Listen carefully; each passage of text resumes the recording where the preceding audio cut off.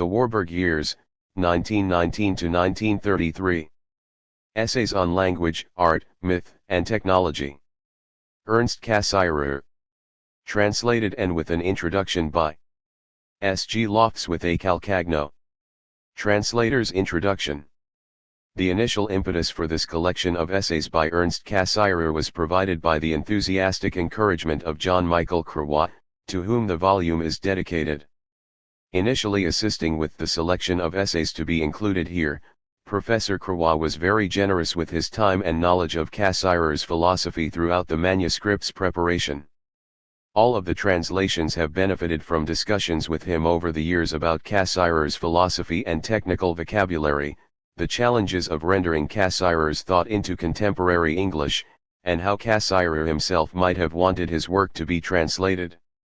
Crewat worked extensively on the translation of Form and Technology and made numerous suggestions for the revision of his own translation of The Problem of the Symbol and its Place in the System of Philosophy.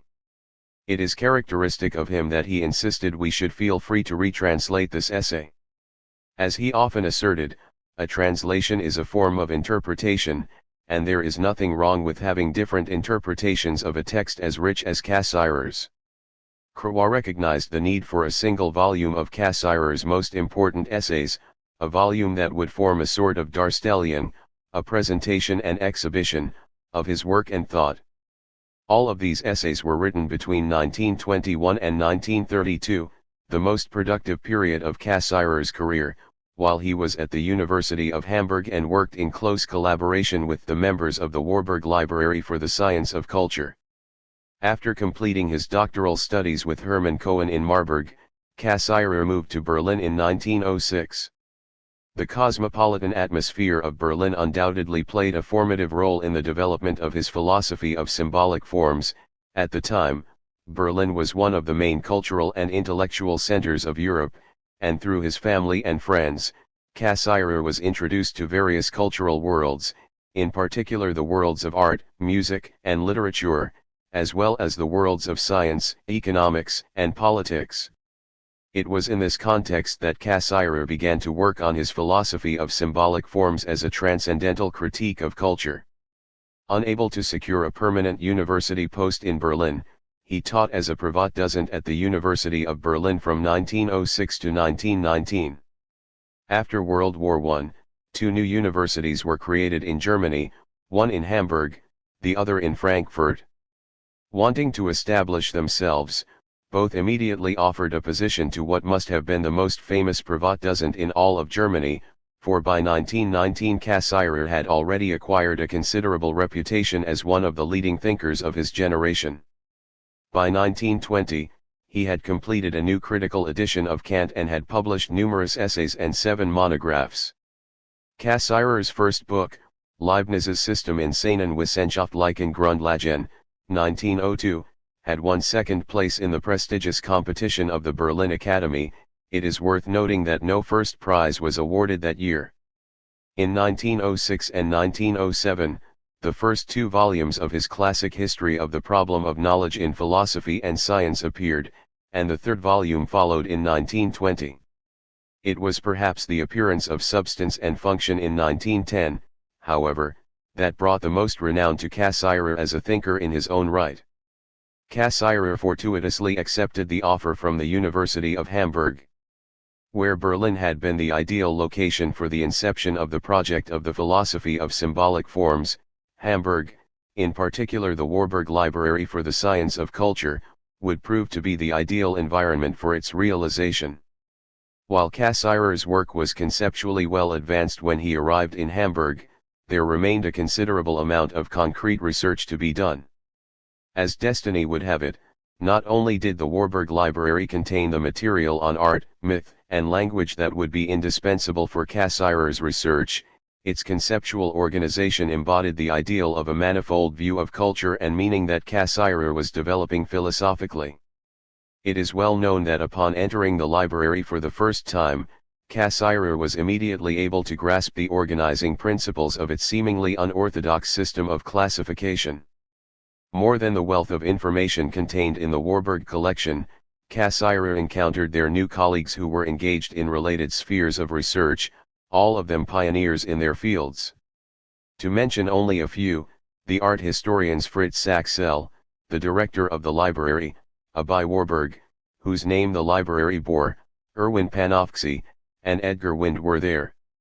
At the University of Hamburg, Cassirer began to work with psychologists such as William Stern, Heinz Werner, Kurt Lewin, and Wolfgang Kohler, as well as with the linguist Karl Meinhof and the theoretical biologist Johann Jacob von Uexküll. The essays in this volume bear witness to the intense collaboration and fruitful exchange that took place between Cassirer and these thinkers, both in terms of the content of the material used by Cassirer and in terms of the conceptual problems addressed. Clearly, this collaboration was thoroughly interdisciplinary and entirely reciprocal. Cassirer insisted on the importance of this convergence and synergy between the different scientific spheres, on the mutual interpretation of psychology, history, linguistics, natural science, and philosophy. Throughout these essays, he not only employed material from these other domains to illustrate his own theory but let his own thought be informed and transformed by this engagement. We encounter in these essays the ethos and objective expression of the collective life of the mind seeking to understand the globus intellectualis. Cassirer never engaged in mere polemics, neither in his encounter with other intellectual domains nor in his treatment of the tradition of philosophy. Indeed, in his critical treatment of Heidegger's Kant and the problem of metaphysics, he declared that the dogmatic game of pitting one point of view against another was a type of unthoughtful philosophical dispute that he found most unpleasant and most unprofitable. Rather, for him, what should be striven after in every philosophical encounter and what must be attainable in some sense, is that the extreme opposites learn to see themselves correctly and that they try to understand themselves precisely in this polar dichotomy. Cassirer's interdisciplinary approach in these essays sets a standard for the most productive critical engagement in the human sciences, an engagement that determines their belonging together, in and through the differences between each of them, which makes up the unity of the globus intellectualis. Thus, for example, Cassirer worked closely with Panofsky.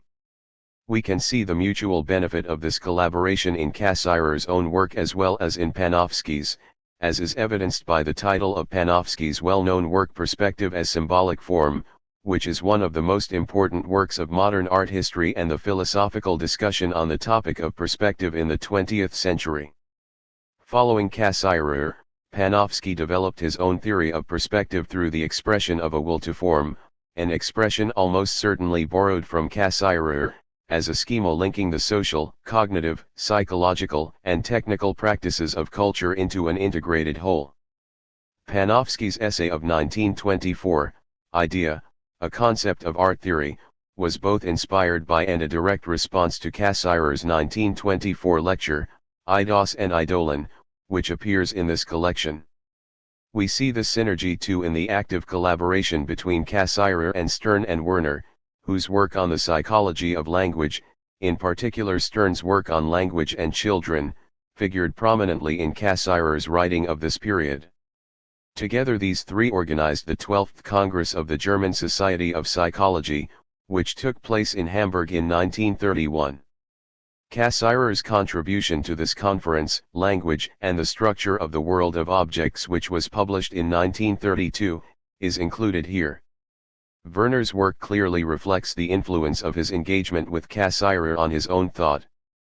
Through the 1920s, Werner became increasingly focused on the inner dynamic of the lived process of forming a figure, Gestalt, and on determining the general laws of structures and gestalts. Werner's empirical and experimental works focused on the microgenesis of structures and gestalt systems that stand at the heart of Cassirer's theory of culture and symbolic configuration, Gestaltung. Even a quick glance at Werner's Introduction to Developmental Psychology, 1926, reveals the important impact of his interaction with Cassirer on his thought. For example, it is not difficult to appreciate the interconnection between Cassirer's work on expressive meaning and metaphor and Werner's work on the origins of metaphor and lyric. Finally, the influence on Cassirer of Uexküll's theoretical biology, in particular Uexküll's theory of the Bauplan, structural blueprint, and Umwelt, environmental surrounding world, cannot be overstated. Cassirer attended Yüksels's lectures and engaged in many long discussions with him, and we again see how Cassirer took his lead from another domain and formed his view of human culture in coordination with it in this case, with Yüksels's view that every animal lives in its own world of signification, Bedeutungswelt. It was during the 1920s that Cassirer published his 3 volumes of the Philosophy of Symbolic Forms. The first volume, published in 1923, focused on language. Its introduction functions as a general introduction to the whole project of the critique of culture. The second volume, published in 1925, turned to an analysis of mythical and religious thought. The third volume, entitled Phenomenology of Knowledge, sought to establish the process by which knowledge arises out of the concrete, lived affective action sphere of pure expression and develops through the presentation function to the level of pure signification in scientific concepts. In the introduction to Volume 3, it becomes clear that Cassirer had begun to engage Lebensphilosophie, which included, for Cassirer, the work of such philosophers as Bergson, Simmel, Dilthey, and Heidegger. Once again, Cassirer did not merely reject or conduct a dogmatic polemic with Lebensphilosophie. Rather, true to his ethos, he engaged these philosophers in an Auseinandersetzung, an intellectual debate through which he continued to form his own position. This is not the place to enter into a discussion of the nuanced position Cassirer took vis-à-vis Lebensphilosophie. In the end, the final section of the third volume, which was to explicitly treat the relationship between the philosophy of symbolic forms and the fundamental tenets of Lebensphilosophie, was never completed. In short, as Cassirer wrote in the introduction to Volume 3, life cannot apprehend itself by remaining absolutely within itself. It must give itself form, for it is precisely by this otherness of form that it gains its visibility, if not its reality too. The essays in this collection provide more concise and often more pointed statements of Cassirer's philosophical position than are contained in the 3 volumes of the Philosophy of Symbolic Forms, which exceeds 1,200 pages in the German edition. In the Kantian Elements in Wilhelm von Humboldt's Philosophy of Language, 1923, The Meaning of the Problem of Language for the Emergence of Modern Philosophy, 1927, and Language and the Construction of the World of Objects, 1932, Cassirer presents the core tenets of his understanding of language and its relationship to both reality and thought. For Cassirer, language is not referential, it does not refer or point to a pre-existing autonomous existence but rather is constitutive in the construction of thought and therefore in the differentiation of thought and being. In the form of the concept in mythical thinking, 1922, and mythic, aesthetic, and theoretical space, 1931, Cassirer touches upon mythical thought as a sphere of ritualized, pure, lived affective action that is structured according to the configuring power of the meaning of words and images.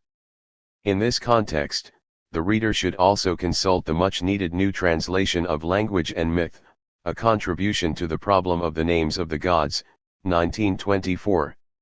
Together, these essays provide a comprehensive overview of Cassirer's theory of language and myth and of their mutual relationship in the configuration of the world of external objects and the constitution of the inner life of the subject.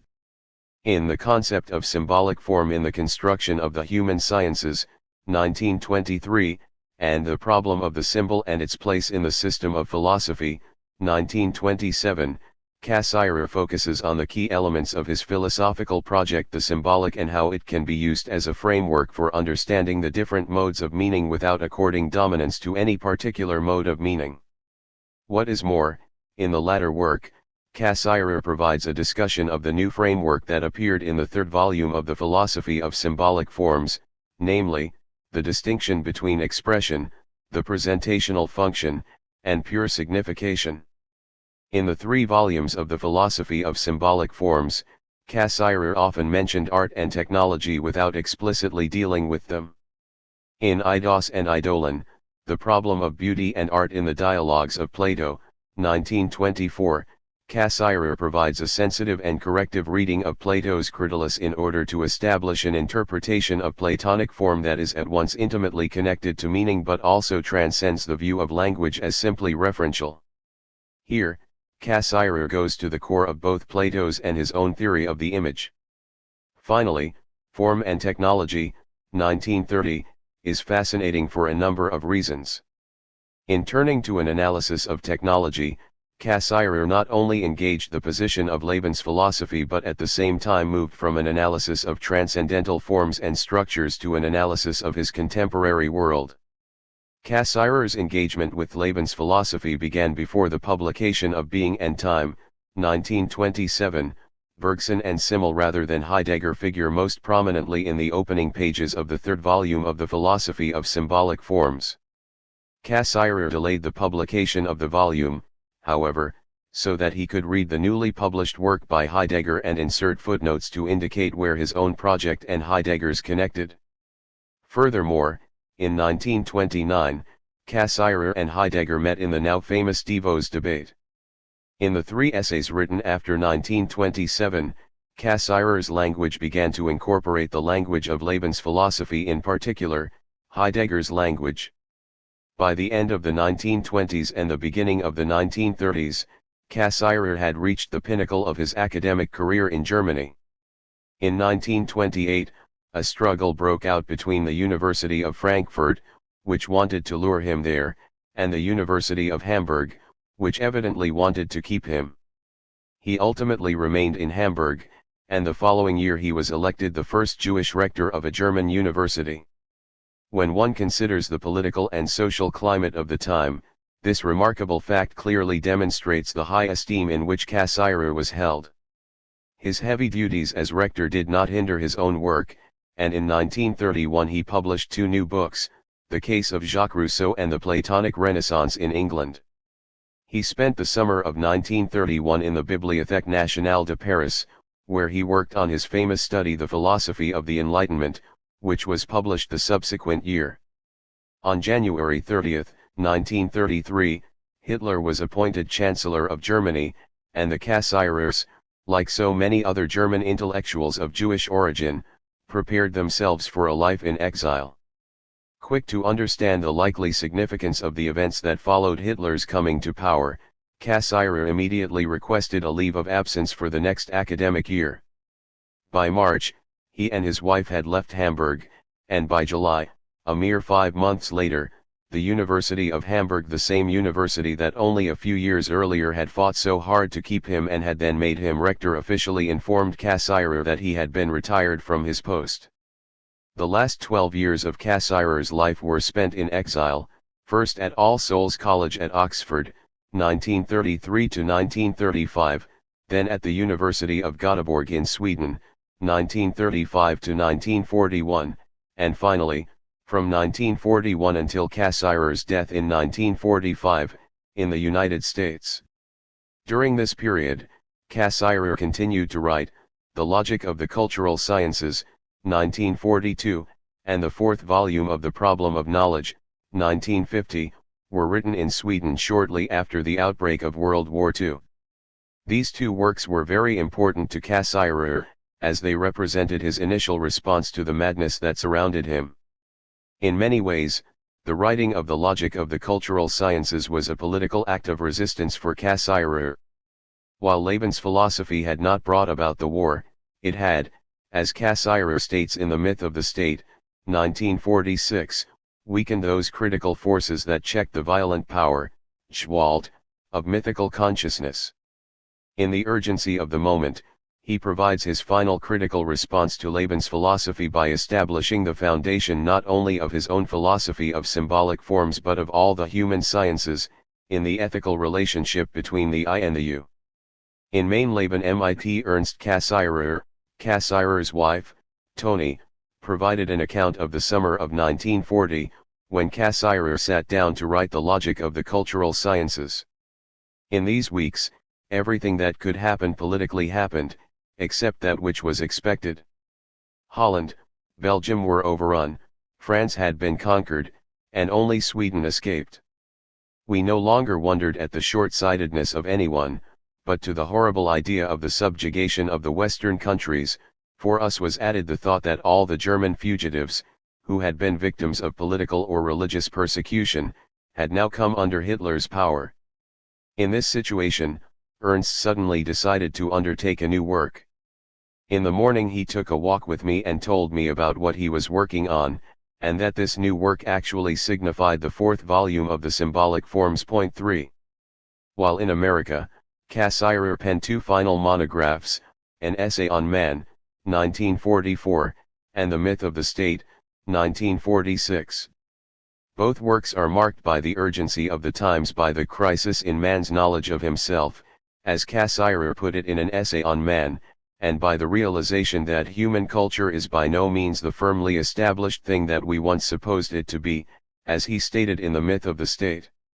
The essays contained in this volume give us a window onto Cassirer's discovery of the symbolic nature of human existence, the fact that our entire emotional and intellectual life is configured and formed through the originary expressive power of the word and the image, that it is in and through symbolic cultural systems that life realizes itself and attains not only its form, its visibility, but also its reality. It is through the system of symbolic forms that thought and being are set apart in the strife of their belonging together in opposition. At the core of this symbolic strife of thought and being, this Auseinandersetzung, as Cassirer calls it, is found the relationship of the self to the other. Here, too, the word and the image do not mediate two autonomous subjects, rather, it is only in and through them that the I and the you are first distinguished as separate and formed in their belonging together in opposition. In and through the Auseinandersetzung there occurs a genuine and mutual correspondence between being and thought, between the I and the you. Cassirer develops a theory of the symbolic forms of culture and a philosophical anthropology of the symbolic animal, who is both the product and the creator of these symbolic systems. At the same time, he gives this theory flesh in the wealth of material provided by anthropology, psychology, history, and linguistics. Knowledge, however, does not necessarily lead to enlightenment, to the liberation of the rational ethical will from the emotive ritual of lived mythical life. Indeed, once the importance of the function of the word and the image for the emotional and intellectual life of human beings is understood, does it not become possible to engineer this human life, to enter into what the Frankfurt School called the culture industry, or what Cassirer, in his analysis of the discourse of Nazism in the myth of the state, called the technology of myth? Is not rationalism itself just another discourse, another myth? Cassirer would say no. Pointing back to the works in this volume, he would show that there remains a fundamental difference between the life of the mind and the life of emotion, that while myth levels down, there is always a renewed opening, that the forces of critical reason always counterbalance the forces of myth in the endless strife that constitutes the drama of human existence. Translator's notes and remarks on Cassirer's language. At the beginning of each essay is a footnote within brackets indicating the bibliographical information for the original publication of the essay and, where applicable, the source of the edition from which the translation has been made. All footnotes that appear within brackets are translator's notes that we have provided. The original pagination of the German edition is found in the margins of each translation. Because most readers do not have access to many of the original publications or to the volumes of the Gesammeltwerke, Hamburger Ausgabe, 8 of the 9 essays have been translated from one or the other of 3 widely accessible collections of Cassirer's works, Wesen und Werken, Symbol, Technik, Sprache, Aufsätze aus den Jahren 1927–1937, and Ernst Cassirer, Geist und Leben Schriften. Only I das und Idolen has been translated from the original, as published by the Warburg Library. We have, however, checked to ensure that there are no substantial differences between these editions and the original publications. The problem of the symbol and its place in the system of philosophy is a revised version of the original translation by John Michael Crewat. Myth, Aesthetic, and Theoretical Space is also a revised translation of the original English translation by Donald Philip Vereen and Lurk Forster.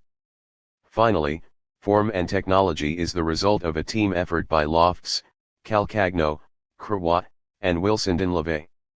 We would like to thank both Crowat and Denleve for their work and all of their suggestions, which benefited not only form and technology but the entire volume. We have sought to strike a balance between closely reflecting the original German and producing a readable text in contemporary English. Cassirer writes in a clear, elegant, precise, and poetic German. It is, however, the German of a certain epoch, and thus many of its stylistic norms do not always translate well into contemporary English linguistic and literary sensibilities. We have attempted to mitigate this wherever possible but have, at the same time, wanted to preserve the original feel of Cassirer's voice and style of expression.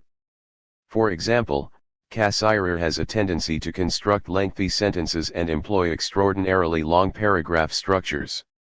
When these are preserved in English translation, the text appears unnecessarily complex and dense to the contemporary reader no longer accustomed to such stylistic devices. In some cases, this has required the introduction of sentence and paragraph breaks where they seemed logical.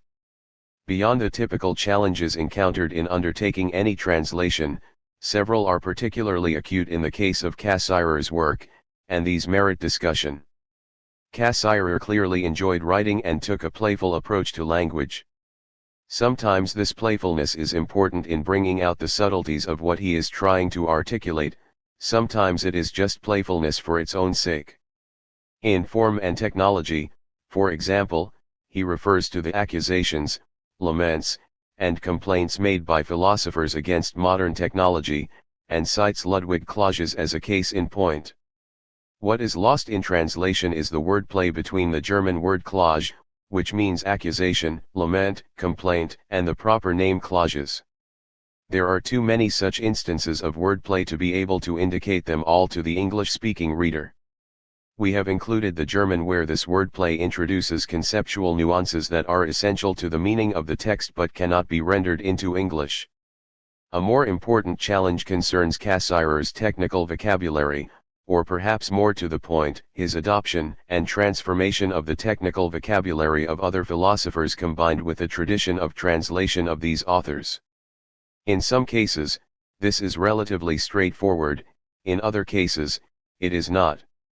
Cassirer often reminds us that language is not a static entity that can be passed along from one person to the next without being formed in the process, like a coin at the market whose value and meaning do not change when it passes from the hand of a buyer to that of a merchant.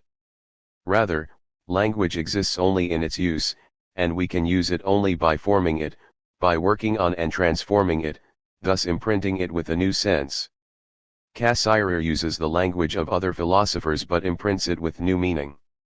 The challenge is to translate his usage so as to be faithful to the meaning he imprints on the term, while at the same time providing the reader with the link to the philosophers whose language he is transmitting to the reader. In German, Cassirer's text resonates with the echoes of the voices of various authors, and even different epochs of thought, which creates a dialogue in his texts. And more often than not, Cassirer's infusion brings together diametrically opposite views as belonging together in the strife of their opposition that essentially defines their unique meaning. The dissident voices of the tradition form a harmony in Cassirer's thought. Where and when Cassirer appears to employ a term in a technical sense, we have used the translations found in the glossary at the end of this volume. This is not the place to undertake an extensive analysis of Cassirer's technical language. Nevertheless, a few comments about Cassirer's technical vocabulary are appropriate. There is, of course, a great deal of Kantian language to be found in Cassirer's work.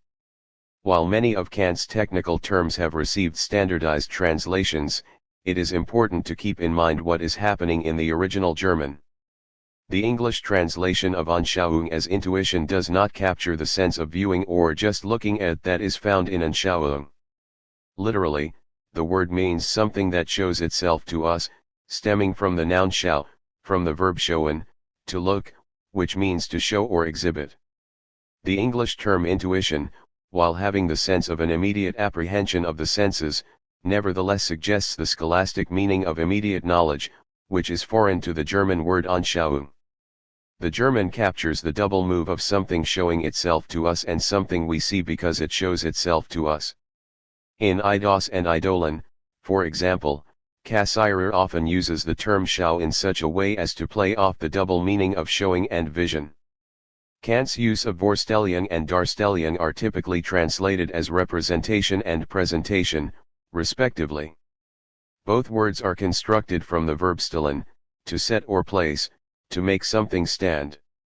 Hence the importance of Cassirer's use of hinstellen, to set out, hinstellung, positing, and setzen, to set, throughout the texts collected here.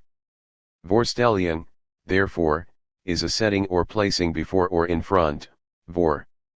Thus, for example, one can make a Vorstellung in the sense of an introduction, in which one person or thing is presented to another is set or placed before another. The reflexive verb form, sich vorstellen, means to represent or imagine something, to set or place something before the mind's eye. Hence, Vorstellung can sometimes be translated as idea, though this risks the danger of being confused with the German Idee. Wherever Cassirer employs the term Idee, the original German is included in parentheses.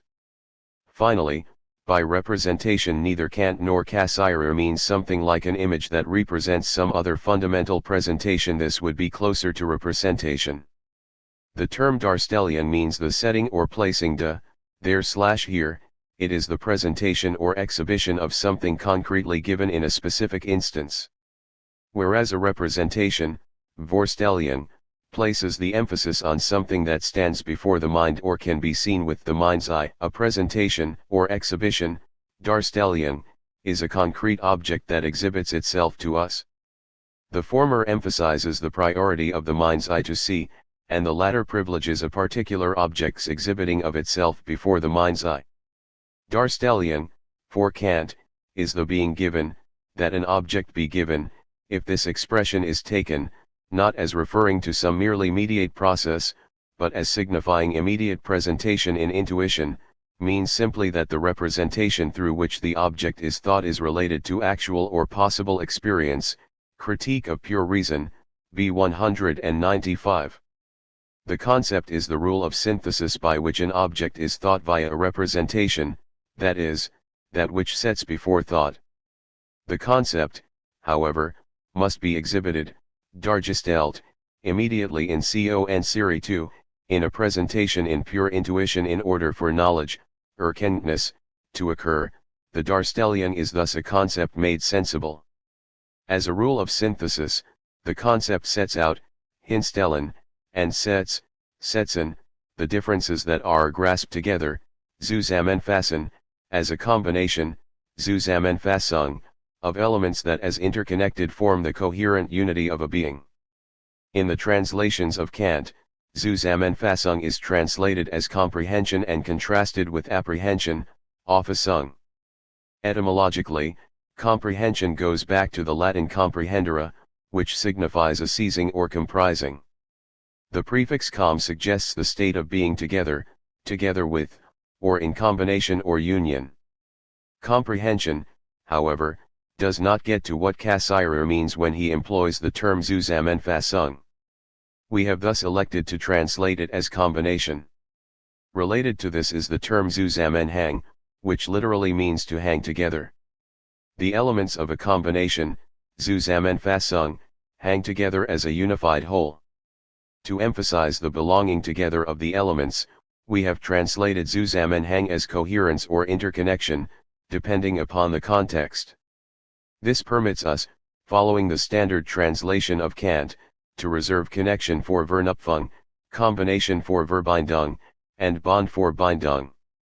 In order for the reader to distinguish Zusammenfassung from Verbindung, we have added the German in parentheses wherever Cassirer employs the term Zusammenfassung. In this context, Cassirer on occasion employs the term Fügen, for which there is no ideal translation. From the verb fügen, to join but also to ordain, Fügen is thus both a joining and a destiny. In both cases there is a fitting together, a coincidence, of the part in the whole. Hence, we have elected to translate Fügen with coincidence, recognizing that it is not ideal. The term Erkenntnis can be rendered as either knowledge or cognition. The Norman Kemp-Smith translation of the Critique of Pure Reason employs knowledge, whereas the translators of the New Cambridge edition of the works of Immanuel Kant have elected for cognition. The root word kennen means to know or to recognize. The prefix er intensifies the action and preserves its active nature. Erkenntnis captures the dynamic active process of knowledge or cognition. Moreover, it is important to distinguish between Erkenntnis and Wissen. Erkenntnis is the process of acquiring Wissen, knowledge. As such, Wissen is a mode of Erkenntnis as well as the achievement of the process of knowing, Erkennen, but one can have other modes of Erkenntnis. For example, pure intuition is a form of cognition because cognition is a representation as such, Vorstellungen überhaupt, and the manifold of intuition consists of representations. Rendering Erkenntnis always as cognition, however, risks confusing Cassirer's use of the term cognition with contemporary cognitive science's use of the term, which suggests an almost exclusively neurological or physiological basis for cognition. Thus, with only a few exceptions, we have elected to translate Erkenntnis by knowledge and to indicate where Cassirer employs the term Wissen to indicate a mode of knowing or Erkenntnis. Corresponding or parallel to these two modes of knowing, Erkenntnis and Wissen, are two modes of understanding, Verstehen and Verstand. When Cassirer speaks along with Kant of the faculty of the understanding, Verstand, he speaks of a mode of intellectual thought that can situate objects, Gegenstanden, in their correct order according to the application of a rule, plan, or ratio of order and intelligible lawfulness. This mode of understanding is therefore the understanding of scientific reason. When Cassirer speaks, along with Dilthey, of understanding as Verstehen, he speaks of the lived awareness of intelligibility, Verstandlichkeit, that more often than not involves a concrete mode of doing and being. Verstand pertains to an understanding of the object, whereas Verstehen invokes the apprehension of an insight concerning the object's application or use. Thus we say that we understand, Verstehen, some historical or social event, such as 9/11, or how to use a particular tool, such as a computer, but, at the same time, we do not understand, Verstanden, them in their entirety, that is, we cannot explain them by situating them in a rational context that accounts for them. Hence, Verstehen involves a hermeneutics of praxis that is foreign to Verstand. Cassirer, however, often uses Verstehen in a non-technical sense. When it is important to understand that he is employing Verstehen in a technical sense, we have added the German in parentheses. The two modes of understanding, intellectual and lived praxis, correspond to two modes of experience, Erfahrung, which we translate simply as experience, and Erlebnis, which we translate as lived experience. Erfahrung comes from the verb fahren, to travel through, literally a going forth, which evokes an encounter with something external. Erlebnis, by contrast, is derived from the verb leben, to live, and suggests the inner experience of living through a certain state, such as the feeling of fear or joy. One lives through the experience again in one's own mind. Kant and Hegel speak essentially of Erfahrung, whereas a series of philosophers associated with the Lebensphilosophie movement, such as Bergson, Simmel, and Dilthey, privilege Erlebnis as an authentic, more primordial experience over the reified common object experience, Erfahrung, of consciousness and science. If science speaks of our experience of the world, the distinction between Erfahrung and Erlebnis marks the distinction between natural science and the human sciences. Tangentially connected to the above-mentioned differences between modes of knowing, understanding, and experience, is a difference in the description of modes of action. Again, distinctions risk being lost in translation. Notions as different as effective action, werken, doing, tun, activity, Tätigkeit, action, Handlung, and act, Einheit, can all be rendered as act, action, or activity. Cassirer was acutely aware of the different and shifting meanings of these words as they were used by the principal thinkers of German idealism, including Kant, Hegel, and Fichte, but also by Marx and Lebensphilosophie, in which the relationship between thought and praxis is reversed from the traditional primacy of thought over praxis. For Cassirer, though, Each word that describes an act or an action may have a particular nuance attached to it, as, for example, when he employs the words worken, worken, worklich, work, and Wirklichkeit. The German root work renders the Greek word energia, which translates as making actual, or bringing something concretely about. Worken, therefore, is that effective activity of spirit that is the transformative dynamic process of potential into actual, Wirklich, being. Thus, reality, Wirklichkeit, is the product of the effective activity, worken, of spirit, its work, work. The symbolic forms are to be understood as the various energiae, the efficacia, the effective activities that form and configure reality, and not the ergon, the work, that is the product of that effective activity. Where Cassirer employs the word Arbeit, another word for work, we have, when possible, rendered it as labor. Arbeit suggests a specific task or labor, whereas worken suggests a deeper, transformative sense of bringing something into existence, realization. Arbeit, however, in many cases cannot be rendered in English as labor. In those cases where it is essential to understanding the text, we have added the German in parentheses. Furthermore, worken and Wirklich are always translated as effect and actual, respectively. The distinction in German between Wirklichkeit and Realität has been understood and exploited differently by different thinkers. For Hegel, being has Dasein or existence and is therefore real, but it does not have actuality. Wirklichkeit being realizes itself only in and through consciousness. Worken is the effective activity that produces Wirklichkeit. To preserve this connection and distinguish it from Realität, it is often argued that Wirklichkeit is best translated as actuality. One need only survey the translations of the seminal texts of German philosophy, however, to see that translators are not always comfortable with this translation and more often than not elect to alternate between actuality and reality according to the context.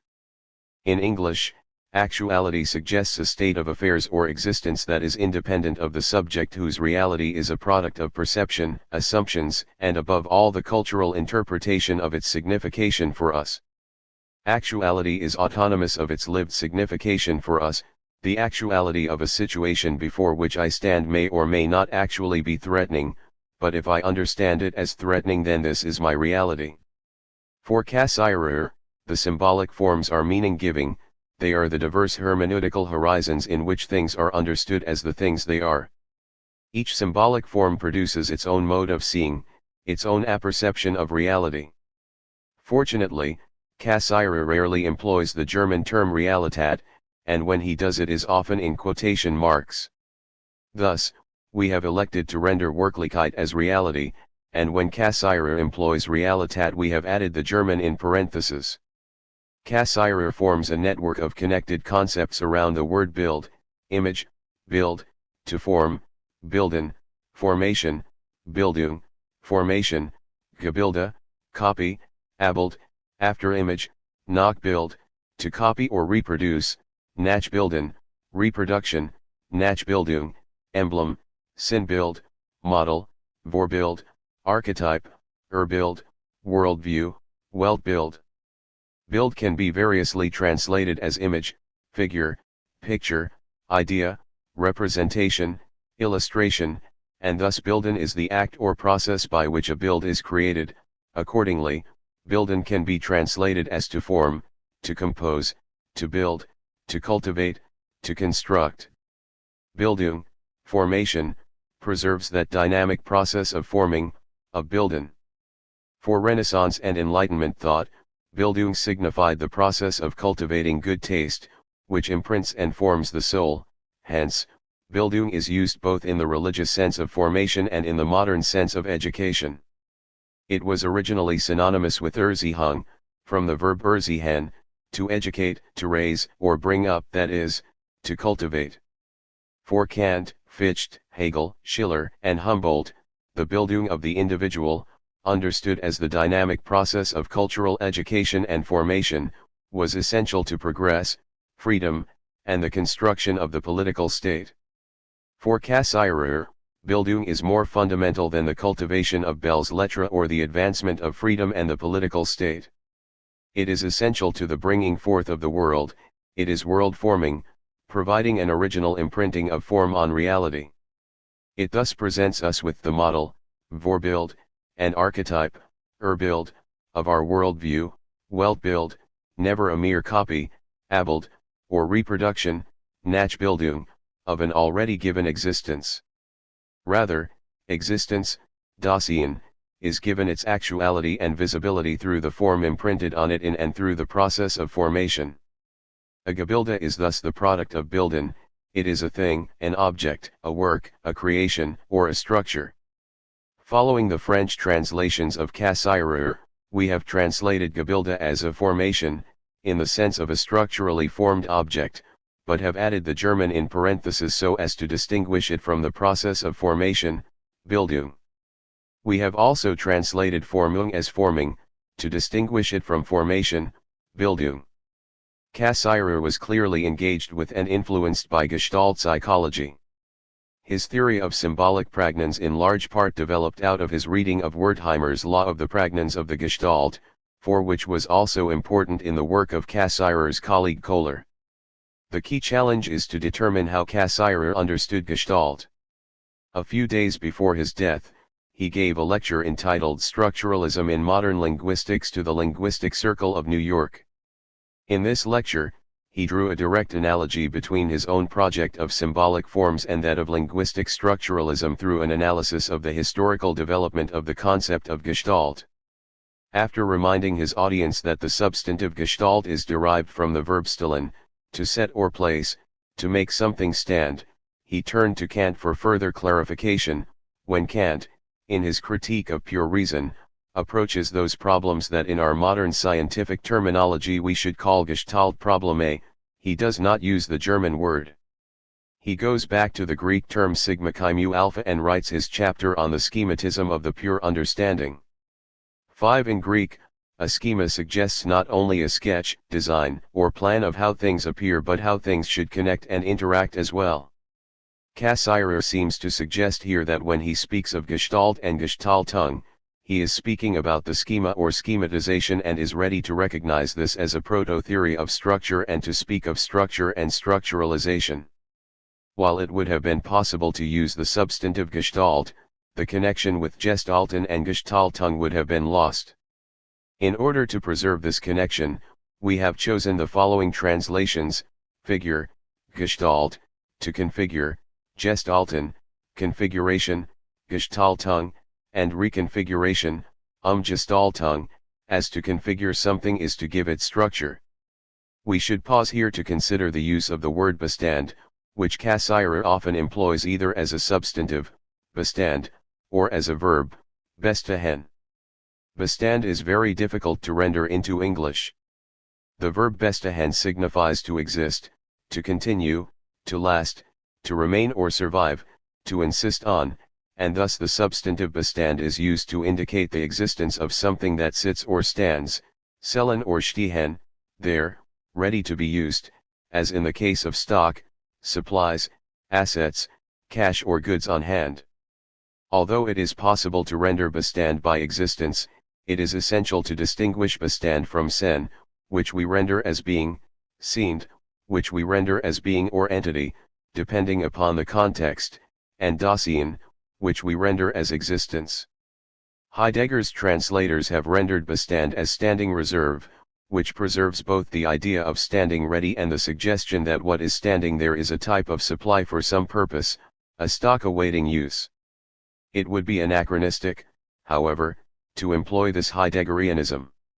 What is more, the emphasis in Cassirer's use of bestand appears to be placed on the consistency of a perduring that comes about after a process of formation and configuration and, logically speaking, before its subsequent use for some purpose. We have, therefore, translated bestand as consistence or consistent existence, depending upon the context. We would draw the reader's attention to the original meanings of consistence listed in the Oxford English Dictionary. Consistence signified standing or remaining still, quiescence, state of rest, continuance, endurance, continuing state, material coherence and permanence of form. This would appear to be precisely what Cassirer had in mind with Bestand. Each of the symbolic forms is a unique mode of formation and configuration, a mode that does not simply copy or imitate a given reality but gives it form and figure, thus constituting its visibility and actuality. For Cassirer, then, there is never a pre-given reality, be it objective or subjective. Rather, each symbolic form provides what Cassirer calls an Auseinandersetzung of I and world. For a glance at the development of individual symbolic forms shows us that their essential achievement does not consist in that they copy the outward world in the inward world or that they simply project a finished inner world outward, but rather, it is in them and through their mediation that the two factors of inside and outside, of I and reality are determined and delimited from one another. If each of these forms embraces a spiritual Auseinandersetzung of the I and reality, it should not be understood to mean that the two, I and reality, are to be taken as given quantities, as finished, self-enclosed halves of being, which are only subsequently composed into a whole. On the contrary, the crucial achievement of each symbolic form lies precisely in the fact that it does not have the limit between I and reality as pre-existent and established for all time, but must set this limit itself, and each fundamental form sets it differently. 6. Auseinandersetzung signifies an encounter, a discussion, a debate, a division, or separation, a conflict, a confrontation, a polemic, a war, strife, battle, or a clash, Kampf. Like many German words, Auseinandersetzung is composed of a number of separate terms which nuance and color its unique sense and with which Cassirer plays when he employs it as a terminus technicus in his philosophy. First, Auseinandersetzung is composed of Auseinander and Setzung. Auseinander signifies that things differ, are apart or asunder. Setzung is the substantive form of setzen, to set or posit, and therefore signifies a setting or positing. Thus, we have the idea of a setting apart or putting asunder. Setzen is an important term in Kantian thought as, for Kant, what reason establishes or sets, setzt, as true is a law, Gesetz. Auseinander can be further broken down into three parts, aus, out of / from, ein, one, and ander, other.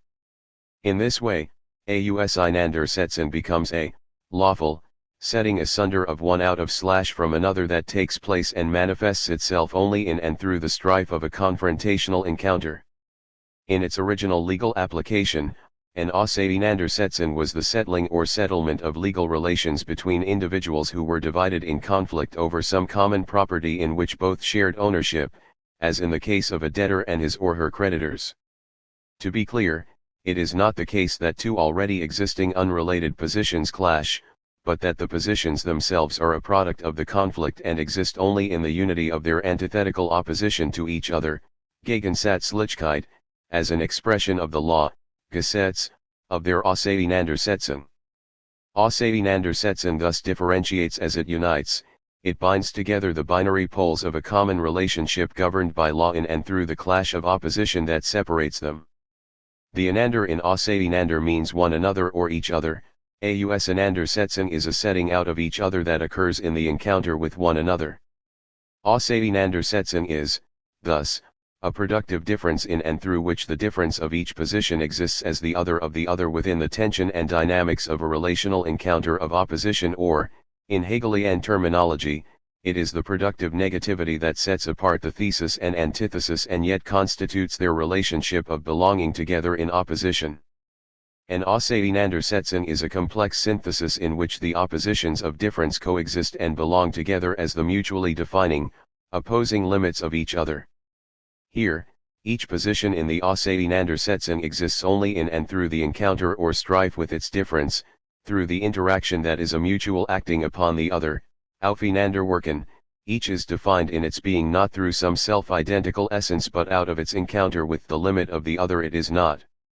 No single translation can capture the rich and complex meaning of Auseinandersetzung. In each instance, we translate it according to what makes sense for the particular sentence and include the German in parentheses. Hegel's presence is impossible to miss in Cassirer's language and thought. We have followed the standard translation of Aufheben as to sublate and Aufhebung as sublation. Cassirer also often employs the German term moment, which he almost certainly took from Hegel.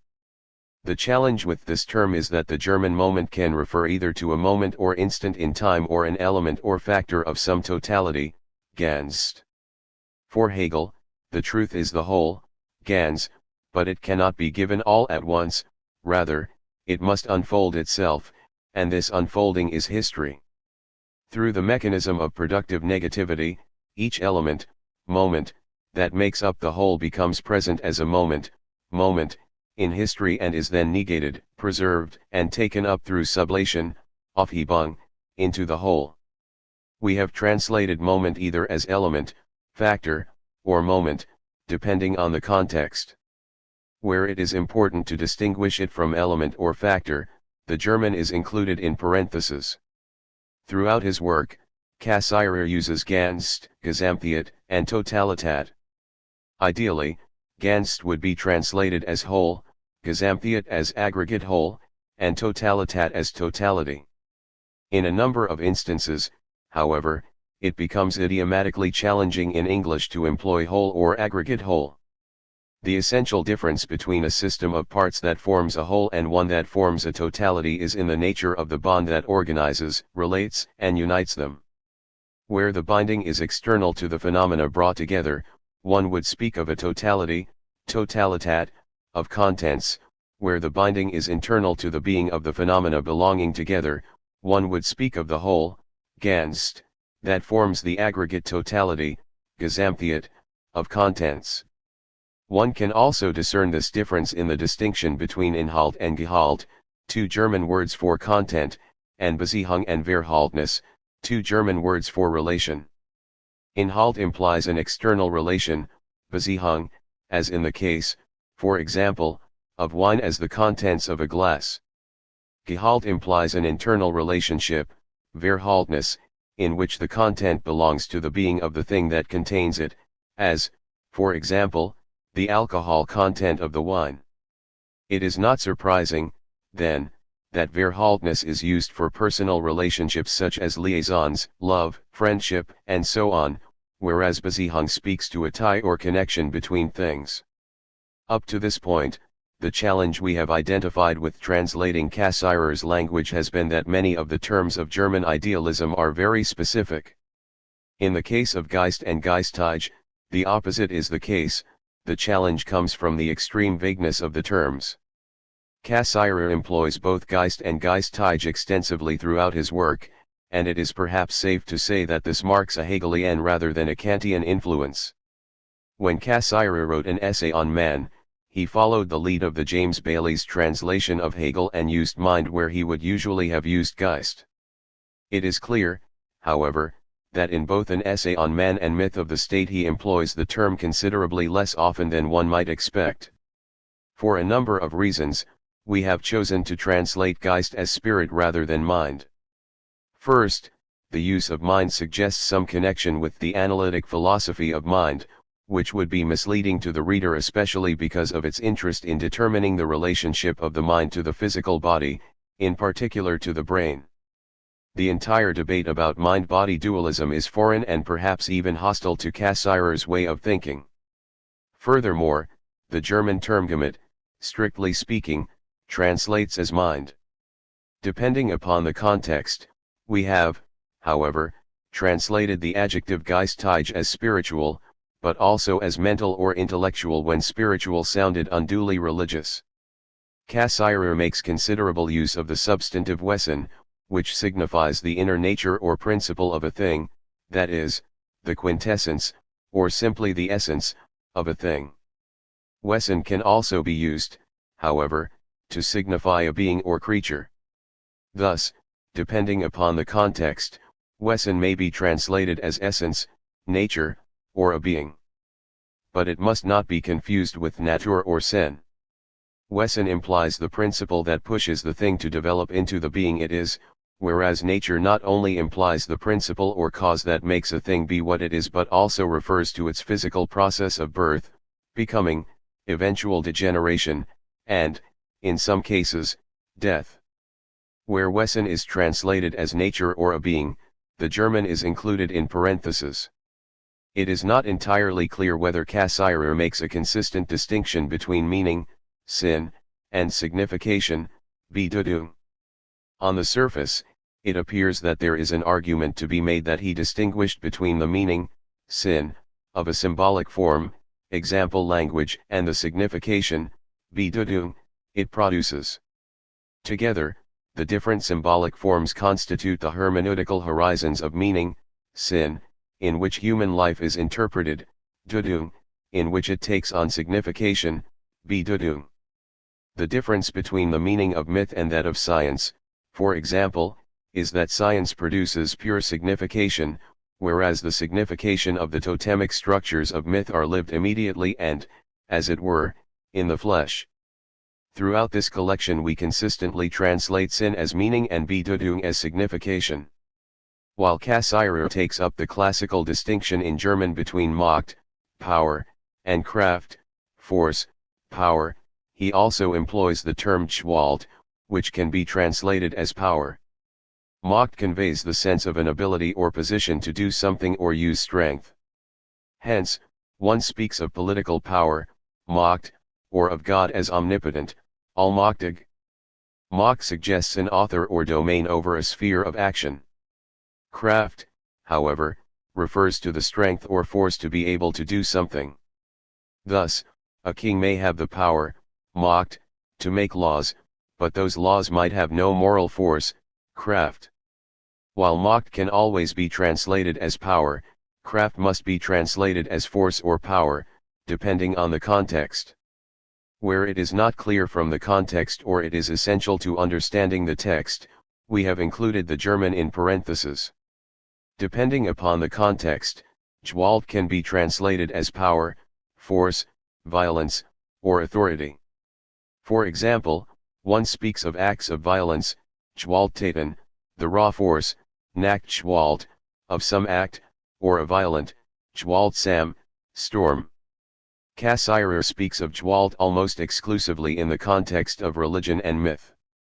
Throughout, we have translated Gewalt as violent power so as to distinguish it from Macht and Kraft.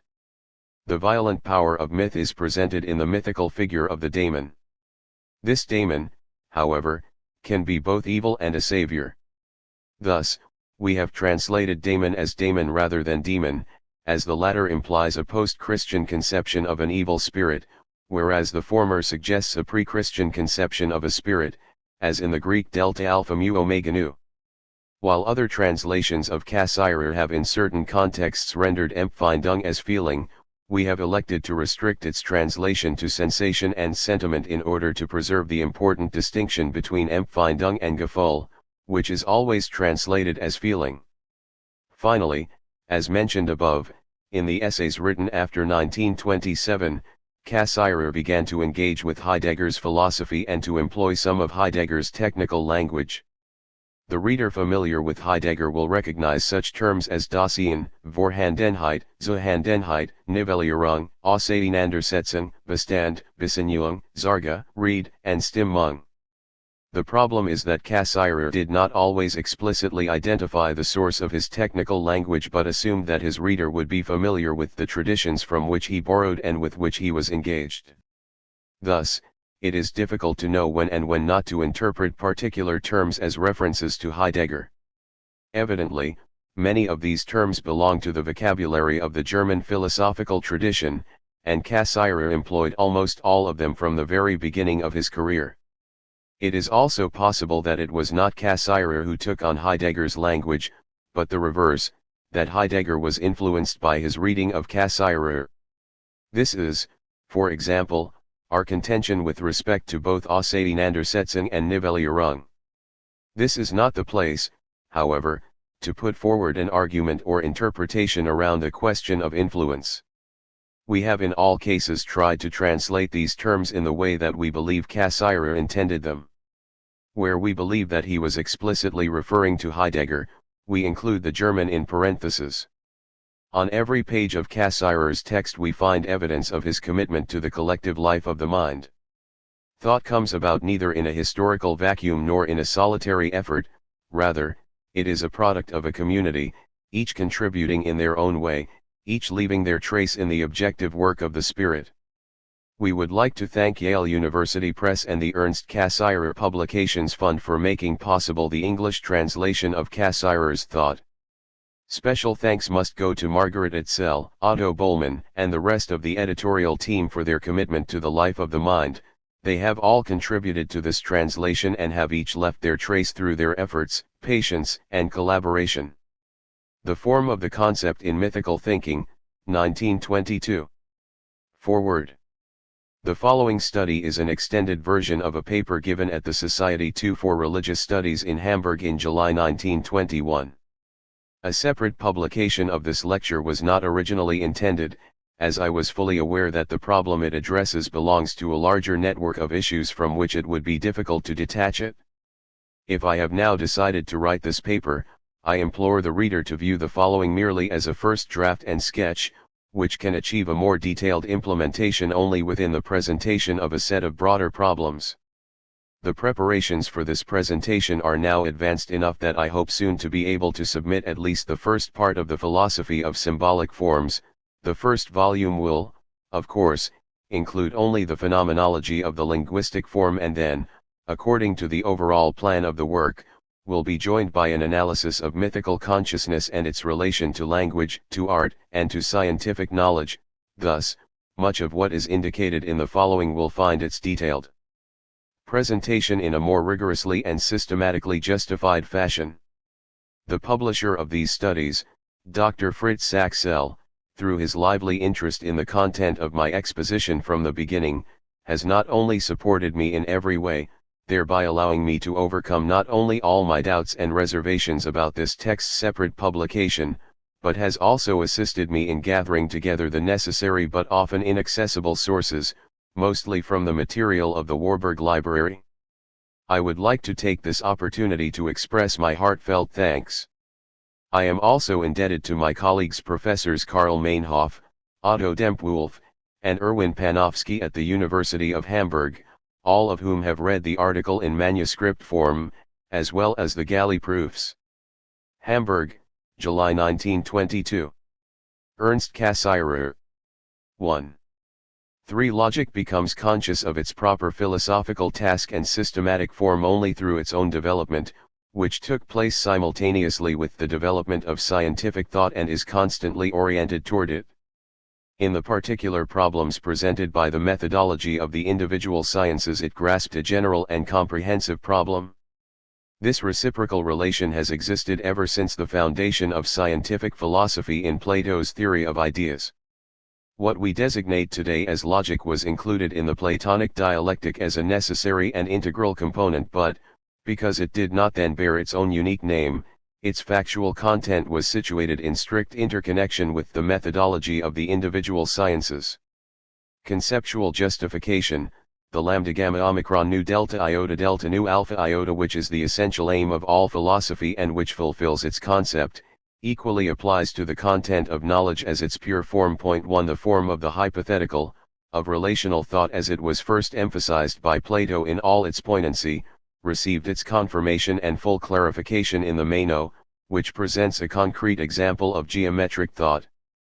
The discovery of the analytic method of geometry, which comes to fruition here, prepared the ground for the general analysis of logical reasoning and inference as it appeared in Aristotle's posterior analytics. And in the later Platonic dialogues, especially the sophist and the statesman, the genuine dialectical art, the art of distinguishing and connecting, does not emerge as an absolutely detached logical technique.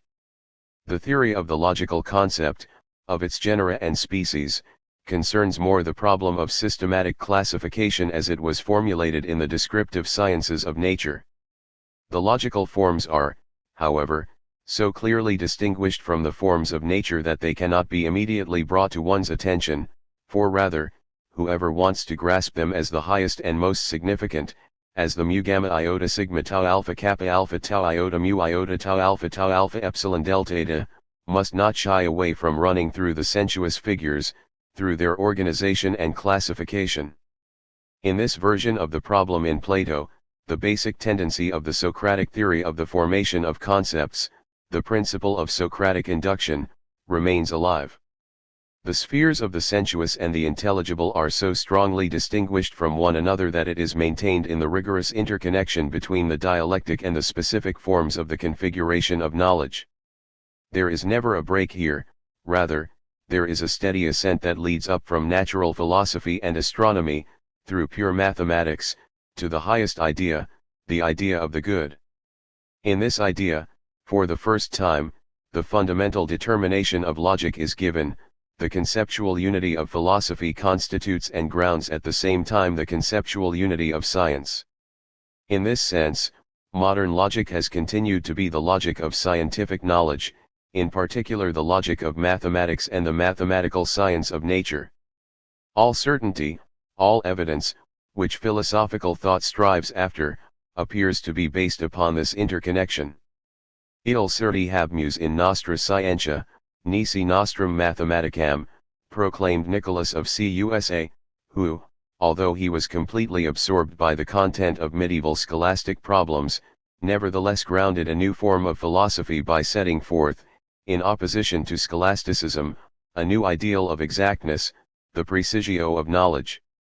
There is no need here to describe in detail how this ideal subsequently operated in the history of modern philosophy, from Descartes and Leibniz to Kant, or how it has, with the advances of modern mathematics and mathematical physics, secured for itself an even more definite formulation. It will be forever to Hermann Cohen's credit that he sketched out this primary development with full certainty and moved it into the full light of historical and systematic knowledge.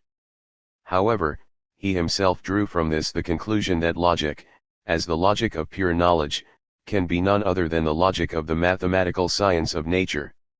For him, this conclusion was the core and meaning of the new method of philosophy founded by Kant, the transcendental method. Radical philosophy, as Cohen defined it, is that which not only has an interconnection with science per se, not only with the science of nature per se, but primarily with mathematics and, thus, through it and guided by it in the science of nature. This interconnection not only appears to be confirmed but, seen from a new angle, was strengthened by the developments in mathematics and theoretical physics following Kant. The construction of non-Euclidean geometries, the altered determinations of the concepts of space and time, and the development of the relationship between both concepts in the general theory of relativity, all of these have weighed heavily on the configuration of the general theory of knowledge, posing before it a wealth of new and more fruitful tasks. From the beginning, the relationship between logic as a general theory of science and the system of the human sciences shows itself to be a very difficult one. Guillaume Battista Vico was the first to sharply and definitely set out a plan for a structural design of the human sciences in modern philosophy.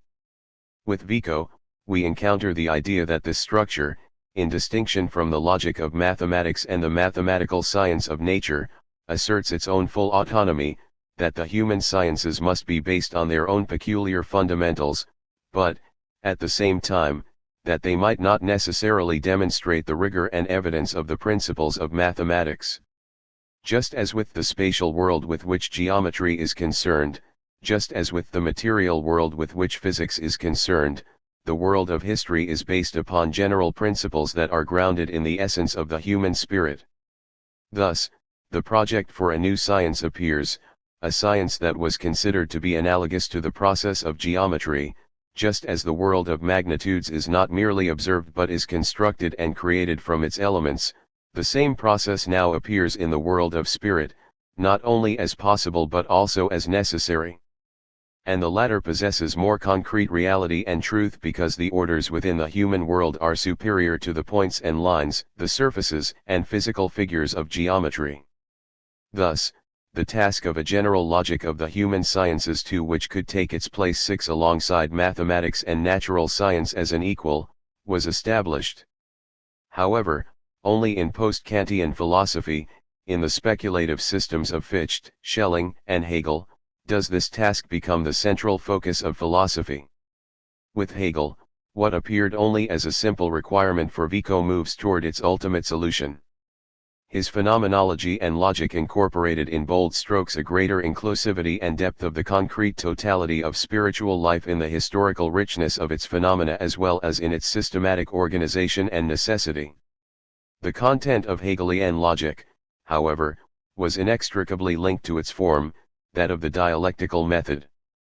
As soon as we give up this form, the whole of the problem that was held together here through the unity and necessity of a metaphysical principle falls apart again into a manifold of individual methodological questions. In particular, it was the methodology of history that detached itself from that of mathematics and the mathematical sciences of nature, and attempted to confront mathematics with an autonomous claim. The particularity of spiritual being, its differentiation from natural being, should be secured through the logic of the science of spirit, through the definition of the ideographic process of history rather than the nomothetic process of the natural sciences. However, this methodological distinction, valuable as it was in itself, was greatly overestimated if it was believed to have contained an authentic foundation for the construction of the human sciences and the sciences of culture. For reflection on the form and property of historical knowledge does not determine as such anything about the contents of this knowledge. The manner and direction of historical apprehension and description leave the object of this apprehension entirely undetermined. To determine this, we must return again to the form of historical knowledge, to the content and essence of what occurs in historical development. All history, as concrete history, has a determined subject. It is the history of the state or of the law, of language and art, religion and science.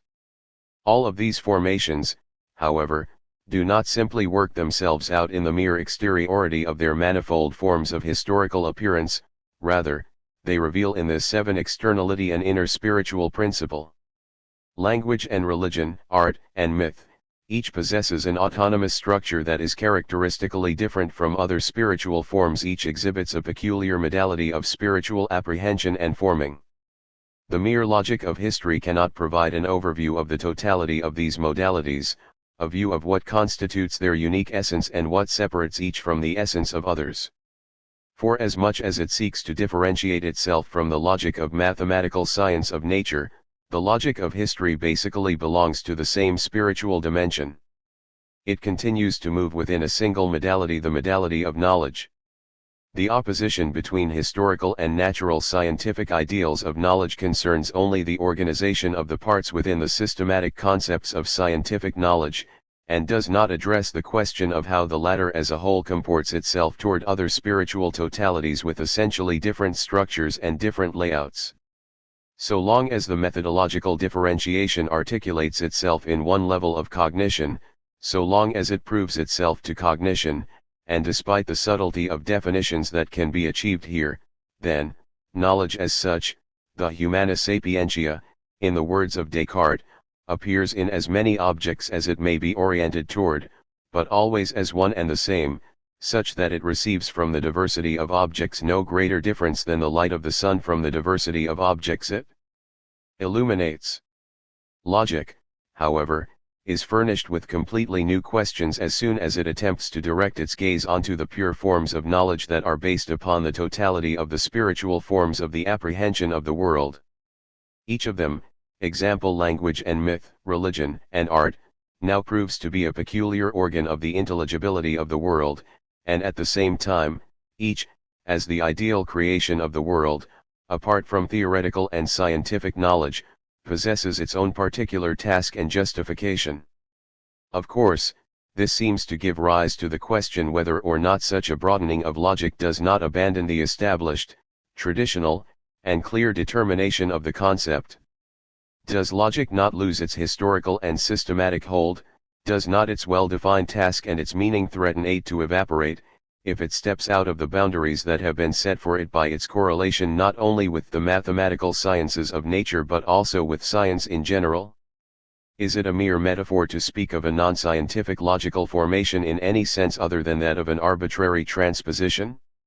To this question we can, however, first say that, even from the point of view of the general philosophical tradition, not only does such an extension of the notion of logic appear permissible, the tradition itself contains numerous independent attempts to do so.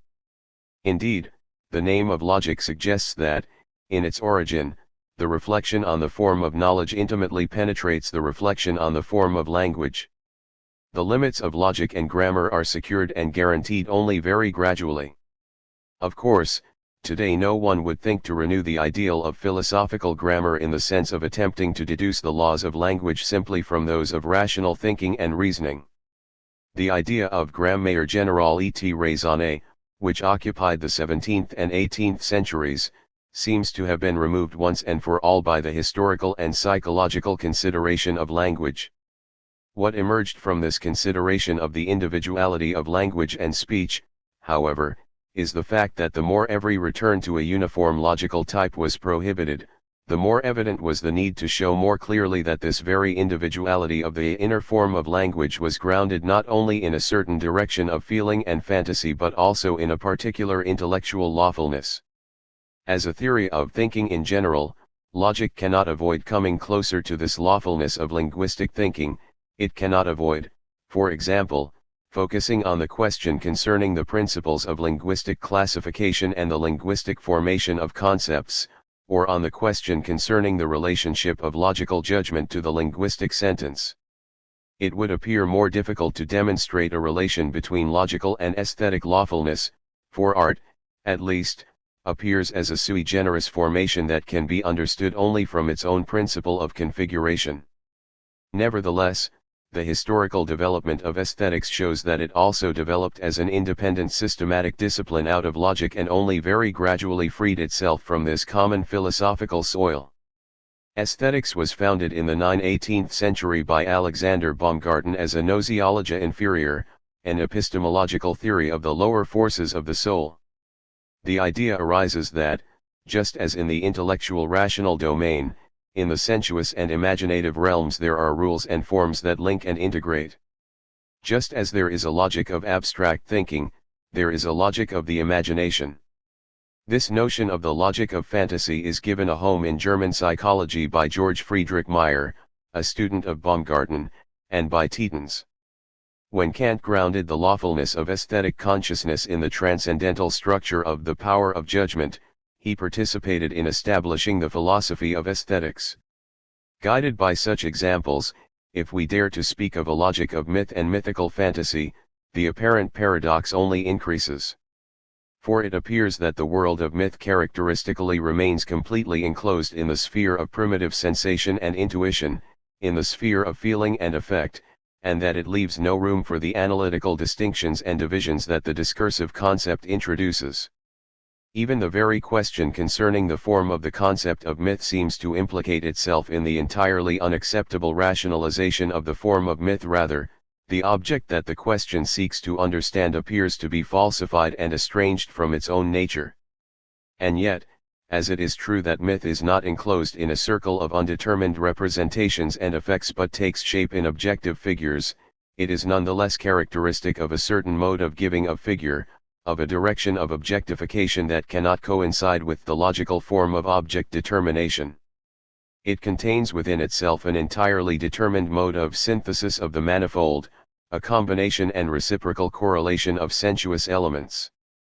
All formation of concepts, regardless of what domain or material it may take place in, be it objective experience or that of merely subjective representation, implies a certain principle of combination and sequencing. It is only by this principle that particular formations, particular configurations with fixed contours and properties, can be extracted from the constant flow of impressions. The form of the sequencing determines the species and genus of the concept. Serialization is another mode of ordering, another perspective of comparison that characterizes particular formations, example physical concepts and biological concepts, but another consideration of the combination governs the formation of historical concepts. Of course, the tradition of the logical theory of concepts is in the habit of overlooking this very important difference, or at least fails to bring it to clear methodological expression. For it tells us that in order to form concepts we must work through an aggregate of identical or similar perceptions, continuing to remove their differences so as to point out the common components, it begins from the presupposition that the similarity or dissimilarity already lies in the simple content of sense impressions and need only be directly and unambiguously read out. A closer analysis, however, shows precisely the opposite. It tells us that the sensuous elements can be grouped together in very different ways, depending upon the viewpoint from which they are considered. Things in themselves are not the same or non-comparable, similar or dissimilar, only thought determines this. Thought does not, therefore, simply copy an existing similarity of things themselves in the form of a concept, rather, by means of the directives of the comparison and combination that it sets up, it determines concepts of similarity and dissimilarity even before determining what is to be considered similar and dissimilar.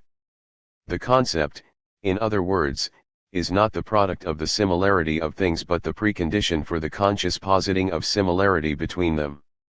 What is more, the most divergent things can in some respect be considered similar, while the most alike can always be regarded in some respect as different. The concept is concerned with just this relation, with fixing the determining viewpoint and bringing it to a definite expression. This becomes particularly clear and insistent when, instead of comparing the various species of concepts within the same genus, one opposes different genera to one another.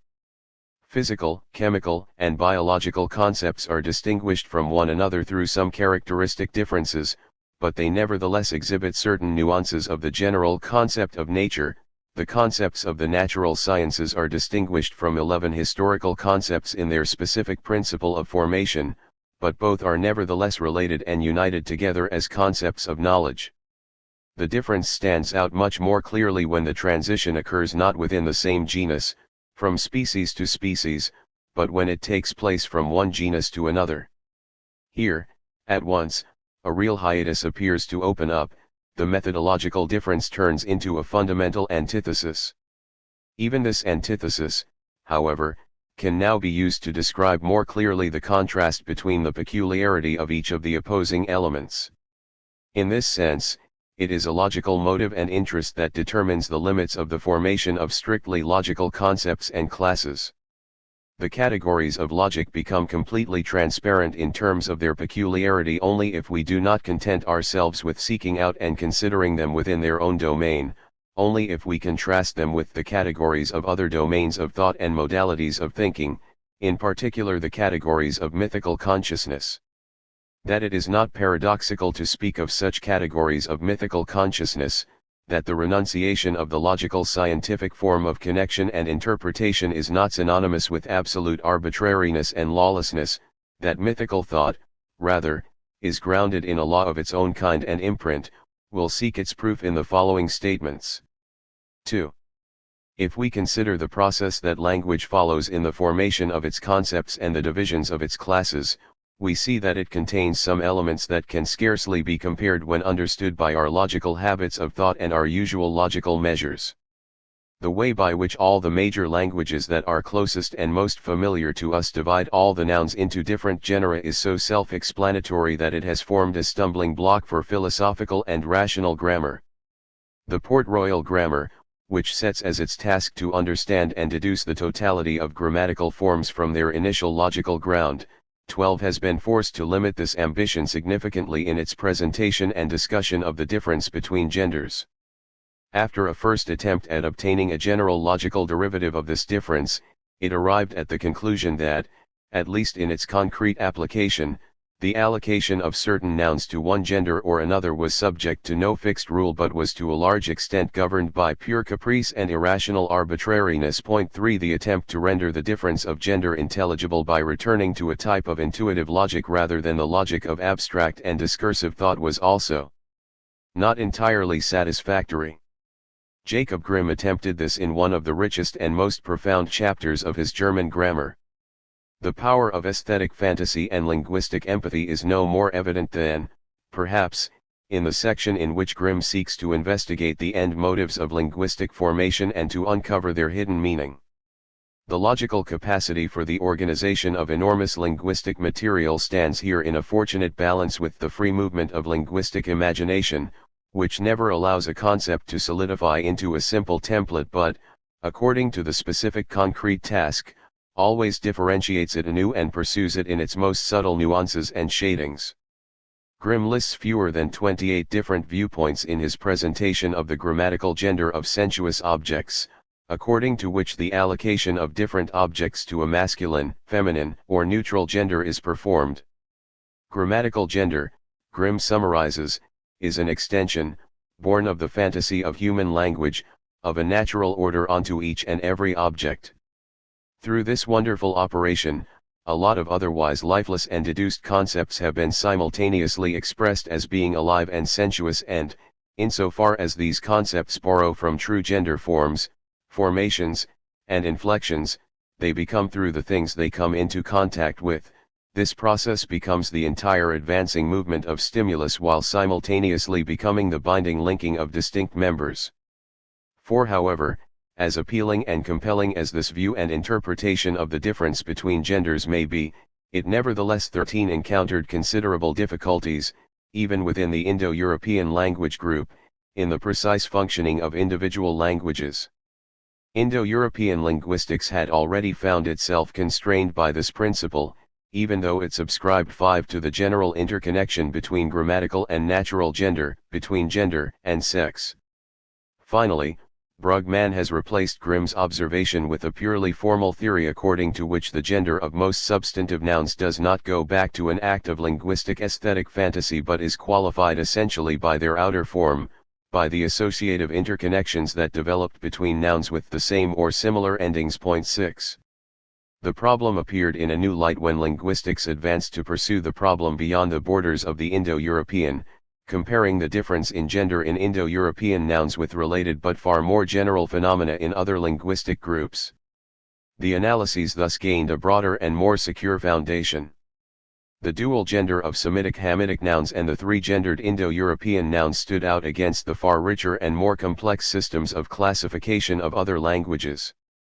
The phenomenon of the difference between genders was recognized as part of a problem that could find a solution only within a larger, more comprehensive totality, a problem that was connected with this totality by clearly visible threads, by 14 specific transitions. 7 in particular, it was the considerations of the clearly distinctive system of classification of the Bantu languages that resulted here in a much clearer and more comprehensive view.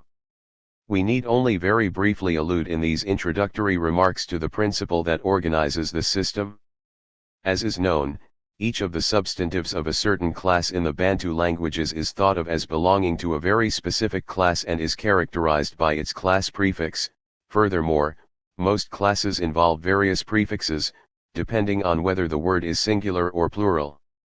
The Bantu grammar distinguishes more than 20 classes with the use of even more special prefixes, and it is likely that this extraordinarily rich structure is merely the remnant of a former system of even greater diversity.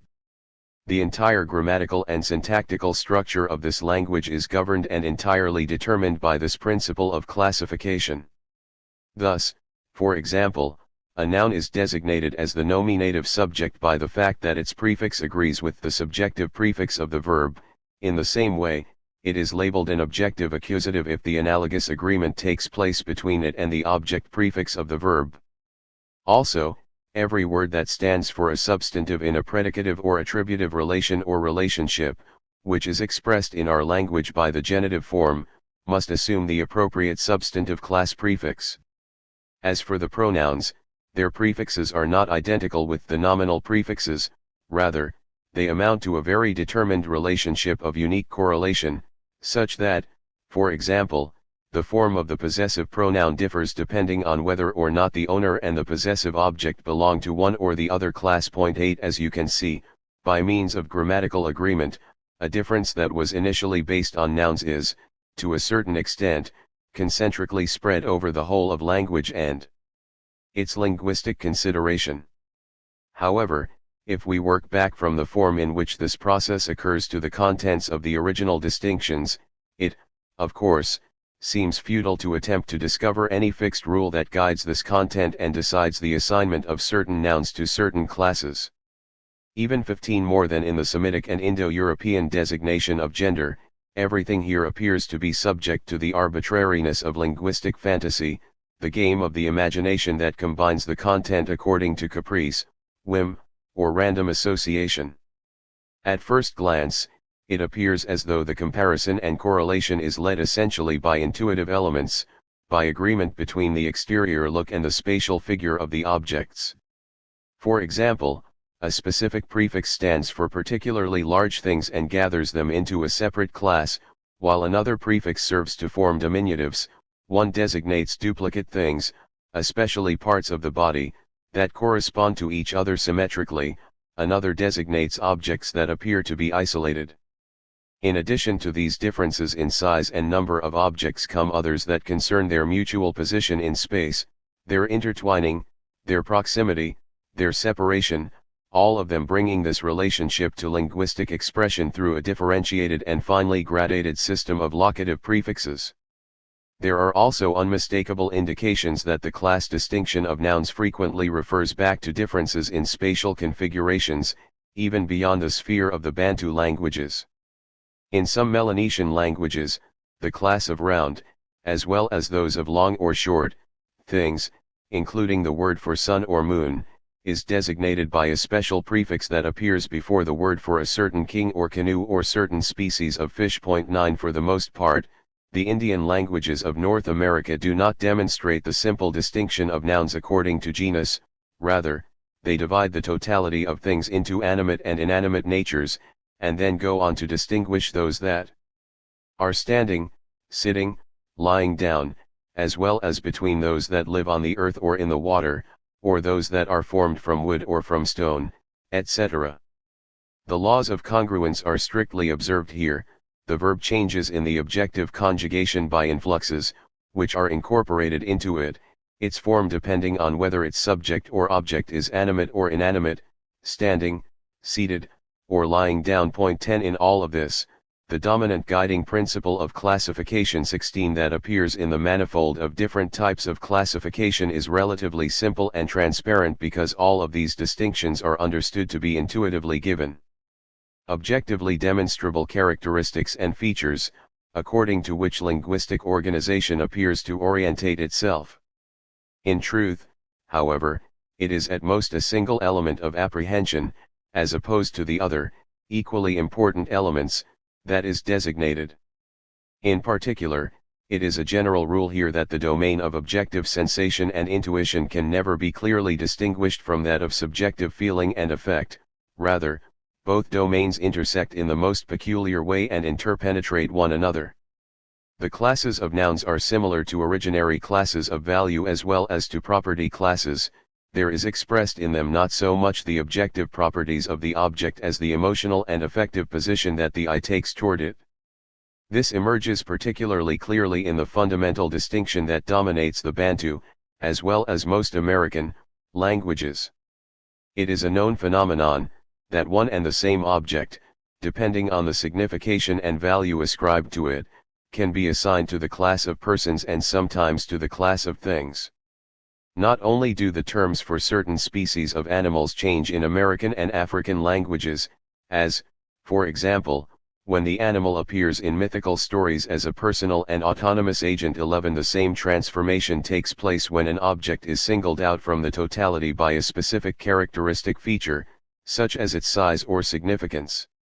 Thus, according to Westermann, in the Gola language in Liberia, the change of prefix of a noun marks a change into another class, the class of living beings, such that the object to which it applies is designated as being of a particular size, excellence, or value. 12 In Badawi, however, the fact that the contrast of grammatical gender has developed from the older opposition between a class of persons and a class of things is still clearly apparent. The masculine, which corresponds to the personal class, is attributed to an object whose size, reputation, and energy require emphasis, whereas the 17 feminine expresses mostly smallness, weakness, and passivity. 13 According to the underlying intuition, grammarians from higher and lower castes who are native speakers of the Drawida language, in which nouns are distinguished into two classes, the class of reasonable and unreasonable beings, rank words differently. 14 Editors and scholars of Native American languages have emphasized that the fundamental distinction between animate and inanimate is not to be taken as being purely objective, rather, the distinction appears to assert itself through its application to certain categories of value. So, instead of speaking about the opposition between living and lifeless, animate and inanimate gender, 15 we must speak of an antithesis of noble and ignoble, of personal and impersonal. 16.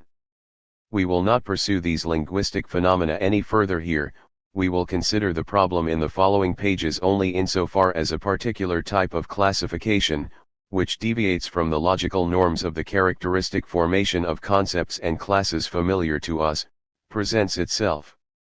Here, we see a completely different kind of ordering and organization of the contents of intuition in our theoretical, empirical, and conceptually abstract thought.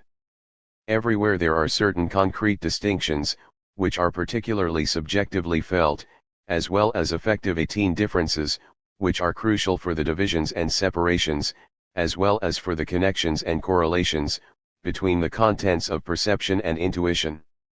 Irrespective of whether we are able to understand and relate to the motives that bring about this effect, it is the mere form of these divisions and correlations that constitutes an important problem. For in this form there emerges, in the middle of a domain that, at first glance, seems to defy all logic, a particular lawfulness. Once the point of comparison is ascertained, it is carried out with the greatest consistency throughout every part of language. Thanks to the strict rules of grammatical agreement, it asserts itself with an unyielding logic throughout the entire structure of language. As peculiar or irrational as the basis of comparison may appear to many of us, there nevertheless prevails in the construction and the development of the system of classes itself a thoroughly consistent and rational principle. Above all, the findings show that even in the thought of primitive languages, the content of a singular perception or intuition is arranged with others. Here, too, the individual is subordinated to a universal and determined by a general. Certain basic differences function as a common schema, as the coinciding and continuous principles that gradually organize the entire intuitive world. The sensuous impression is conceptually determined and related to a particular class through linguistic designation.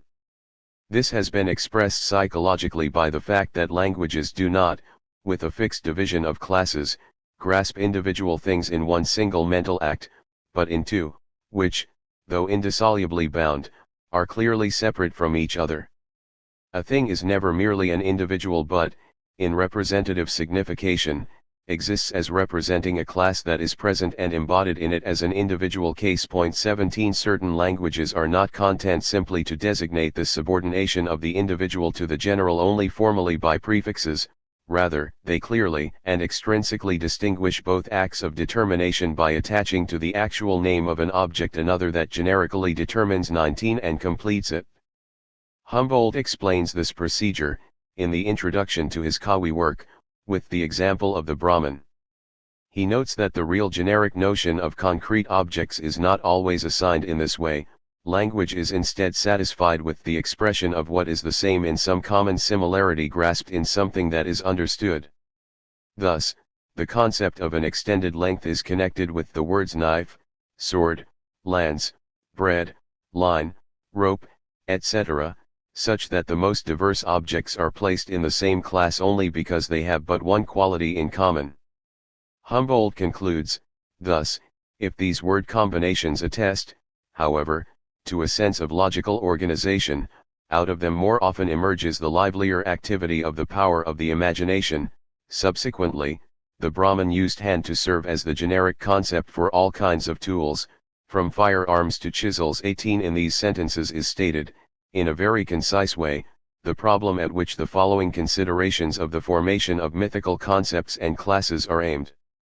We approach the mythical correlations and classifications here not in terms of their content but from the perspective of methodology. We wish to make clear the relationship between the various basic forces of the mind and the psyche, and how, simultaneously with the active movement of the power of the imagination, a peculiar logical meaning and a determined form and direction of thought are exhibited in them. 3. We begin with those mythical divisions of the world which are rooted in the sphere of totemic representation and on whose content and form the stamp of the totemic way of thought is impressed. The question of the origin and signification of totemism itself, a question that is well known as one of the most controversial problems of ethnology and the history of religion, can be completely left aside, as it is not the question of the 20 genesis of totemic intuition, only that of its determined consequences, that concerns us here. The phenomena that we initially want to consider have been particularly well observed in the native tribes of the Australian continent. Concerning the social organization of these tribes, it is generally known that the structure is configured in such a way as to divide the whole tribe into two exogamous groups. In the relatively simplest type of classification, the so-called Urbana type, the two main groups are further divided into several subclasses, according to which each is designated by its own particular totem animal or plant. It then applies the rule that the man of one class, possessing a certain totemic emblem, can marry only outside the group, and only women of a very specific clan marked by a special totem. Other nuances may result from the fact that the two main exogamous groups can possess as many as 2, 4, or an even greater number of subdivisions that can determine the affiliation of the children in each class by the class membership of, first, the father, and then the mother.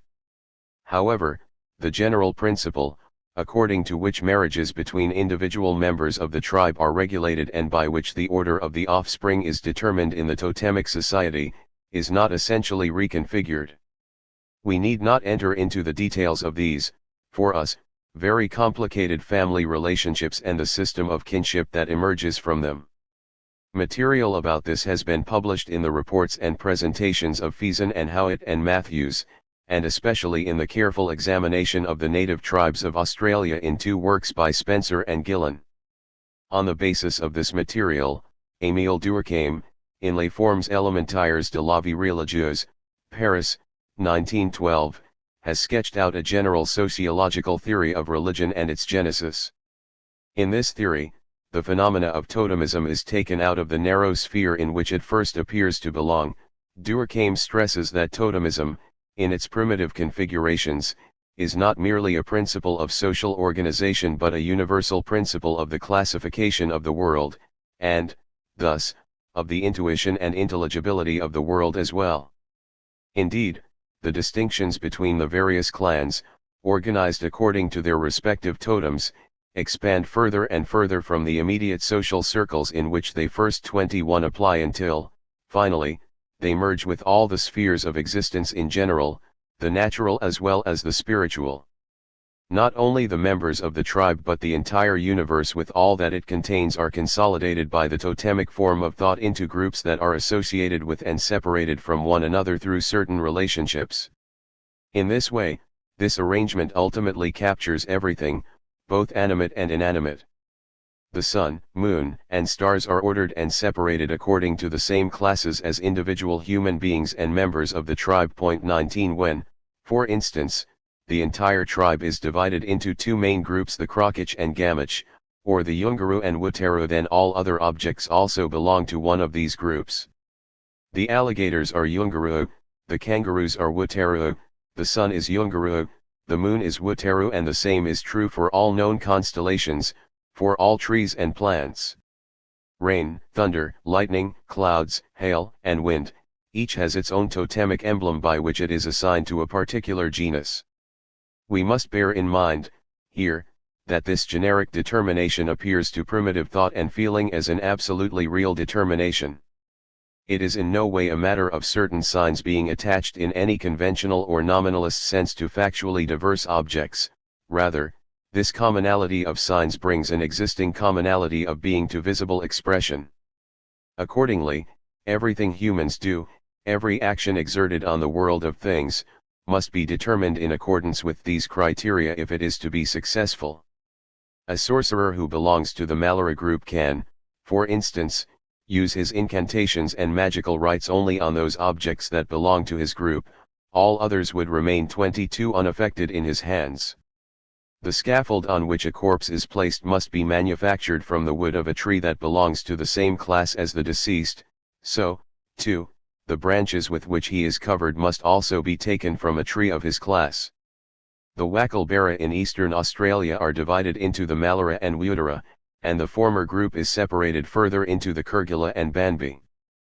When a member of the Banbi class dies, he must be buried by men of the Malara class, and covered with branches of the broad-leaved box tree because it is Banbi. 20 As you can see, a very clear separation between the specific spheres of objects has taken place here, in both the theoretical and practical sense, a separation whose specific intellectual or emotional rationale at first appears to us to be impenetrable, but from which at least one negative element clearly emerges, namely, that it is not some exterior similarity of things, their agreement in any singular, sensually understandable or demonstrable feature that guides observation here. We have already recognized, however, that mythical thought transforms sensible impressions in accordance with its own structural form, and that it decrees in this transformation certain peculiar categories according to which the assignment of different objects to specific basic classes takes place. These observations on the totemic system of the indigenous tribes of Australia were recently richly augmented and further confirmed in a thorough and detailed presentation by Paul Wers on the formation of the totemic social groupings of the Marandanum in Dutch South New Guinea. Here, too, the same basic feature of thought, the encroachment of the totemic structure of the organization of the tribe on the organization of the world, shows itself in its clearest manifestation. The totemic clan of the Marand and its neighboring tribes is, as Wers explicitly states, a universal totemism in the broadest sense, in that it includes everything that exists. Every natural and artificial object belongs to a clan, to an individual bone, and is determined according to its 23 nature. This original solidarity finds its expression in a plethora of myths by which all reality is grasped in its particularity and associated with a magical mythical thread. A comparison of the material collected by Wers and his entire presentation with analogous instances in other cultural spheres shows that the myths are not primary and original, the consciousness and feeling of class affiliation are, by contrast, the derived element. Rather, the reverse relationship clearly applies here. The myth only resets, in the form of a report or narrative, a determined consistency of representation that, as such, is given. Instead of revealing the genesis of this consistency, instead of giving us an explanation for it, the myth provides us only with its explication, its interpretive laying out in the form of a temporal event. What unites the various myths is always an immediately felt mythical totemic kinship, a common bond and friendship that unites the totem with all beings. According to Wers, this bond extends so far that it is not possible to list all the totemic objects that belong together. Not only individual things but even certain activities, such as sleeping and mating, are understood as totemic activities of a certain clan or clan association. It is as if no individual thing or process could be apperceived or incorporated into the unity of mythical consciousness without being determined and subordinated to one of its mythical concepts of class. In this respect, it is particularly instructive and important to note that new objects that were supplied to the Marandanum from the outside, through foreign exchange, were immediately absorbed into the same character of thought. Wers describes this occurrence in this way: any coincidence or minor commonality can give occasion to the totemic relation. A clan, the Sapi, which designates itself after an ancestor Sapi, recently received a new totemic relative that was the cow, only because the ox is Malay Sapi and was known by the name Marand. Likewise, for example, sago and fine grey clay are also brought together based upon a purely superficial resemblance. The sago bone and the tun bone are considered to be related, and this relation extends to such a degree that the two groups are not allowed to intermarry. In its mythical totemic system of relationships, the Marand also classified a bright red, blossoming ornamental tree that 24 had been recently introduced and cultivated as belonging to the fire bone because its flowers, they said, were red like fire. If from all of these examples, however, Wers concludes that totemic relations often come about in a purely accidental, arbitrary, and playful way, then he would seem to measure mythical thought by a standard other than its own. For the very same thing that forms a constitutive basic feature of this thinking finds a community of beings where we are able to identify only a mere analogy or external resemblance. Mythically, the name is never taken as a merely conventional sign for a thing, but as a real part of it and a part that, according to the mythical magical principle of pars pro toto, not only represents the whole but actually is the whole. Anyone who takes possession of the name gains, in this way, violent power over the object itself, which is the same in its reality, that is, in its magical efficacy, as its own. And here as well the similarity is never understood as a mere relation that has its origins in our subjective thinking, rather, it immediately points back 21 to a real identity. Things cannot appear as similar without somehow being one in their essence. If we consider this, it becomes clear that, in each case, what appears to us as a random and playful ordering of particular objects according to individual mythical classes, is, after all, the formation of a general mythical concept of class which belongs to an even deeper layer of mythical thought, and which, in all its idiosyncrasy, expresses not an arbitrary but, in a certain sense, the necessary structure of this thinking. Point 22. The underlying apprehension here emerges even more clearly when 25 we approach it not from the side of the content of intuition but from the side of the form of intuition, considering as well how the representation of the spatial interconnection of things is configured for the mythical view of the world. In the world of totemic thought, the organization of space and the differentiation of spatial regions and directions do not take place as in our sense according to a geometrical, physical perspective but according to a specific totemic viewpoint. In the totality of space, there are as many clearly separate individual regions as there are different clans within the whole of the tribe. Moreover, every individual clan is associated with a determined orientation in space. How it reports that the aboriginals of an Australian tribe have organized their tribe, which is divided into two main groups, the Krokich and the Gamich, according to the initial placement on the ground of a single staff pointing due east. This staff divided the whole of space into upper and lower, northern and southern halves. One place was assigned to the Krokich group and the other place to the Gamich group. The further organization of these groups into classes and subclasses arose from the placement, near the first staff, of other staffs that were laid down in a certain sequence in the directions of northeast, north, west, etc., until finally the entire circumcircle of space was divided into different sectors, each of which was simultaneously designated as the place of a very specific class or subclass. We are not dealing here with a merely representative presentation, such as a schematic illustration of kin relationships by spatial relationships, but with an actual, essential interconnection between the individual classes and the spatial areas associated with them. Here, too, funeral rites prove to be very significant. For example, when a Ngawari, i.e., one of the men of the sun in one of the relevant tribes whose place belongs to the east, dies, care will be taken to place the corpse in the grave so that it rests with the head pointing due east. Correspondingly, members of other classes connected with a particular direction in space are likewise bound to it. Point 23-26. The same basic classification presents itself, however, in much more definite terms and in a truly systematic organization in the representation of the regions of the world by the Zuni, a tribe of Indians in New Mexico. The mythical religious worldview of the Zuni, and the basic form of their mythic sociological organization, have been most thoroughly observed and described by Cushing, who lived for many years among them. Point 24. His writings have been greatly supplemented by Stevenson's and Kroeber's in-depth studies on the kinship and clan division of the Zuni. Point 25. The peculiar form of the heptarchy, the sevenfold organization of the tribe that corresponds, according to the Zuni, to a precise sevenfold organization of space and the world, is clearly reflected in their external way of life.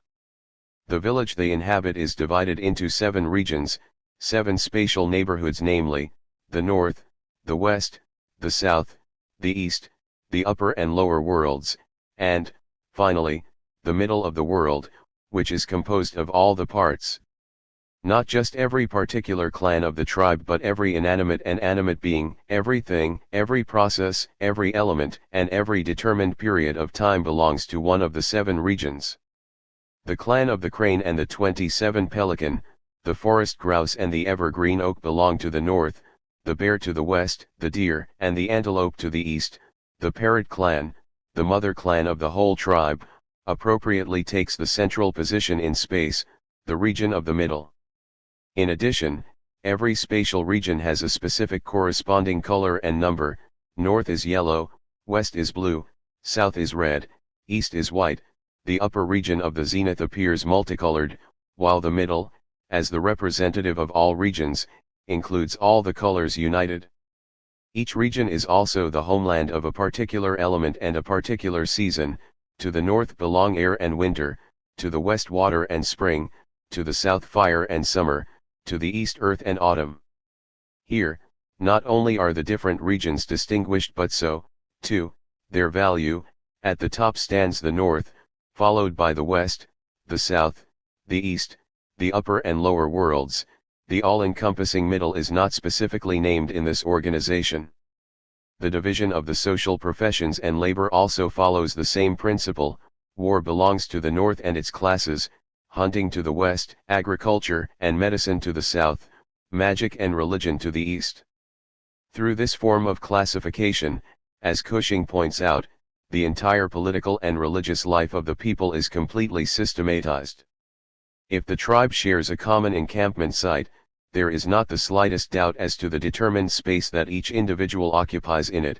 The distribution of individual groups is governed by the cardinal points.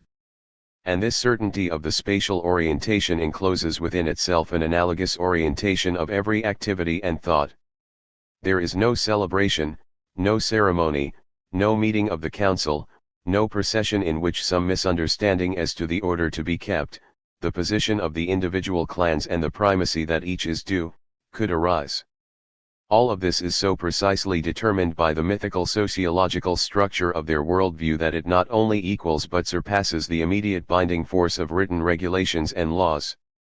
Moreover, this basic view operates as well in the domain of immediate practical activity. For example, according to Stevenson, the Zuni have taken the greatest care in agriculture 28 to ensure that the colors of their grains correspond to the colors of the main regions. 26. All of these details are significant for the general problem that we are concerned with here because they reveal the clearest guidelines by which the manifold of sensuous impressions is divided and organized for the human mind, that is, not according to the mere nature of these impressions, which are given and prescribed in themselves, but according to the characteristic of seeing, the particular spiritual perspective by which the figure of the world, as an equally physical and spiritual cosmos, is first determined. Modern sociology believed that it had found the key to this basic relationship in tracing back all the logical bonds of our thought to primitive and primordial social bonds. And, indeed, does there appear any greater proof and evidence for this interconnection than the relationships we have just considered? Is it not absolutely clear that our logical concepts of classes and kinds are, in the end, nothing other than the reflections of certain social classes and forms of life? The ultimate actual division on which our thought, in all its artful systems of classification, concludes, as Durkheim advances, is the division of human society. In all probability we would never have thought of joining elements of the universe together in like groups, categories, and types, if we had not had the example of human community before our eyes, if we had not begun by making things themselves members of the society of men, so that logical and social groupings originally flowed into one another without distinction. 27. It immediately becomes clear, however, that this explanation is too narrow, and, at the very least, insufficient to grasp and interpret the totality of the phenomena being considered, particularly when we are considering the general form of classification as it confronts us in the Zuni system. This system far exceeds the narrow dimensions in 29 which we encounter it here. We find again the same typical forms of classification in other modes of life and thought that culturally and socially do not conform to totemic forms of thinking and society. In order to illustrate this, we will return once again to the problem of space and its organization. The totemic structure of spatial consciousness can immediately be placed beside the astrological structure of spatial consciousness. Very specific factual transitions and mediations appear to exist between the two, so that in certain cases it remains questionable whether a certain sphere of culture, in its overall spiritual attitude, and especially in its view of space, belonged more to one or to the other structure. Thus, for example, the view of the world of the ancient Mexican cultural sphere exhibits certain traits by which it appears to be related to the mythical sociological worldview of the Zuni, whose basic elements we have just discussed. However, these very elements, out of which the construction of an actual cosmic interconnection is attempted, surround another region of being. Like the Zuni, the sevenfold division of the world that underlies all their thinking is also reflected externally in the sevenfold arrangement of their dwellings. It is reported that the ancient city of Mexico was divided into 4 regions according to the 4 cardinal points. Point 28 as with the Zuni, where each spatial zone was designated by specific color. Here, too, the directions, in ancient Mexican Mayan manuscripts, are identified by different colors. Yellow belongs to the south, red, white, and black, respectively, to the east, north, and west, and the 5th direction, the vertical, or middle, appears to correspond to green or blue. Point 29 at the same time, however, the classification assumes a certain calendric character that is retranscribed throughout the domain of astronomical considerations. As in astrology, here, too, we find the representation of a certain deity that presides over a special period of time. The ancient Mexicans' tonalamadal, that is, the Book of Good and Evil Days, is divided into periods of 13 times 20 equals 260 days. Within each 30-day, different signs of the day, different masters of certain hours of the day or night, are distinguished. 13 guardians of the hours of the day stand by 9 masters of the hours of the night. Thus, tiers of divinities or manifestations of a divinity were set into a fixed relation to different time periods and in this way created a basic system of astrological predetermination of the future. If Sela's interpretation of the Mayan manuscripts applies 30 an exact analogy to the notion of world zones that was developed by Babylonian astrology can be discerned here. Each of the 7 zones is assigned one of the 7 planets and is thought to control it. A corresponding organization of the world occurred in India and Persia, in the 7 dvipas of Indian geography and cosmography and the 7 Persian keshvars. However, through a particularly strange and meticulous design, this classification of the universe and its contents also appears in Chinese thought, where it developed into a general schema of the conception of the world as such. The basic idea of Chinese religions that the entire world is governed by a uniform law, that one and the same Tao is effective in celestial events as in earthly events and human action has created in this schema, as it were, its concrete sensuous expression. Every classification of things, all class formation refers back to the great model of the heavens. Accordingly, the diversity of the heavenly regions progresses through the whole of being and through all of its specific modes of being. For example, one of the oldest works of Chinese medical literature, the Suwen, sets up a table in which the east is associated with the season of spring, with the element of wood, with the organ of the liver, with the emotion of wrath, with the color blue, and with the sour quality of taste. Correspondingly, the west is associated with autumn, metal, the lung, concern, white, and sharp taste. Middle earth is 31 associated with the spleen, thought, etc. Each specific region of space is also assigned a particular animal, to the east, the image of a blue dragon, to the south, that of a red bird, to the west, that of a white tiger, to the north, that of a black tortoise. Every religious science of the Chinese, all-knowing and all-predicting of things and events, is set within this basic schema, from which general guidelines for the divination of the universe, particularly, in China, the advanced geomancy of the theory of feng shui 31 can be abstracted. If we turn to the way in which the Greeks appropriated ancient Babylonian theory and the ways in which they sought to make it scientifically fertile, an antithetical feature of Greek culture and its manner of thinking clearly emerges. The Greek geographers took up the Babylonian idea of world zones, but they freed it from all cosmological fantastic trappings in order to use it purely for the purposes of scientific geography.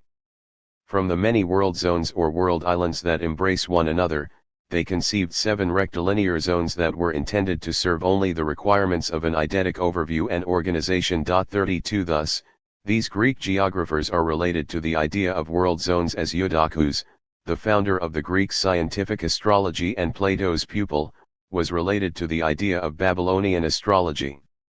A decisive turn in the intuition of the cosmos takes place here, a turn that was only possible, however, because Greek philosophy had previously discovered and determined with methodological rigor new instruments of pure theoretical knowledge of the world, new concepts and forms of thought.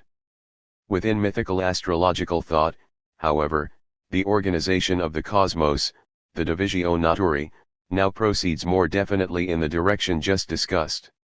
In the ancient Babylonian period, astrological geography divided the mundane world into 4 major regions: Akkad, i.e., Babylonia, in the south; Subartu, i.e., the land that stretches east and northeast of ancient Babylonia and Assyria; in the north, Elam, a part of late Persia just to the borders of the Central Asian 32 highland; in the east, Amurru, i.e., Syria and Palestine; in the west. The operations in the heavens were divided into different orders that reflected these lands.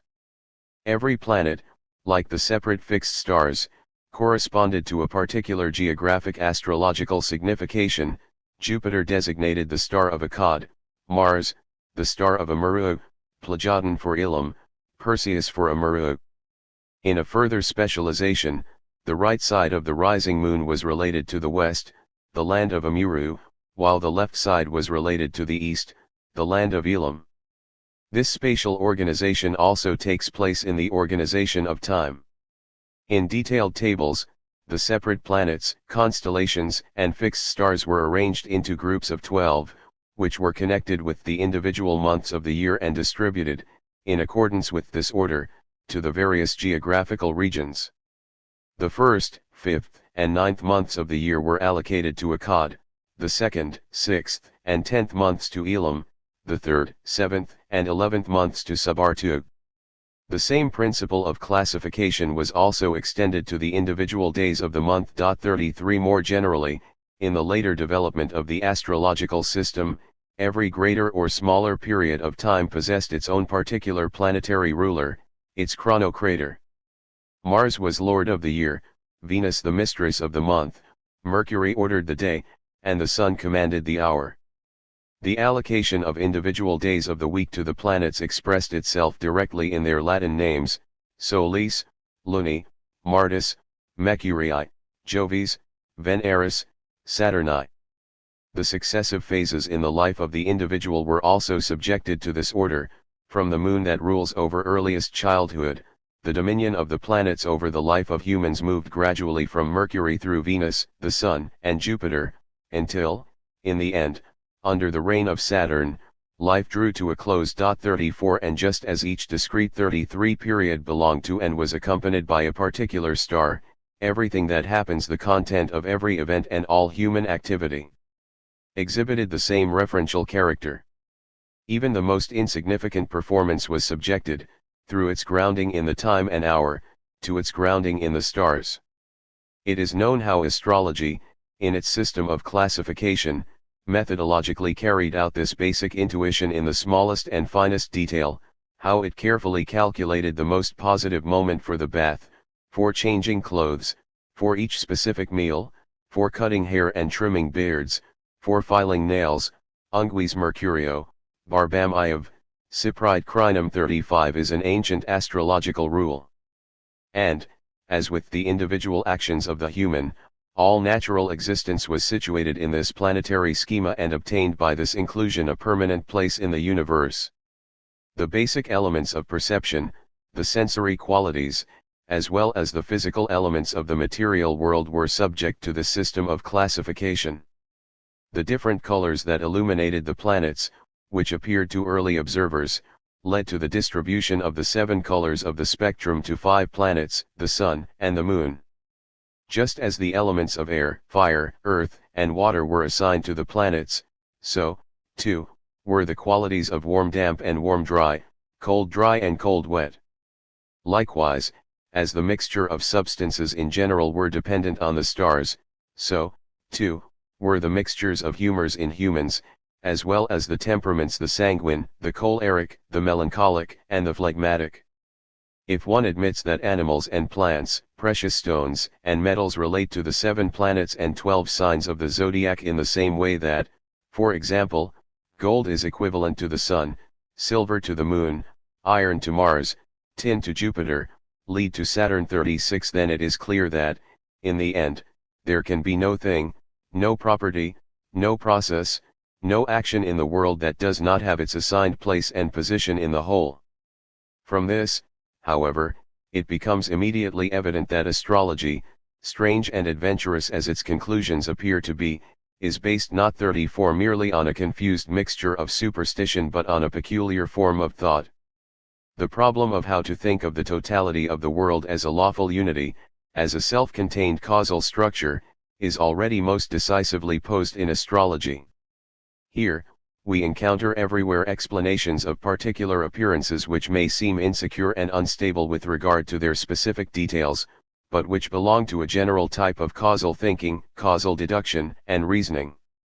The entire astrological system is based on the premise that all physical events in the world are interconnected through imperceptible transitions, that every effect, from the place in which it was generated, continues endlessly to seize and affect all the parts of the universe. The stars are, as it were, only the clearest, most visible exponents of this fundamental interconnection of the universe. As the passage of the sun determines the changing of the seasons and, thereby, the growth and decay of vegetation, as the tides depend on the course of the moon, so, in general, no single occurrence can be thought that cannot be connected, through some close or distant link, to the motion of the heavens. The determination of the individual form and fate of human beings is, in a similar way, explained by the psychological cosmological speculation that is based on the system of astrology. It was a generally common view in late antiquity, expressed in different forms, that souls, when they descend from empyrean, from the heights of the heavens into the earthly body, must traverse the spheres of the 7 planets and that every planet confers on them the particularity that accords with their nature. 37 Gnostic and Neoplatonic speculation have developed this basic insight in different directions, the former understanding it in a pessimistic way, the latter optimistically. At one moment, the stars impart weakness and passion to humans, and, at another moment, the basic forces 35 of physical and moral life. 38 Similarly, in medieval Christian astrology, the 7 planets impart to the human soul the 7 mortal sins on its descent into the earthly. Mars gives iracundia, Venus, the libido, Mercury, the lucre cupiditas, Jupiter, the regna desiderium, etc. Even apart from such particular applications, however, the peculiar principle of causality of astrology is found in the tendency to explain all earthly configurations and effective actions by emanations from the supernatural world. The ancient theory of celestial Pyrrho Omicron I Alpha Iota prevailed until the Renaissance, although Marsilio Ficino nevertheless produced a detailed presentation and analysis of the theory of radii coelesces. 39 Every particular existence and event is bound as if with chains to a certain point in the heavens as its place of origin. In light of the foregoing, as one can see, the astrological view of the world claims, in form, nothing less than the modern natural scientific explanation of nature. From a purely formal perspective, astrology is one of the most magnificent attempts at the systematic construction of an explication of the world ever ventured by the human spirit. The demand to behold the whole in the minute has rarely been so vividly stated and so consistently attempted as it was here. The more pressing question, however, concerns the characteristic features by which the causal thinking of science designated itself as such and by which it clearly and in principle differs from the type of causality that governs in the astrological system. Indeed, if one measures the explanations of astrology by our modern notions and modern methods of determining physical causality, it immediately becomes apparent just how fragile the astrological system is. From the standpoint of this scientific ideal of knowledge, all the inductions of astrology appear as false and skewed analogies, and as arbitrary and hasty generalizations. These errors are so clearly evident that it is, at first, difficult to understand how, in spite of them, in spite of the palpable shortcomings of empirical observation and material evidence, such a system was able to maintain its 36 almost unchallenged domination over the greatest scientific minds, up to Tycho Brahe and Kepler.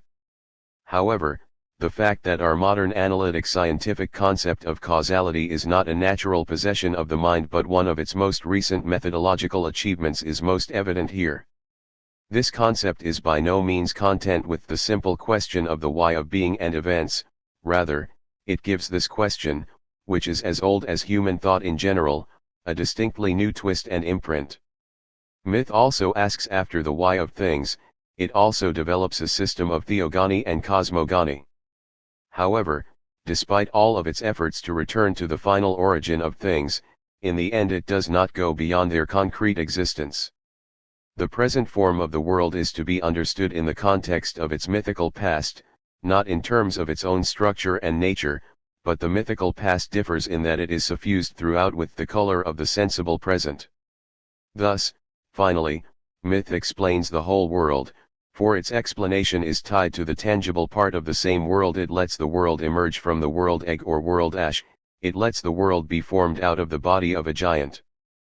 Both members of the causal relationship, the cause as well as effect, are thus seized as concrete things and are, as such, related to one another. Events take the form of a transition from one thing figure into another. This is mythically conceived, that is, the successive phases of the thing are simply grasped and described in their succession. However, the further mythical thought progresses, the more complex and indirect this description becomes.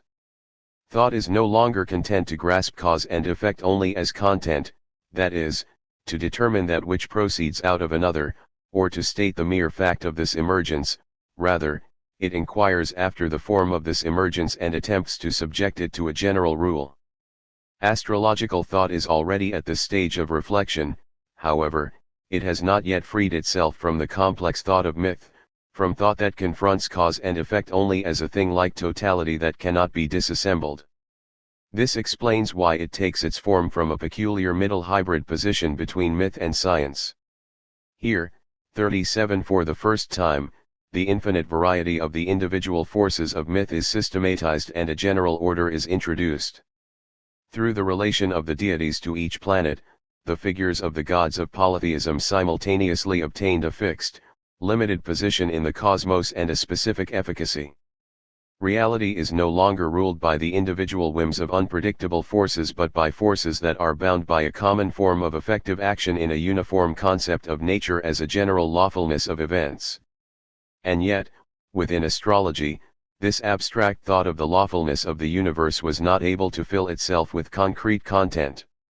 It was unable to achieve the apprehension of truly defined particular laws of nature, but through its attempt to apply general categories of the lawfulness of events to the particular and individual, thought lost itself again in fantasy and the fantastic.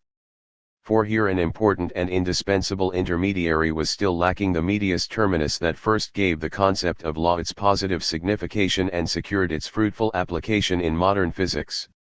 Since Galileo and Kepler in the Renaissance, the form of the scientific explanation of nature has remained unalterable in its essential feature, the dissolving of all being into becoming, into spatio-temporal relations, and the grounding of its lawfulness in the whole of these relations. In the mathematical theory of natural events, which was the purest and most perfect expression of this thought, all content and every event had to be transformed into a complex of magnitudes in order to be viewed and available to explanation as changeable from moment to moment.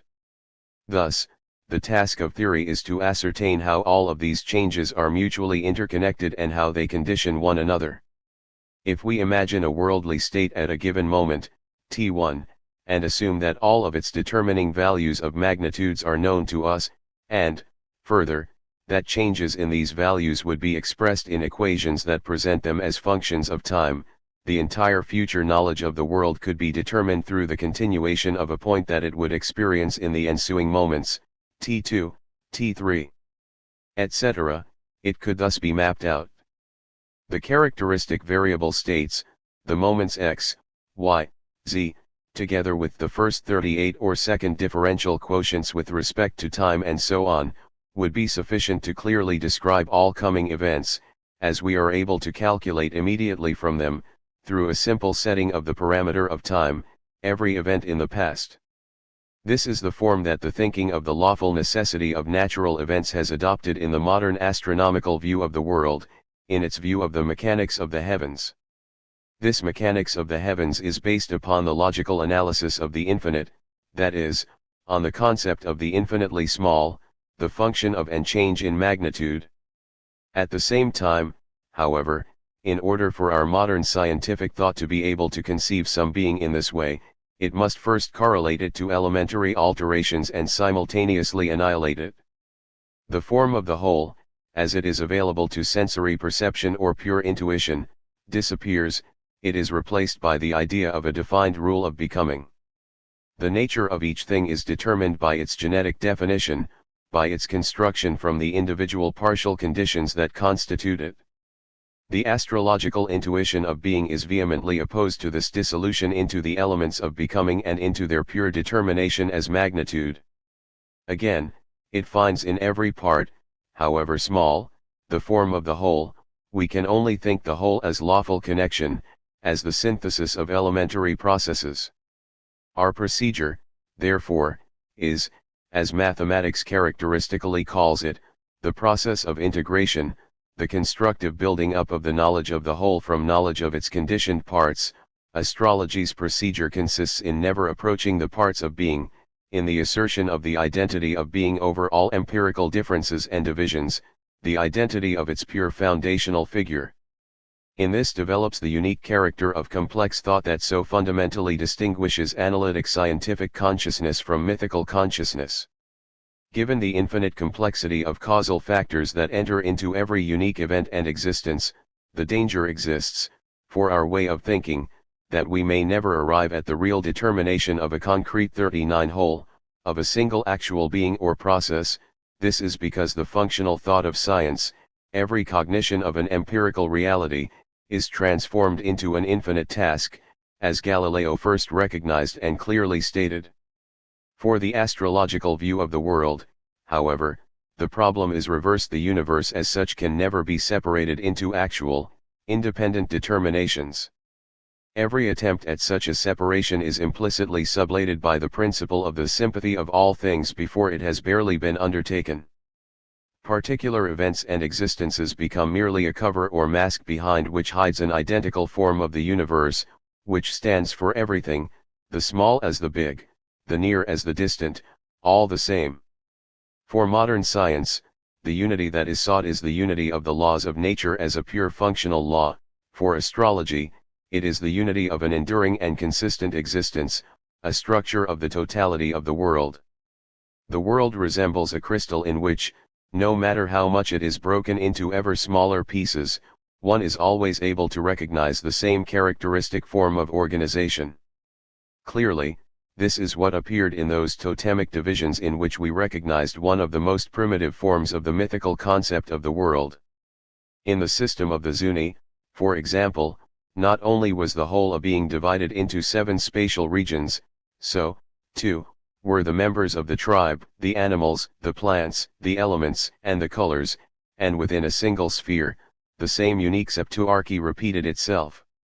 The members of a single clan, to which a particular totem animal was assigned, may, therefore, differ from one another by virtue of employing a different limb of the animal, e.g., its head or its right or left leg as a particular totemic emblem, and, once again, one part would correspond to the north, another to the west, one to the higher world and another to the lower world, etc. 40. The structure of the whole therefore returns, but only on an abbreviated scale and concentrated in different parts. The whole of time and the stages of life, the qualities and elements, the corporeal and spiritual worlds, the characters and temperaments, are also, in the astrological worldview, constructed according to the same model that revealed itself to us in the configuration of the planets, a model that stands before 40 us in the clearest spatial projection, as the most orderly arrangement of all the basic relationships. There prevails here a kind of mythical congruence whose pure form can be compared to the law of grammatical congruence that confronts us in the consideration of the formation of linguistic concepts and classes. A certain intuitional, emotional, and intellectual distinction does not remain fixed to the point where it first arose, rather, it has a tendency to continue to have an effect, to pull in all of being in ever wider circles and, in the end, to envelop and organize it in some way. The key idea of astrology, the idea of the unity of the microcosm and the macrocosm, receives here its clearest signification. This unity, even where it appears as the expression of the causal and dynamic, has its origin and fundamental significance in an always statically substantial unity. It is an original unity of being to which the mediated unity of effective action clearly refers. The primary reason that man is governed by the laws of the universe lies not so much in the fact that he continually experiences renewed effects from the cosmos, but in the fact that, on a smaller scale, man is the universe itself. Now, of course, this characteristic of astrological thought, which this thinking assigns to a particular genus classification, is not sufficient in order to also determine its particular kind, its specific peculiarity.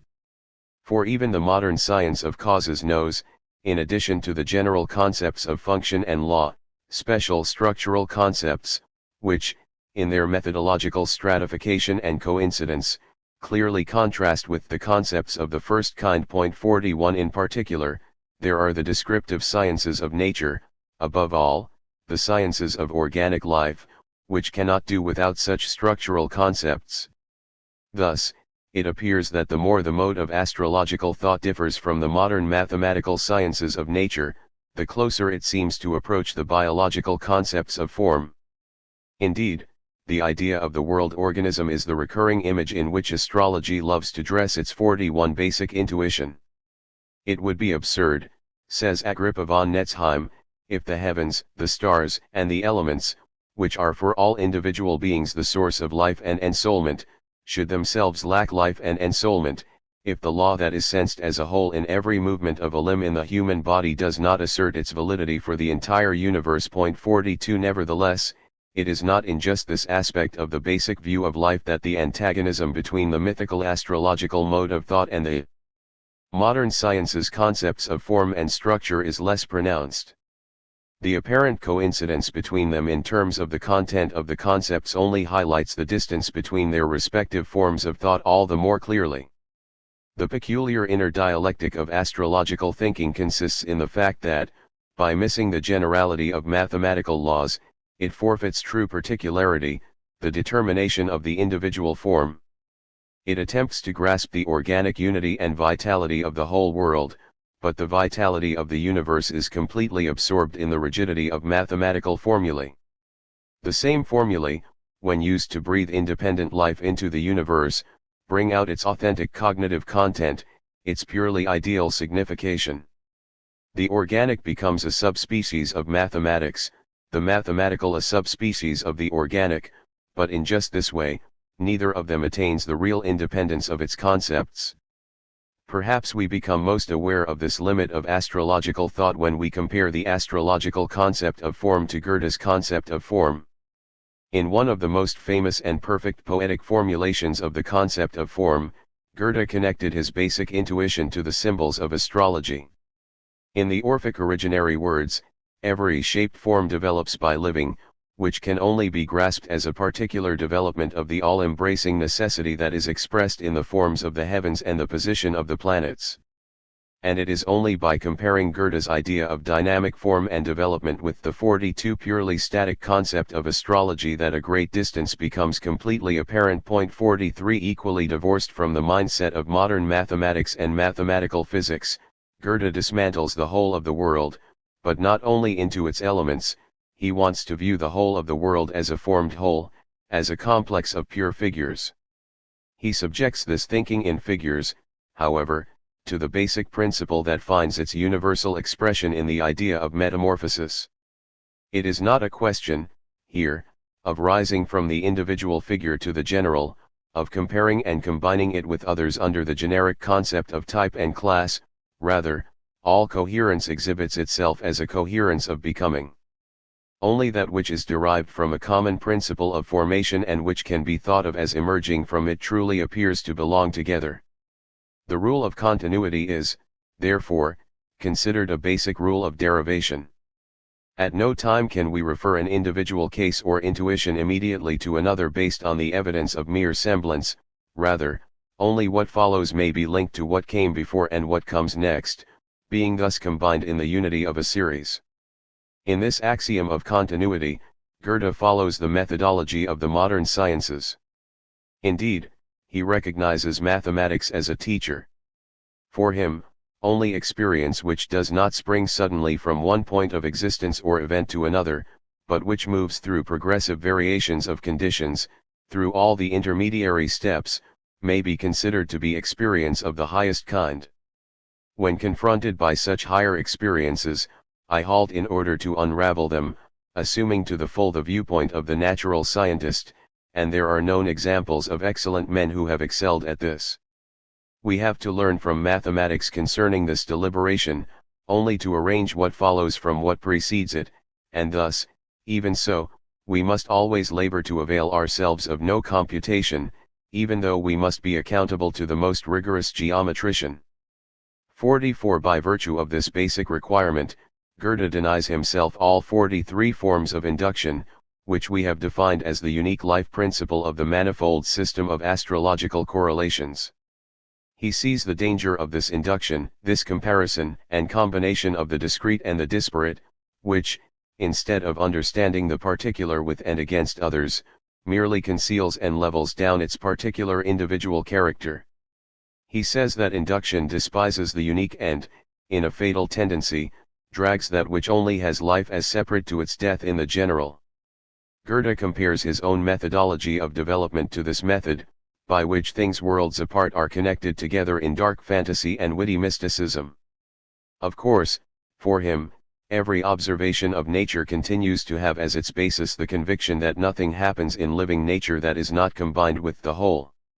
Therefore, if phenomena appear isolated, they must not, for this very reason, be isolated. He insists, however, that we cannot force this conviction on nature as a subjective claim, but that, step by step, we have to prove it in the object itself.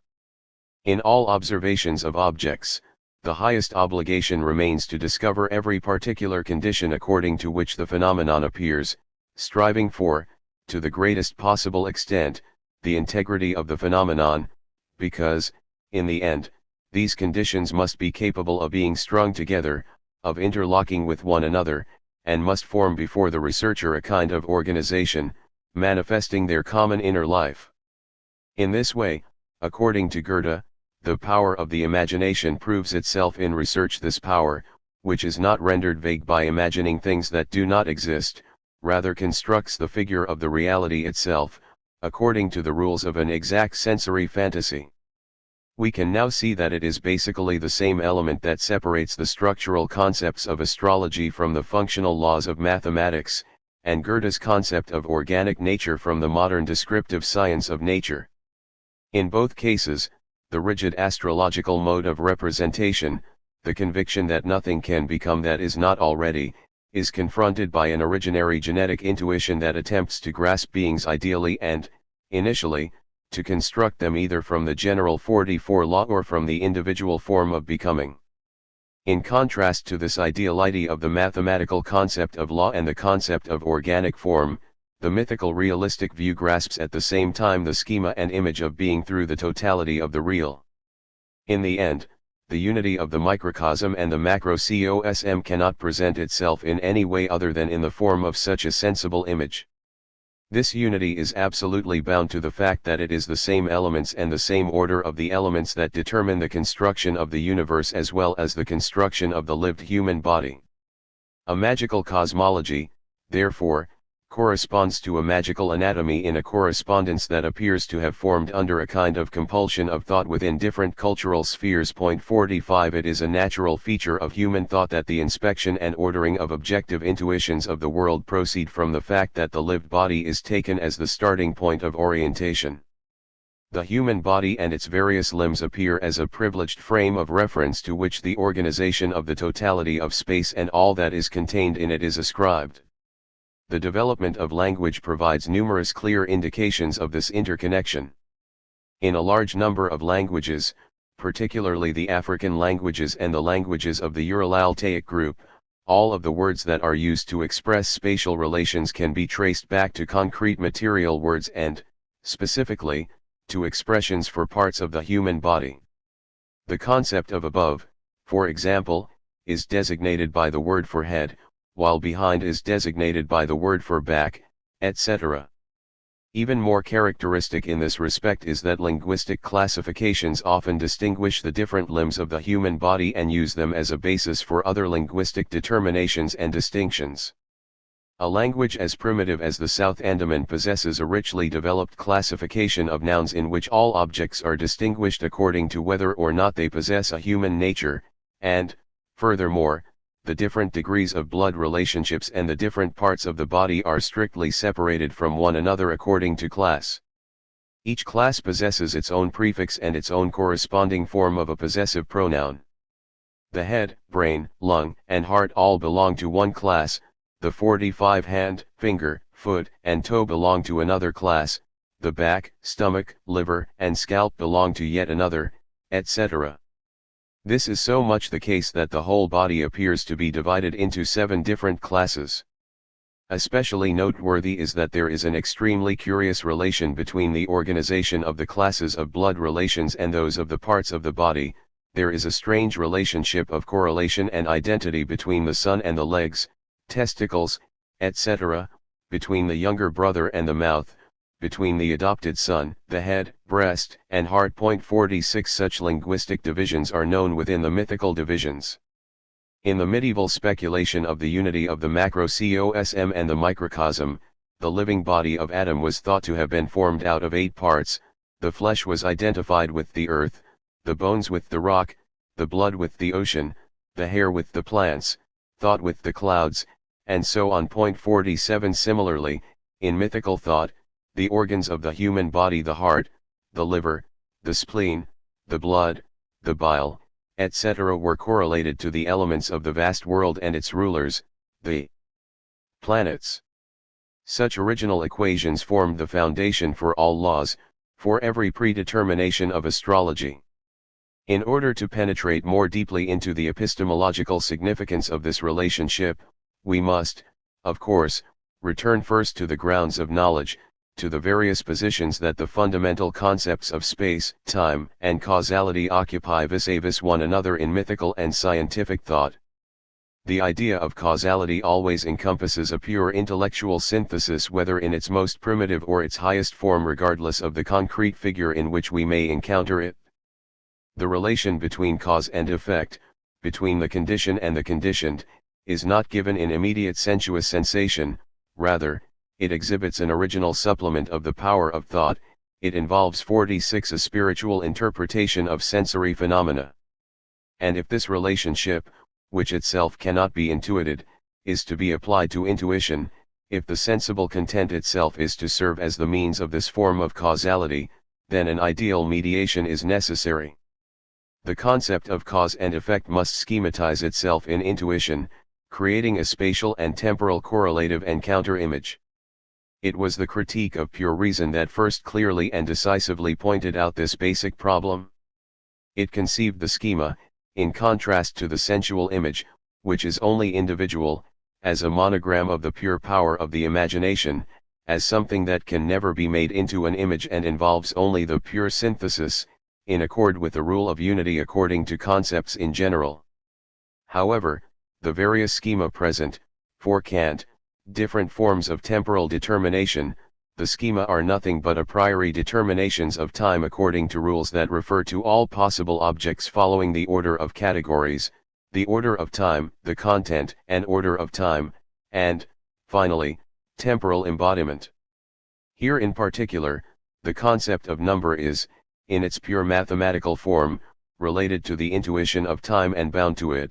Number is nothing other than the unity of the synthesis of the manifold of a homogeneous intuition in general, Because I generate time itself in the apprehension of intuition. It is only through this reduction to the intuition of time that the concepts of space and causality are first indirectly determined. The intuition of magnitudes in space can, in the end, only take place because we produce them from their elements in successive synthesis. We cannot think of a line without drawing it in thought, we cannot think of a circle without describing it, we cannot represent the three dimensions of space at all without placing three lines perpendicular to each other at the same point, b. 154. In the same way, arithmetic accomplishes its concept of number by the successive addition of units in time, and pure mechanics likewise cannot attain its concept of motion without employing the representation of time. Every representation of causality, therefore, is based less on the being of things than on the rule and succession of changes. Strictly speaking, we can never inquire into the empirical ground of being, only into the ground of events. Only because reason thinks of a 47 certain order in temporal relationships as necessary, as subjected to a general rule, do these give these representations objective signification and determine it as the representation of an object. 48. In this determination of the basic relationships of space and time, of number and causality, Kant proves himself to be methodologically attuned to the mathematical sciences of nature. Here we find the culmination of an intellectual development common to modern mathematics and modern logic. The analysis of the infinite arises out of the concept of fluxion, which understands spatial magnitude as a magnitude of becoming, and, simultaneously, as dissolving the temporal magnitude that is in it. Here, in the place of finite magnitudes and their relationships, the principles of their creation, the laws of their becoming and growth, are set. Principia jam nascentia finitarum magnitudinum, point 49. In connection with this problem, and from the same perspective, mathematical methodology has always clearly recognized the common form of the formation of mathematical concepts as the genetic formation of concepts. Hobbes and Spinoza, Leibniz and Tschirnhaus unanimously grasped geometrical definitions as genetic, as causal definition. All understanding of spatial magnitude and spatial relationships is bound to the fact that we generate it according to a rule. Every form of coexistence is only really and truly recognized from the perspective of succession. If we compare these determinations with the form of mythical causality, the opposition of the latter to the scientific concept of causality can be illuminated from another side. Mythical causality requires schematization even more than the scientific. Not only does it constantly refer to concrete sensuous intuition, it also appears to be completely sublated, thereby fusing with it. Of course, what Kant said about the schematism of the understanding, namely, that it is a hidden art in the depths of the human soul, whose true operations we can divine from nature and lay unveiled before our eyes only with difficulty, holds even more for mythical schematization. B. 181. However, if scientific thought endeavors to establish the primacy of temporal over spatial concepts and to impress upon them greater determination, the general direction in 48 which these schematizations move can, nonetheless, be clearly described. In myth, the priority of spatial over temporal intuitions is preserved. Mythical cosmogonies and theogonies also confirm this, for here, where more than anywhere else myth appears to take the form of history, the actual concept of becoming and of the continuity of becoming remains foreign to it. The mythical concept is internally related and grows together, not with temporal continuity, but with spatial contiguity. All magic is rooted in the premise that, just as with the similarity of things, their simple spatial proximity harbors in itself mysterious forces. What only once came into contact with other things henceforward grows together with them in a magical unity. Here, simple spatial coexistence has real consequences. 50 The well-known principle of magical causality, the principle of pars pro toto, according to which every part of the whole represents not only the whole to which it belongs but, in the causal sense, factually is this whole, is rooted in this basic view. Moreover, what happens to the detached and separate part happens to the whole. He who possesses not only a limb of the lived human body but also any arbitrary, even inorganic constitutive parts such as nails or hair has, through this possession, violent magical power over the person to whom these parts belong. If one compares this magical causality to the causality of astrology, it appears to be far more detailed and refined. It shows itself superior, as if the astronomical and cosmic views of the world and space exceeded the naive sensory view of space of primitive man. However, we see now more clearly the bond of the concept of causality to space. For every event and effective action will, in the end, be attached to certain original spatial figurations, to given configurations and constellations. When we perceive with our 49 senses an empirical temporal event, such as the sequence of a human life, we recognize this, as soon as we are able to refer back to an intelligible origin, as being grounded and created from the very beginning in spatio-physical determinations. Modern physics explains all spatial togetherness, all coexistence of things, by tracing them back to the form of movement and the laws of motion. Physical space becomes the space of force, which is constructed out of interlocking lines of power. This basic view has received its most recent and clearest expression in the general theory of relativity, in which the concepts of metric fields and force fields interpenetrate, in which the dynamic is determined metrically and the metric is determined dynamically. While space dissolves into force here, in astrological thought force dissolves into space. The structure of the heavens and the position and organization of its individual parts are themselves nothing other than the intuition of the effect of the interconnection of the universe, insofar as this interconnection is grasped in a purely substantial way and is intuited in a purely thing-like and spatial manner. In this sense, it is not time but space that is taken here as the real symbol, as the schema of all causality. The contrast between the mythical and scientific concepts of causality can be demonstrated down to the finest detail. If the physicist wants to understand a determined sensuous manifold, the manifold of colors, for example, if he wants to derive this diversity from a common principle, there is no choice other than to trace it back, through the mediation of the concept of number, to a dynamic process. Each individual color corresponds to a particular characteristic form and frequency of oscillation, which makes these colors into an objective concept. In contrast, the general structure of the mythical concept of causality necessarily gives rise to another procedure, which we have already encountered in certain concrete examples and applications. In the way that the schematization occurred, that is, essentially through the mediation of the form of space rather than the form of time, the individual members of the manifold were not interpreted in terms of a dynamic process but were related and simultaneously attached to different regions in space. The organization 50 of regions of the world, because it includes in itself the elements and qualities of all physical and psychological properties, became the archetype and model for organization in general.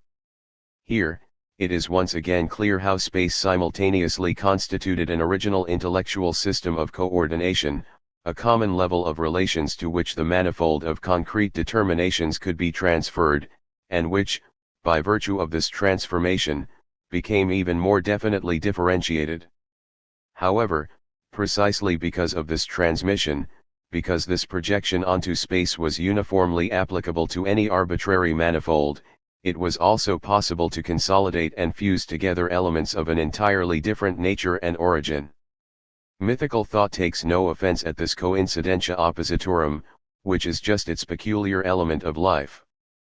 Things that clash in the intellectual space of logic live effortlessly together in the mythical astrological space. One and the same physical substrate, the same planet, for example, can unite within itself the most contradictory determinations, which become fused in identity thinking. Point 51. In addition to the spatial proximity of things, however, it is primarily their qualitative similarity that determines their dependent relationship.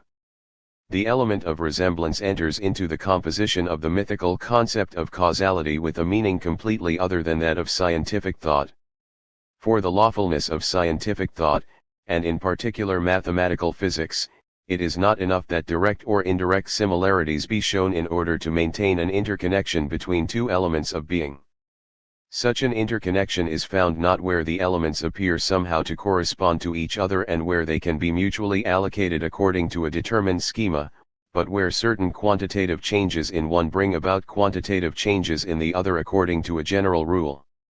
By contrast, in astrological thought, a unique coincidence such as the position of the stars at the hour of birth determines once and for all the being and destiny of man.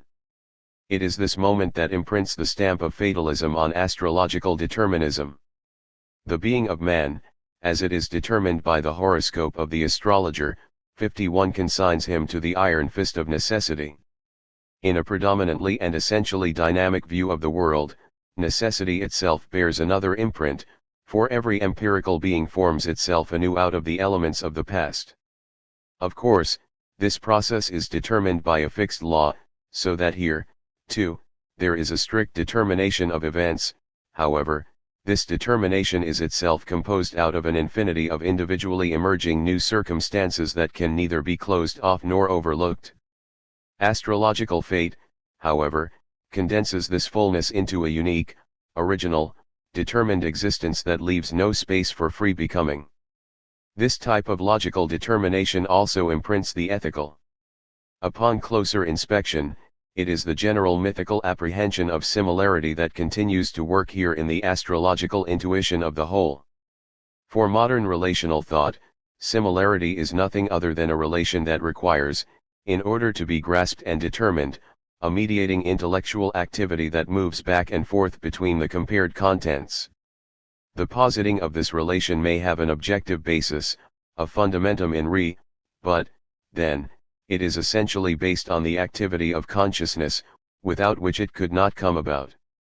Thus, similarity is not an absolute quality that belongs to things in themselves but the work of consciousness, and, ultimately, it is available only for consciousness. Depending on the various viewpoints chosen by consciousness for this comparison, and according to its predominant intellectual or practical interest, very different objective similarities and groups of similarities appear.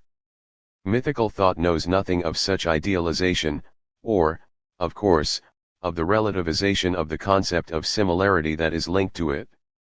Mythical thought traces every relation of similarity between two contents back to an underlying factual identity, and is only able to understand it by means of this identity. Every similar comportment of things or occurrences is, for mythical thought, immediate tangible evidence that something common must be contained in them. Therefore, if primitive thought and action succeed in imitating a thing or an event with fidelity and accuracy, they necessarily possess in this imitation the very essence of the thing itself. All magical analogy 52 returns to this presupposition, to the substantial signification and force that it ascribes to mere similarity. Fundamentally, the astrological view of the world does nothing other than bring this presupposition to full implementation and embody it in a logically self-contained system. Before every correspondence that it is able to produce between different spheres of objects, it concludes the unity of an interconnection of force and nature. The mere possibility of mapping the array of colors, the variety of metals, the number of elements or temperaments, etc., onto the system of stars is enough to guarantee that these things are the simple continuation of the nature of the stars. This basic intuition is most clearly evident in the astrological system's view of the position occupied by the concept of number. At first glance, this position appears paradoxical and contradictory, for here, intellectual tendencies that would seem to exclude one another as such meet and interpenetrate in the astrological concept of number. The exactitude of mathematical thought immediately borders here on a fantastic and abstruse mysticism. This peculiar twofold methodological character of the astrological system has long captivated the attention of the best authorities. Thus Warburg writes, "It is an incontrovertible fact that, in astrology, two entirely antithetical mental forces, which might logically have been expected to be in conflict, combine to form a single method. On the one side, we find mathematics, the subtlest operation of the abstract intellect; on the other, the fear of daemons, the most primitive causal force in religion. The astrologer, who comprehends the universe through a clear and harmonious system of linear coordinates, and who can precisely compute and predict the relationship of fixed stars and planets to the earth and to one another, is gripped, as he pores over his mathematical tables, by an atavistic and superstitious awe of those very names of the stars that he wields like algebraic formulae. To him, they are daemons, of which he lives in fear. 52. This duality of sensation and intellectual disposition might, however, be intelligible if one considers that it is not the number as such, but a 53 very particular determination and application of the concept of number, which manifests itself in the thinking of the modern mathematical sciences of nature and which gives this thinking its specific imprint. The transition to this way of thinking was only possible after number itself had been transformed from signifying the mere number of things into the functional number of the analysis of the infinite. Astrology was not yet familiar with number in this new and crucial signification. It used number not to express the laws of change but to express and hold fast to the similarities and analogies between the structures of things, between the various regions of being. The constant numerical relationships that pervade all being and events thus become the means to sublate all apparent divisions and particularities of being into a single basic form of the universe. By virtue of this reduction, however, every particular event was then not only ascribed to the ideal form of number but was connected once again through number's mediation to its concrete thingly substrate in the heavens. As the heavens are nothing more than the harmony of numbers become visible, every arbitrary numerical relationship, then, appeared, directly or indirectly, as if bound with mysterious magical bonds to the heavens and its forces. Thus, the sacred numbers of astrology exhibit the first step toward the liberation of the mind from its immediate sensory view of the world. However, the means for its liberation dominates and subjects it, in a one-sided dependence, to the fatality of being. This relationship only changes in the instant when number itself passes over from the form of structural and existential number into the form of the functional number. This latter cannot be grasped and interpreted as a simple product of being, rather, in it a specific achievement, a peculiar creation of thought, exhibits itself. The idea of the unity of the macrocosm and the microcosm then receives a new, specifically idealistic twist in the philosophy of the 16th and 17th centuries. The structural number of astrology implicates human beings in the flesh and in the mind, in the necessity of cosmic events. The functional number of modern science grounds precisely this necessity in the form of scientific 54 thought itself and, thus, in the freedom and depth of the mind. For the signs of numbers, in modern analysis and in their grounding in the modern mathematical science of nature, are, by their very epistemological nature, not as much signs of things as they are signs of relations and operations. Behind the given numbers on which arithmetic depends, the concrete intuition of certain objective formations and forces remains. The abstract numerical magnitudes of pure algebra and calculus, however, must confirm their nature through this connection. They are, considered purely concretely, undetermined, but it is precisely in their indefiniteness that they possess the peculiar ideal function of determination.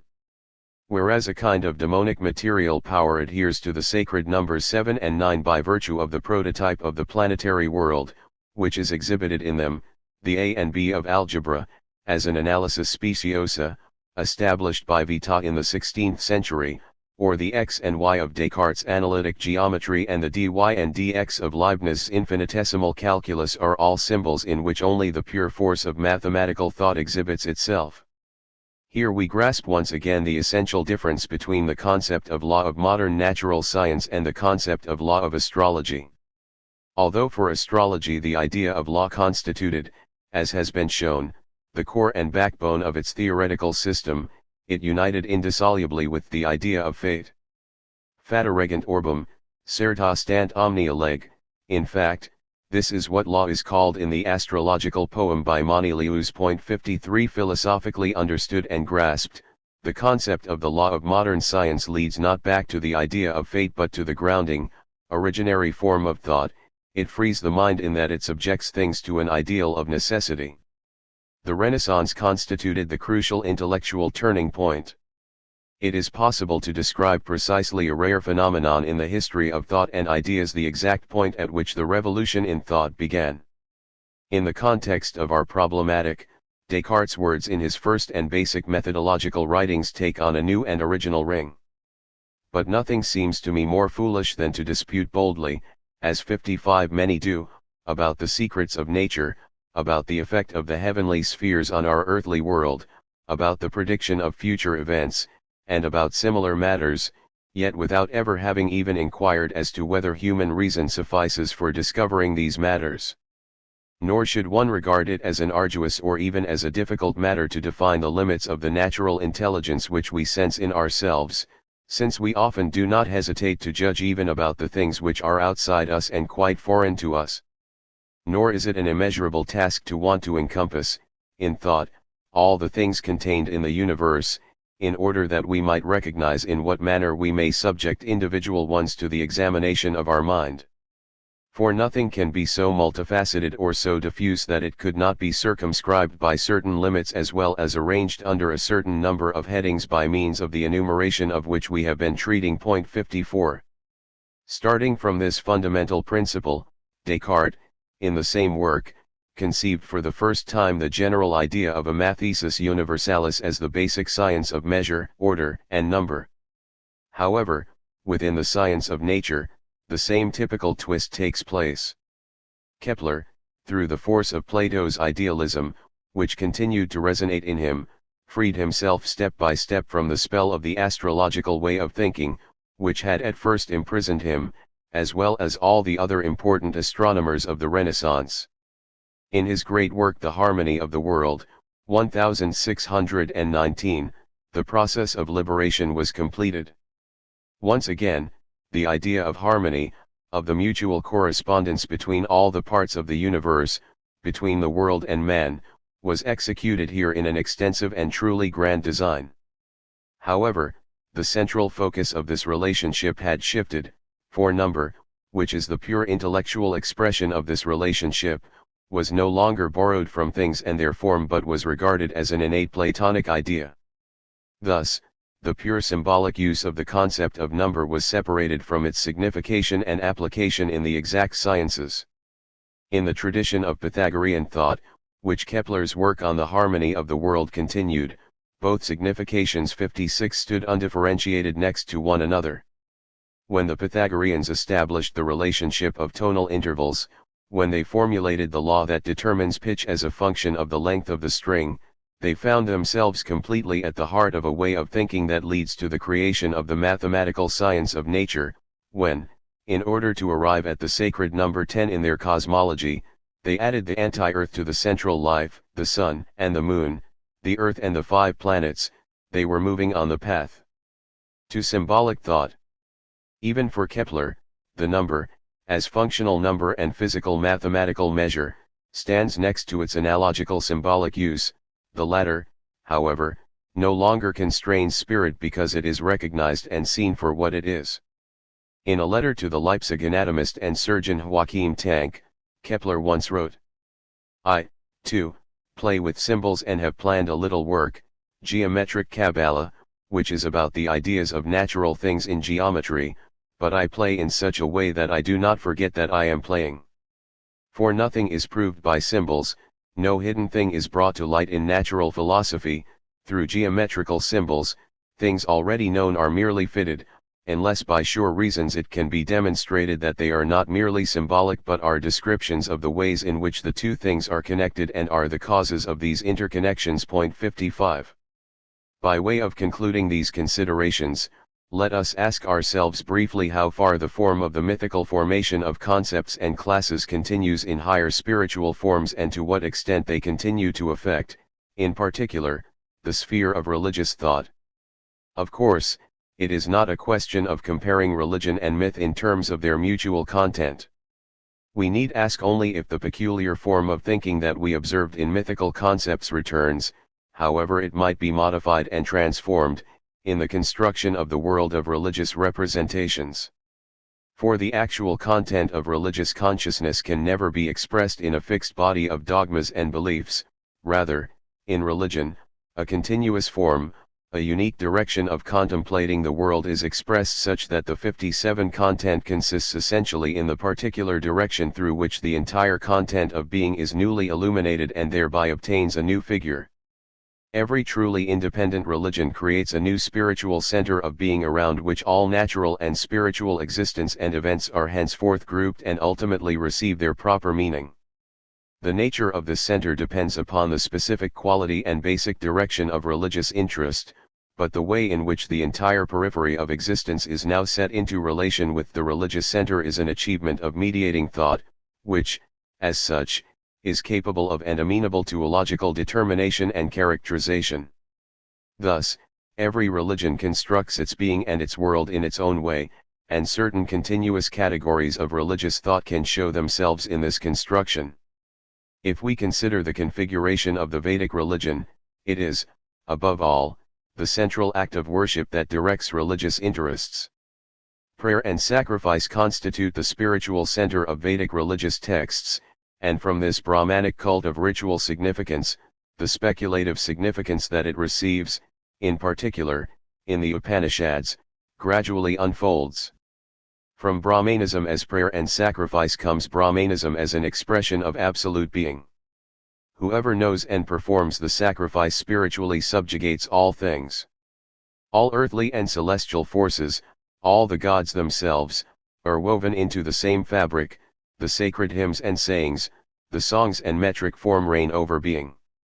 And it is significant that, after the determination and founding of that center, the remainder of the content of being is referred to it through the same characteristic correlations that we encountered earlier in an entirely different domain. In astrology, certain parts of being were equated with certain parts and positions of the celestial heavens, but, here, in its basic form, is the intelligible identification of individual things with different parts of the ritual. The Rigveda is associated with the earth, the Yajurveda with the air, the Samaveda with the heavens, etc.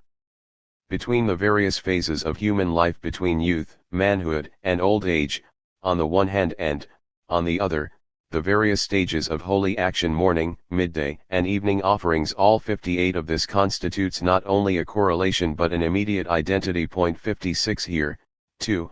A determined form as archetype and model grows up out of the character of the sacerdotal life, according to which all being, in the end, configures and organizes itself.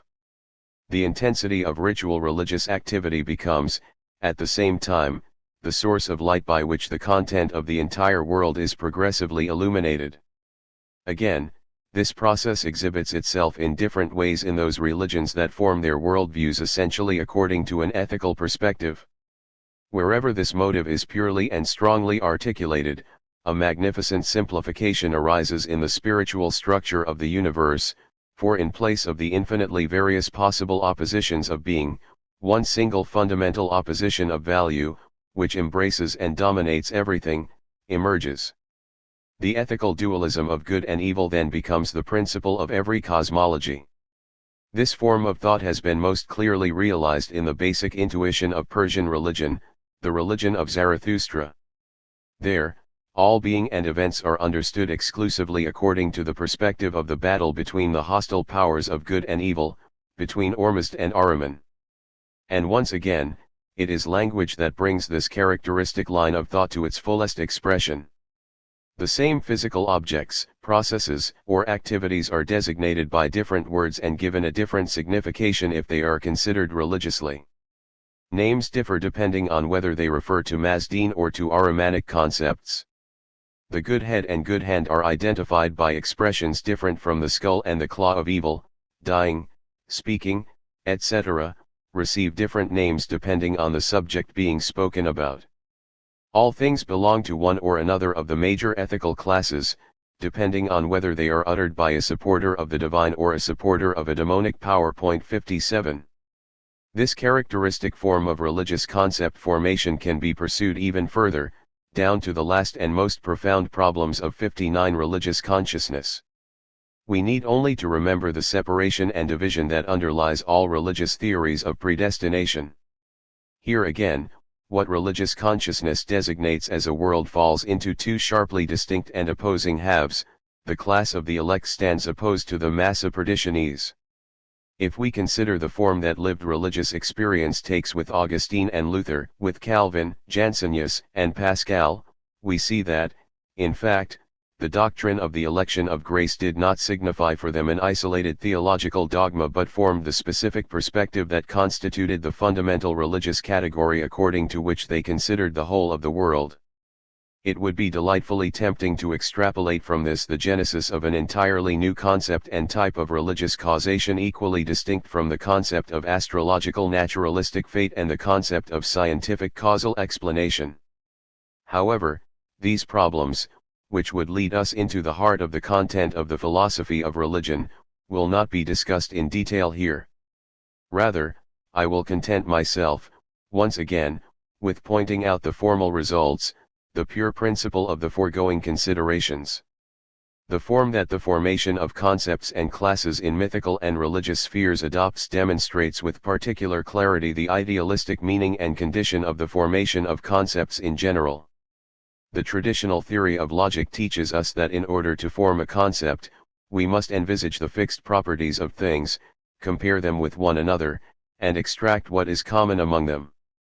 From a purely logical perspective, this precept proves itself to be completely inadequate, and it becomes all the more so the more one looks beyond the narrow realm of the scientific, of specifically logical thought, to other domains and directions of thought.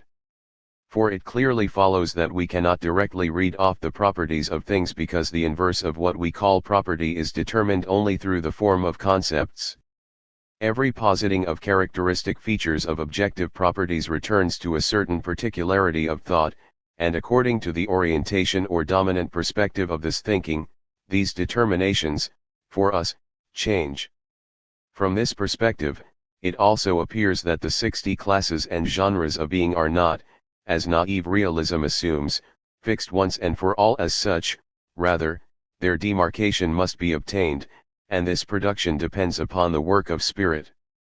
The real fundamentum divus ionis lies, in the end, not in things but in spirit. The world has, for us, the shape that spirit gives it. And because its unity is no mere simplicity, but preserves in itself a concrete manifold of different directions and operations, being and its classes, its interconnections and its differences appear otherwise, depending upon which of the different spiritual media apprehends it.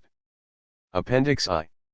61 Alfred William Howitt, On Some Australian Beliefs, The Journal of the Anthropological Institute of Great Britain and Ireland 13, 1884, 185 to 198, 191 ANM. 1. Report by James C. Muirhead, point 58. When a strong black dies, they think that some other black has put a spell on him. The corpse is placed upon a frame and covered over with boughs. These boughs must be of some tree of the same class as the dead. Suppose that he were of the Banby class division, these boughs of the broad-leaved box tree would be used, for this tree is Banby. Men of the Malura class, of which Banby and Curgula are the subdivisions, would place the boughs over him. After placing the body on a frame, which is raised on 4 forked sticks, they carefully work the ground underneath with their feet into dust, and smooth it so that the slightest mark or print can be observed. Then they make a big fire close to the spot and retire to their camp. Before leaving, they mark a number of trees so that this blazed line leads back to the frame with the corpse. This is to prevent the dead man following them. The following morning, the relations of the deceased inspect the ground under the corpse. If the track or mark of some animal, bird, reptile, etc., is found, they infer from it the totem of the person who caused the death of their relative. For all things belong to one or the other of the two great classes, Malura and Wuthera. For instance, if the track of a native dog were seen, they would know that the offender was Banby Malura, for to this subclass and class the dingo belongs. Appendix 2. Alfred William Howitt, Further Notes on the Australian Class Systems, The Journal of the Anthropological Institute of Great Britain and Ireland 18, 1889, 31 to 68, 62 ff.59. Light is thrown upon the structure and development of class divisions by considering the mechanical method used by the Wotjobaluk to preserve and explain a record of their classes and totems, and of their relation to those and to each other. My informant worked this record out by laying down pieces of stick on the ground, determining their directions by the sun, and I took the directions of these sticks by the compass. The stick number 1 was first placed in a direction due east, then stick 2 was laid down pointing and 70 degrees east. They represented the 2 subdivisions of the Ngawari division of Krokich, and the people belonging to them or forming them were called Ngawari Nagulai, or men of the sun. The direction in which the sticks pointed indicated how the individual was to be laid in his grave. That is to say, his head was laid due east, or 20 degrees north of east, as he belonged to one or another of the subdivisions of Ngawari, respectively. Ngawari is the principal mir or totem, and from it all the others are counted. My informant then placed stick 4 pointing north, indicating a very powerful mir of Krokich, namely, Bachanjal. Stick 3 was then placed between 4 and 2, and indicated the Baruan people. The whole space between 1 and 2 is called Kokorn Garkyuka, or all or wholly of 62 the white cockatoo. I have already said that this is a synonym of Ngawari, or nearly so. The space between 3 and 4 is called Krokich Bachanjal, to distinguish it from another Bachanjal of the Gamach primary class, which is represented by stick 11. Stick 6 was now laid down, being Wartwoot, the name of a powerful mir whose totem was the hot wind, which blows in that country from about northwest. Stick 5, placed between 4 and 6 pointing and 20 degrees W, indicated Wartwoot Bachanjal, a totem having affinities to both 4 and 6. The space between 4 and 5 is called Kokorn Bachanjal, or all or entirely Bachanjal, and between 5 and 6 the space is Wartwoot Bachanjal. My informant now had some difficulty in fixing the directions for the remaining totems of Krokich, and he stated that to work it out satisfactorily he would have to get a number of men together so as to have members of the other totems to point out their own directions. However, after consideration he arranged the following: he placed 8 as indicating Munya, and on either hand 7 and 9, indicating respectively Moiwiluk, and a second totem of 8. The space between 6 and 7 he called Wartwoot Moiwiluk, between 8 and 9 Kokorn Munya. The space between 7 and 8 he did not name, and I omitted to ask him. These 9 sticks represent the principal totems of Krokich. Perhaps there may be more, as there appears to be, for instance, a vacancy between 2 and 3 and between 3 and 4. On the other hand, if the totems 5 and 7 are subdivisions of 4 and 6 respectively, the vacancies referred to would be explained on the supposition that 2 and 3 had not subdivided. That 7 is a subdivision of 6 is suggested by the statement of another informant that he was Wartwoot but that Moiwiluk also belonged to him, and by the statement of the informant who made the diagram of sticks that the informant just named was Wartwoot but also partly Moiwiluk. Appendix 3.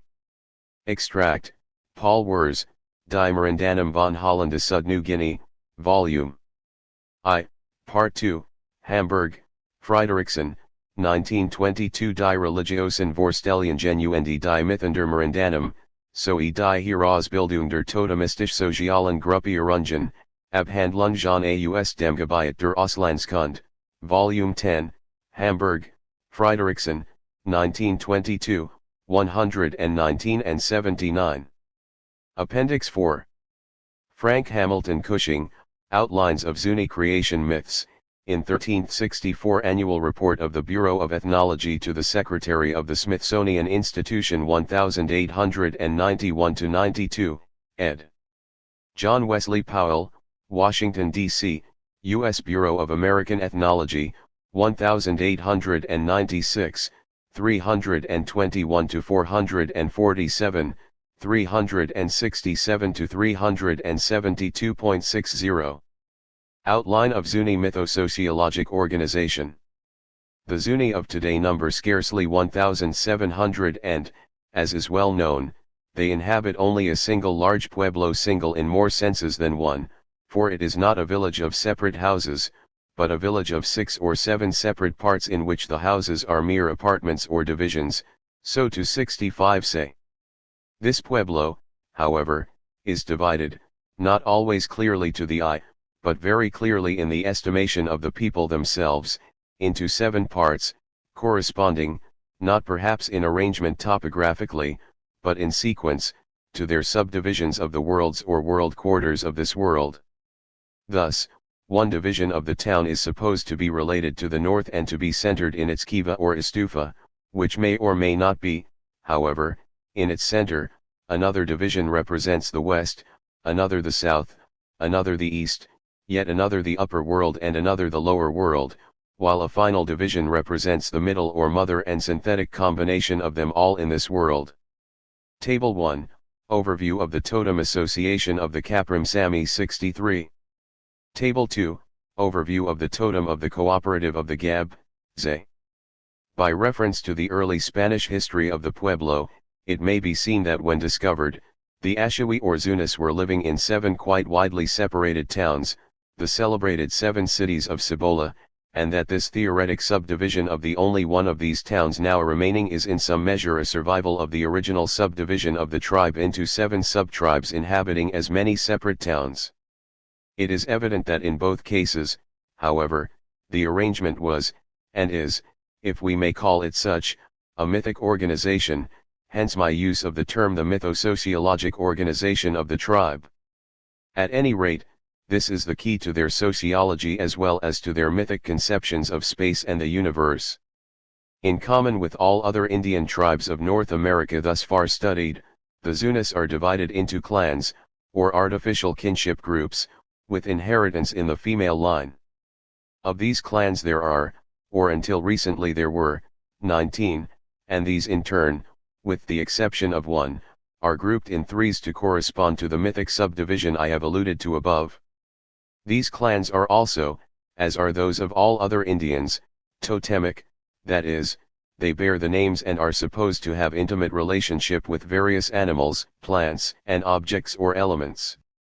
Named by their totems, they are as follows: Kalktakwi, crane or pelican people; Poikwi, nearly extinct, grouse or sage-cock people; Tahalupsikwi, nearly extinct, yellowwood or evergreen oak people; and Shikwi, bear people; Siskikwi, coyote people; Ayahokwi, redtop plant or spring herb people; Anakwi, tobacco people; Taekwi, maize plant people; Tonashikwi, badger people; Shahoitakwi, deer people; Maaikwi, extinct, antelope people; Tanakwi, turkey people; Yatakyakwi, sun people; Apoyakwi, extinct, sky people; Kayakayalikwi, eagle people; Takyakwi, toad or frog people; Kayanakwi, extinct, water people; Kaitolakwi, nearly extinct, rattlesnake people; Pichikwi, parrot macaw people. Of these clans, the first group of 3 appertains to the north, the second to the west, the third to the south, the fourth to the east, the fifth to the upper or zenith, and the sixth to the lower or nadir region, while the single clan of the macaw is characterized as midmost, or of the middle, and also as the all-containing or mother clan of the entire tribe, for in it the seat of the priesthood of the houses is supposed to be preserved. By this arrangement of the world into great quarters, or rather, as the Zunis conceive it, into several worlds corresponding to the 4 quarters and the zenith and the nadir, and by this grouping of the towns, or later of the wards, so to call them, in the town, according to such mythical division of the world, and finally the grouping of the totems, in 66 turn, within the divisions thus made, not only the ceremonial life of the people, but all their governmental arrangements as well, are completely systemized. Something akin to written statutes results from this and similar related arrangements, for each region is given its appropriate color and number, according to its relation to one of the regions I have named or to others of those regions.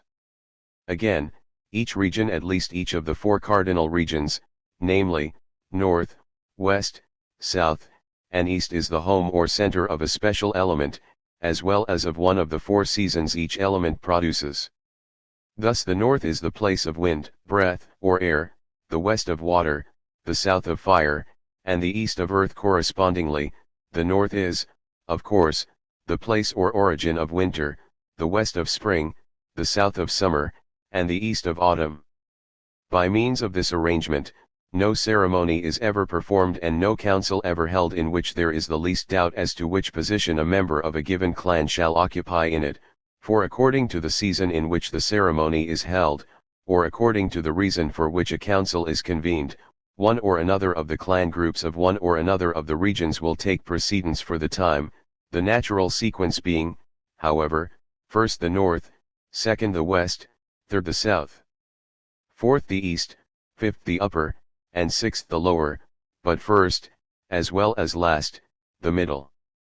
In strict accordance with the succession of the four seasons and their elements, and with their supposed relationship to these, are classified the four fundamental activities of primitive life, namely, as relating to the north and its masterfulness and destructiveness in cold, war and destruction, relating to the west, war cure and hunting, to the south, husbandry and medicine, to the east, magic and religion, while the above, the below and the middle relate in one way or another to all of these divisions. As a consequence, the societies of cold or winter are found to be grouped, not rigidly, but at least theoretically, in the northern clans, and they are, respectively, Hulukwi, Icewand people or band, Akayakwi, knife people or band, Kashikwi, cactus people or band, for the west, Phlakwi, priesthood of the bow or bow people or band, Api Hlanchiwani, priests of the bow, Sani Yakyakwi, priesthood of the hunt or coyote people or band, for the south, Makhalanakwi, great fire, ember people or band, Maketsanakwi, little fire, ember, people or band, of the east, Shiwanakwi, priests of the priesthood people or band, Uhahakwi, cottonwood down people or band, Shumkwi, or Kakahlanakwi, bird monster people or band, otherwise known as the great dance drama people or band, for the upper region, Nukwi, galaxy people or band or the all-consumer or scavenger people or band, or life preservers, and for the lower regions, Kaitolakwi, rattlesnake people or band, generators, or life makers. Finally, as produced from all the clans and as representative alike of all the clans and through a tribal septuarchy of all the regions and divisions in the midmost, and finally as representative of all the cult societies above mentioned is the Kaka or Akakakwi or mythic dance drama people or organization. It may be seen of these mythosociologic organizations that they are a system within a system, which also contains systems within systems, all founded on this classification according to the sixfold division of things, and, in turn, the sixfold division of each of these divisions of things. Indeed, this 67 tendency to classify according to the number of the six regions, with its seventh the synthesis of them all, the latter sometimes apparent, sometimes non-appearing, is carried to such an extent that not only are the subdivisions of the societies also again subdivided according to this arrangement, but each clan is subdivided both according to such a six-fold arrangement and according to the subsidiary relations of the six parts of its totem. The tribal division made up of the clans of the north takes precedence ceremonially, occupying the position of elder brother or oldest ancestor, as the case might be. The west is the younger brother of this, and in turn, the south of the west, the east of the south, the upper of the east, the under of them all, and the middle division is supposed to be a representative being, the heart, or navel of all brothers of the regions, first and last, as well as elder and younger. In each clan is to be found a set of names called the names of childhood. These names are more titles than cognomens. They are determined by sociologic and divinistic modes, and are bestowed in childhood as the verity names or titles of the children to whom they are given. But this body of names that relates to any one totem, for instance, to one of the beast totems, will not be the name of the totemic beast itself, but the names both of the totem in its various conditions and of its various parts, and of its functions or attributes, actual or mythical. Now these parts or functions, or attributes of the parts or functions, are also subdivided in a sixfold manner so that the name relating to one member of the totem, for example, like the right arm or leg of the animal thereof, would correspond to the north, and would be the first in honor in a clan, not itself of the northern group, then the name relating to another member, say, to the left leg or arm and its powers, etc., would pertain to the west and would be second in honor, and another member, say, the right foot, would pertain to the south and would be third in honor, and of another member, say, the left foot, would pertain to the east and would be fourth in honor, to another, say, the head would pertain to the upper regions and would be fifth in honor, and another, say, the tail would pertain to the lower region and would be sixth in honor, while the heart or navel and center of the being would be first as well as last in honor. With such a system of arrangement, with such a facile device for symbolizing the arrangement, not only according to the number of the regions and their subdivisions in their relative succession and the succession of their elements and seasons, but also in the colors attributed to them, etc., and, finally, with such an arrangement of names correspondingly classified and of terms of relationships that signify rank rather than consanguinal interconnection, mistake in the order of a ceremonial procession or council is simply impossible, and the people employing such devices may be said to have written and to be writing their statutes and laws in all their daily relationships and utterances. Appendix V. 68 Johann Jacob Maria de Groot, Universismus. Die Grundlage der Religion und Ethik, des Staatswesens und der Wissenschaften Chinas, Berlin, G. Reimer, 1918, 119 ff. The oldest medical book of China is titled Suwen and probably originates from the mythical Emperor Huang and his counselors. Certainly, the style shows us that it was most likely not written in pre-Christian times, but in it a lot of ancient Chinese science nevertheless survived. In chapter 67, we find that Zhang and Jin, the Tao of the universe, expresses itself in 5 ki breaths or influences, namely, heat or warmth, aridity, cold, wind and wet. As Huang was informed by his wise counselor Kipo, these influences rule all living beings and action, and are determining factors in their lives, depending on the ratio of the mixture in which they occur. Thus, further, the east brings forth the wind, and because the east corresponds to the element of wood, the wind is thought to produce the wood as well as sourness, because this is designated the taste of the east. The above factors also control the human liver, because it, too, corresponds to the east. The liver produces muscles and the heart. Furthermore, the spring, which annually produces plants and wood through its creative force, also corresponds to the east. As for human beings, this season produces wisdom and understanding, but also fury because it corresponds to the wind. And so it becomes entirely clear that the liver is anger, and that the wind and sourness are also from the harmful influence on the liver. In the same scholarly way, the great sage indicated to his imperial master that for the other regions and the center of the universe equally ingenious combinations could be clearly illustrated in the following table, which forms the basis of the universal system of Chinese pathology and medicine. Johann Jacob Maria de Groot, The Religious System of China, Its Ancient Forms, Evolution, History and Present Aspect. Manners, Customs, and Social Institutions Connected Therewith, Volume I/1, Disposal of the Dead, Part 1, Funeral Rites, Part 2, The Ideas of Resurrection, Leiden, Brill, 1892, 316 ff.61. The coffins of grandees in those times displayed a blue dragon on the left side, a white tiger on the right, a golden sun and a silver moon on the top. Moreover, the books of the later Han Dynasty state that the imperial coffins used to be decorated and painted with a sun, a moon, a bird, a tortoise, a dragon, and a tiger.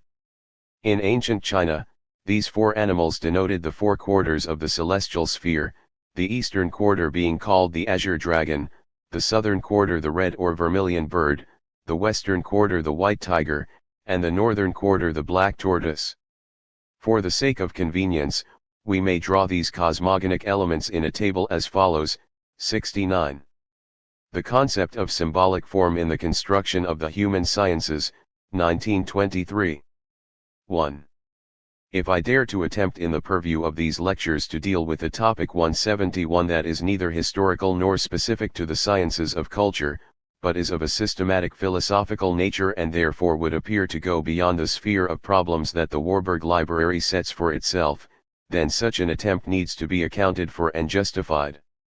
I believe I can provide this justification in no better way than to speak of the personal impression that I received in my first true encounter with the Warburg Library.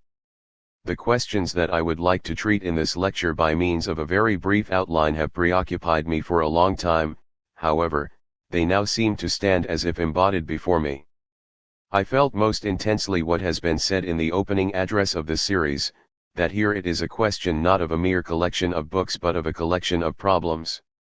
It was not the subject collections of the library that awoke in me this impression, rather, the principle of its construction affected me more greatly than the mere content. For here, the history of art, the history of myth and religion, the history of language and culture were clearly not only juxtaposed but also related to each other and to a common ideal center. Admittedly, at first sight this relation seems to be of a purely historical nature. It is the problem of the living legacy of antiquity that, as the introductory lecture explained, governs the entire structure of the library and lends to it its characteristic imprint. However, every salvaged problem of the history of spirit, when it is formulated with greater scope and depth, is at the same time a universal systematic problem of the philosophy of spirit. The survey, the synopsis, of the spiritual can fulfill itself in no other way than in its history, but it does not remain in this one dimension of the historical. The relation of being to becoming has its true correlation also in the inverse direction. Just as spiritual being can be viewed in no other way than in the form of 172 becoming, so, too, is it the case with all spiritual becoming, insofar as it is philosophically grasped and penetrated. In this way, it is raised to the form of being. If the life of spirit does not dissolve into the mere temporal form in which it takes place, if it does not flow into it, then it will flow into something else, something permanent that has in itself figure and duration, must reflect on the movable background of events. The less the researcher of language, the investigator of the history of religions, the historian of art linger in one single domain of their research, the more clearly they feel this unity of form. With each new sphere of historical existence that is unlocked, they see themselves at the same time directed to interconnections whose explanation leads beyond purely historical observation. In fact, today, not so much in philosophy as, rather, in the individual sciences, a most vigorous endeavor is stirring to go beyond positivism, beyond the employment of and limitation to the mere matter of facts. Among contemporary researchers of language, it is Karl Vossler in particular who has advocated with great energy the thesis that we would be led to a genuine and full understanding of the historical facts of language only once research opened itself up to making the crucial step from positivism to idealism. The further research into language and comparative linguistics expands today, the more decidedly there appears the emergence of certain constant motives of linguistic development, certain fundamental ideas of language that are rediscovered even where there can be no talk of historical influence and transmission. We are, perhaps, first tempted to search for the grounds for this appearance, insofar as it is concerned with the phenomenon of phonetics and the general lawfulness of its development, in the purely physiological domain. If we consider, however, how deeply phonetic and mental elements penetrate one another in the course of the development of language, if we hold fast to the methodological postulate that Vossler has given in the pregnant formula, first stylistics, then syntax and phonetics, then at least we will not believe that we have exhaustively explained the whole of the phenomena that are in question here by appealing to physiology. In fact, the phenomenon of phonetics is analogous to that 173 of morphology, which can be conceived only, if at all, from the deepest spiritual, structural relationships of language. Wilhelm von Humboldt has, in his two treatises on dualism and on the relationship of the adverbs of place to the pronoun in several languages, given the classic model for a method of examination that decisively grasps the spiritual content of an individual grammatical form in order to pursue it in its finest adumbrations and nuances. The implementation and enlargement that the basic idea of the latter of these treatises has recently experienced in linguistics appears to show how much this general tendency of Humboldt's method continues to have an influence. Even in the field of comparative mythology, the endeavor, not merely to inspect the beginning of mythical thinking and imagining, but to fix a determined unitary core content of mythical formation in general, has emerged ever more clearly in the past century. The call for a general mythology, whose task should be to establish a valid universal and to determine the principle in the phenomena in which every particular mythical formation was grounded, has now been raised from specialized research. Point 1. However, the writings of the Society for Comparative Mythology, which ought to have been determined to bring about this program, have only been able to complete the smallest part of the task that was set forth in it with great clarity. 4. Instead of conceiving and characterizing myth as a unified form of consciousness, they attempted to determine its unity purely from the objective side. A certain sphere of objects was selected from Babylonian astronomy and astrology in order to prove that they were the starting point and model for all mythical formation. However, in this way, the consideration of mythical objects does not really grasp the constructive unity of mythical thought.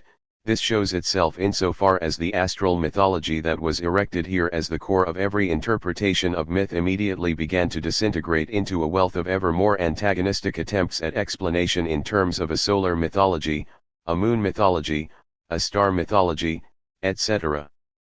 It emerges indirectly, though 174 very clearly, that the unity of the spiritual sphere can never be determined and secured from the object, only from the function that grounds it.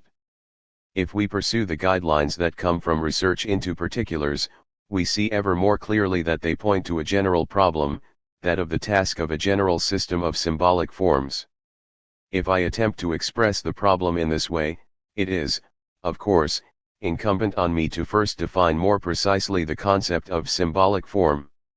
We can interpret the concept of the symbolic such that it is understood as a very determined direction of spiritual apprehension and configuration that has another, no less determined opposite direction standing over against it.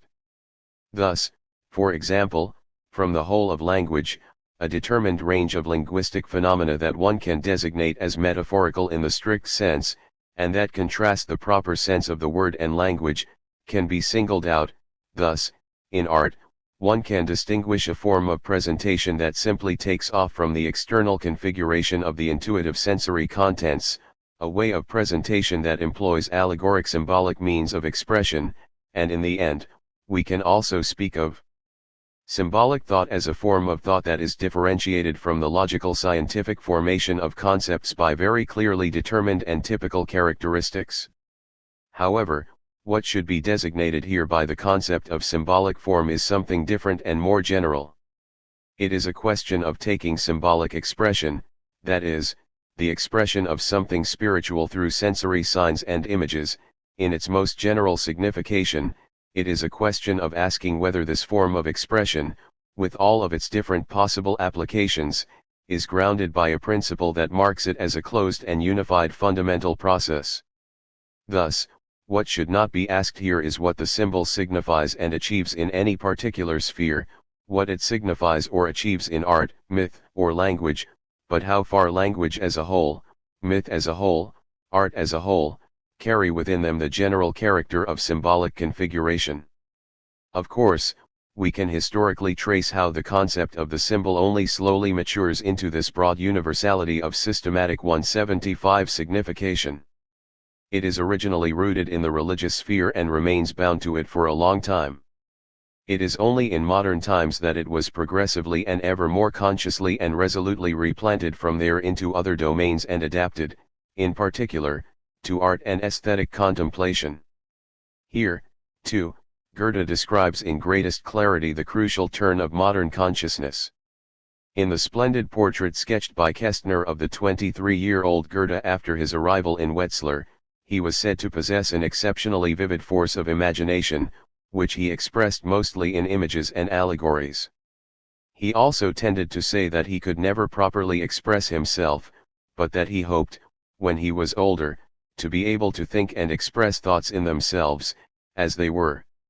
At 75, however, Goethe said to Eckermann that throughout his life he had only ever looked upon his works and achievements symbolically, and that, as he expressed it in a letter to Zelter, he only wanted to take the most original and deepest, the most authentic thought that he ever thought, the idea of metamorphosis symbolically. Thus, for him, the spiritual circle of his existence was implied by this concept. It encompasses not only the entirety of his artistic pursuits but also virtually the whole of his own form of life and thought. Beginning from Goethe, and consistent with his perspective, Schelling and Hegel took over the concept of the symbol for the philosophy of aesthetics, and, through to Friedrich Theodor Vischer's essay, the signification that the symbol possesses for the foundations of aesthetics was finally established. In the following observations, however, it is a question not of the often rich and fruitful employment of the concept but of its unified and universally valid structure. By symbolic form, one should understand every energy of spirit by which the content of spiritual signification is linked to a concrete and intrinsically appropriate sensuous sign. In this sense, language, the mythical religious world, and art confront us as particular symbolic forms. For in each of them the basic phenomenon takes shape.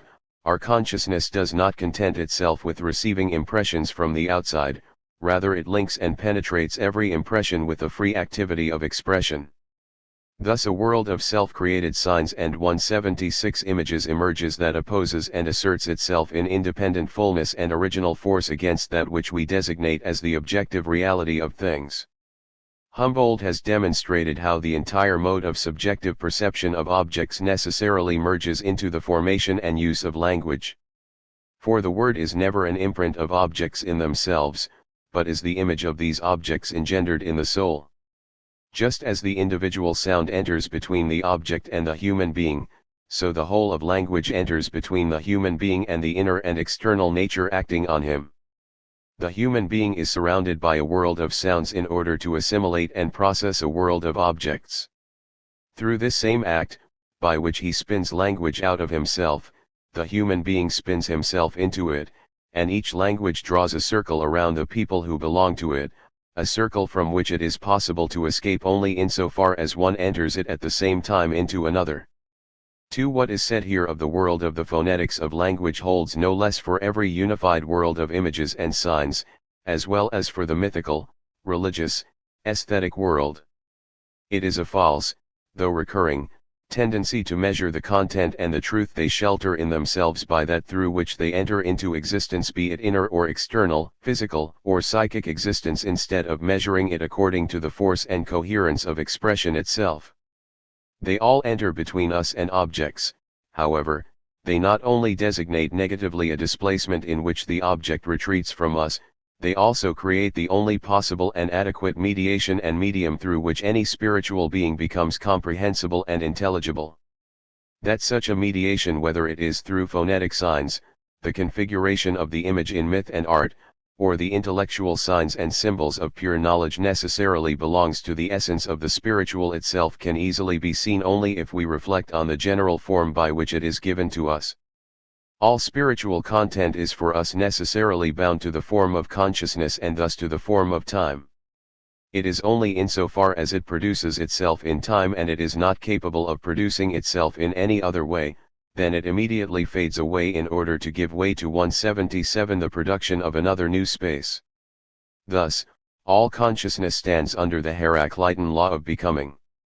The things of nature in their objectively real existence are able to show, if necessary, a fixed consistency, a relative duration. Consciousness, by its very nature, is refused such a state. It possesses no other being than that of free activity, than the being of the process. And in this process, the components never return as truly identical. Here, there is only a constant flow, a living stream in which every fixed configuration must, no sooner than it is obtained, die away once more. And this designates the characteristic antinomy, the immanent contradiction of consciousness itself. It cannot free itself from the form of time, for its own characteristic essence exists in it and is based on it. And yet, the content not only originates but arises, out of mere becoming, a formation, a figure, and eidos wrestles free. How are these two contradictory demands to be united and reconciled with one another? How can the instant, the moment of time, be held on to, without it losing its character as an instance of time? How can something individual, something given here and now in consciousness, determine its particular individuality so that in it a general content, a mental signification, becomes visible? The rift that opens up before us here seems, in fact, irreconcilable.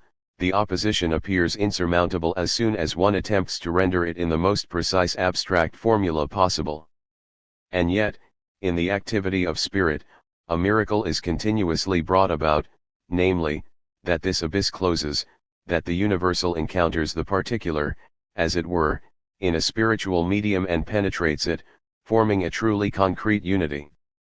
This process exhibits itself everywhere consciousness is not content with simply having sensuous content but produces such content out of itself. It is the force of producing that configures the contents of mere sensation and perception into symbolic contents. Here, the image has ceased to be something simply received from the outside, it has become something formed from the inside in which a fundamental principle of free-forming prevails. This is the achievement that we see take place in particular symbolic forms, in language, myth, and art. Each of these forms not only takes its starting point from the sensuous but remains constantly 178 enclosed in the sphere of the sensuous. It does not turn against the sensuous material but lives and creates itself in it. And with this, the oppositions that must appear as incompatible from the perspective of abstract metaphysics are united.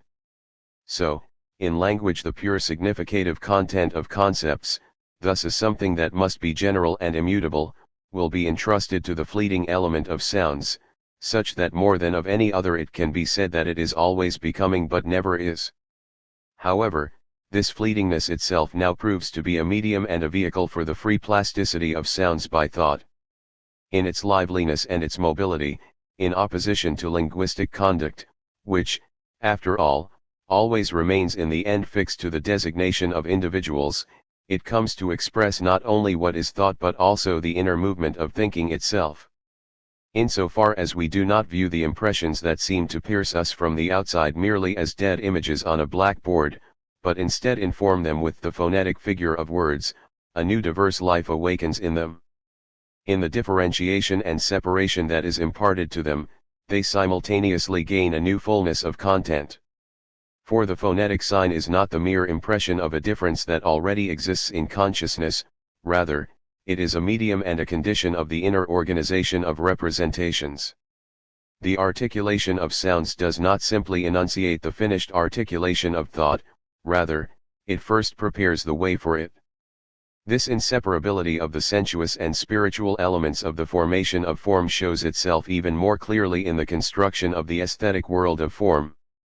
Every aesthetic apprehension of spatial forms may be rooted in elementary sensuous sensations, every sensation of proportion and symmetry may immediately be traced back to the sensation of our own bodies, and yet, on the other hand, there can be for us a true understanding of spatial forms, a plastic or architectonic intuition, only in that we are able to produce these forms ourselves and able to become conscious of the lawfulness of this production.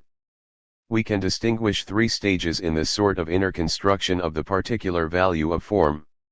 The sign always begins by snuggling as close as possible to the designated object, by taking it, as it were, up into itself and rendering it as precisely and fully as possible. Thus with language, the further we trace it back, the richer it becomes in authentically imitative and metaphoric sounds. It is no wonder that, for a long time, philosophical 179 theories of language have thought it possible to establish here the immediate explanation of the origins of language. The theory of the onomatopoeic origin of language received its systematic formation with the Stoics, and it underwent original and further elaboration by Guillaume Battista Vico in the 18th century, and persisted in modern times to the beginning of modern linguistics.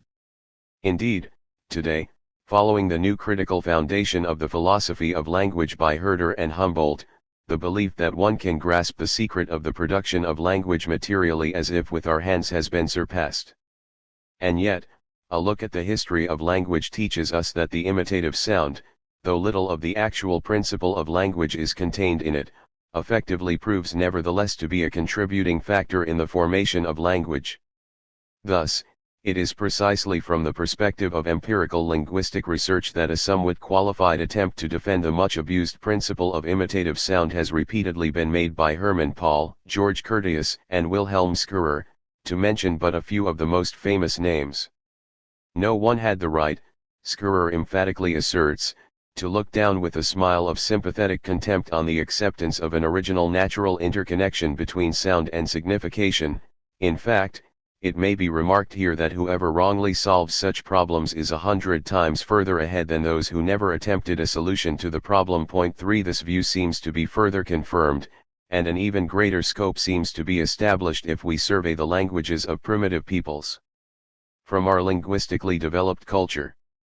Thus, for example, the U language, as Westermann in his U-grammatic demonstrates, is extraordinarily rich in means to express a received impression through sounds, a wealth that springs from the almost insatiable desire to imitate everything heard, seen, or somehow sensed with one or more sounds. Here and in some related languages, there are, for example, 180 adverbs that describe only one activity, one state, or one characteristic and, consequently, only belong to and can only be associated with one verb. Westermann cites for the single verb to walk no fewer than 33 such adverbial image sounds, each of which designates a particular manner, a certain nuance and feature of walking. Point 4. As we can see, the linguistic expression has not yet divorced itself here from the purely mimetic, and it scarcely possesses a higher form of generality. In particular, this mimetic character of the languages of native peoples distinguishes itself in the cases of clearly differentiated forms of expression that possess the designation and precise determination of spatial relationships. Different degrees of distance, as well as miscellaneous intuitive relationships of the position and location of objects that are spoken about, are designated by a different phonetic coloring by means of different vowels or, in certain circumstances, by a different tone. From all this, it clearly emerges how from this stage of linguistic formation sound immediately coalesces with the elements of sensuous intuition while simultaneously penetrating into it and attempting to exhaust it in its complete concretion and fullness.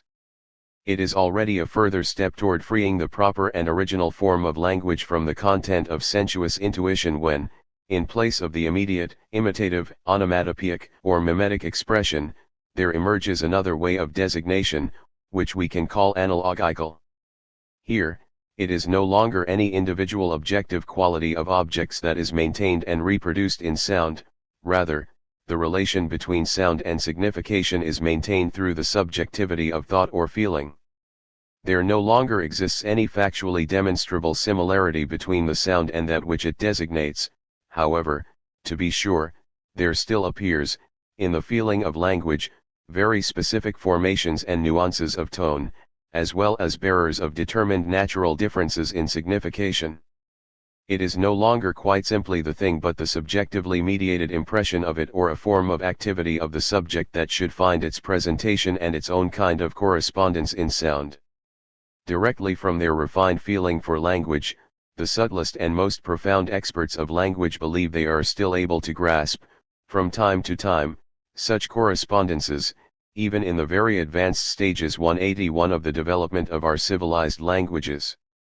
Thus, for example, Jacob Grimm attempted to demonstrate such a correspondence between the meaning of the form of questions and answers and the sounds used in Indo-Germanic languages in the formation of the words used in questions and answers.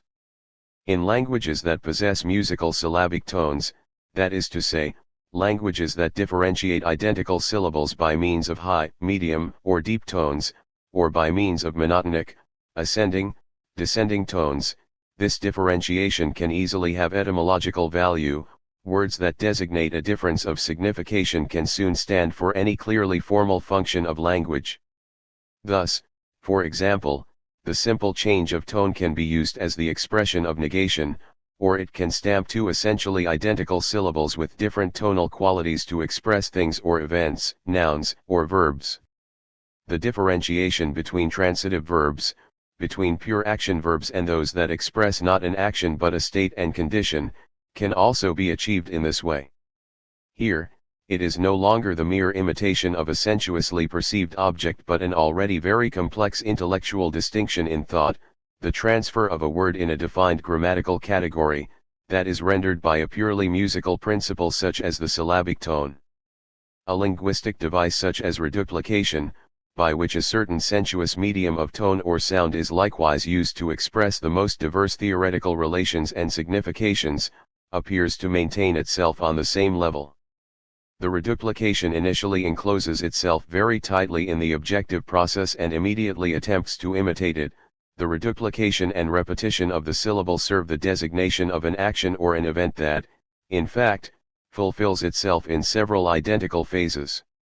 However, it goes further than this to designate only that content which is connected to the fundamental meaning of repetition by a distant analogy. For substantives, it serves the formation of plurality; in adjectives, the formation of comparative forms; in verbs, alongside the frequentative forms, it constitutes above all forms of intensity and is used for the expression of a large number of particular temporal differences. There are languages in which this device of reduplication governs 182 the entire grammatical structure. In all of this, it clearly emerges how language, even after it has freed itself from a merely onomatopoetic mode of expression, still takes great pains to conform to the significative content, to follow it tentatively, as it were. At the highest stages of its development, however, this interconnection appears broken. Every form of real imitation is now renounced, and instead of this, the function of signification achieves pure autonomy. The less the form of language aspires to provide an immediate or mediate copy of the objective world, the less it identifies with the being of this world, the more clearly it penetrates to its own achievement, to its specific meaning. Instead of a mimetic or analogical expression, it now achieves the stage of symbolic expression, which, in that it separates from every similarity with the objective, now directly gains, in this distance and turning away from, a new intellectual content. We cannot follow in detail here how the same direction of progress becomes visible in the construction of the world of aesthetic form. Of course, here we are from the beginning on another ground and, so to speak, in another spiritual dimension. For an artistic form, in the proper sense, first originates where intuition has completely ceased to be captivated by mere impressions, where it has freed itself from pure expression. Already, the first phase of artistic configuration is strictly separated from every kind of imitation.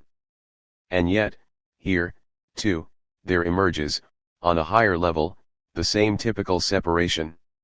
Indeed, it is not a question of a mere succession, of simply historical sequences of concrete artistic modes of presentation, but of the fundamental moments of artistic presentation which are present at every level of development and whose changing relationship, whose dynamic, is decisive for the style of every epoch. Goethe, in an essay that brings together the whole of his basic view of aesthetics, distinguished three forms of apprehension and presentation, which he identified as the simple imitation of nature, the manner, and style. Imitation attempts to capture in calm faithfulness the concrete sensuous nature of objects that stand before the eye of the artist. However, this faithfulness vis-a-vis the object is at the same time its limitation. A limited object is rendered in a limited way and with limited means. This passivity vis-a-vis the given impression 183 falls away at the second level, insofar that it is not so much the simple nature of objects that is expressed as the spirit of the speaking, the proper language of forms arises. The object, the model confronts the formative force of the artist. However, the artist no longer attempts to grasp it in its totality and exhaust it, rather, he highlights a few characteristic features in it in order to stamp them with uniquely artistic traits.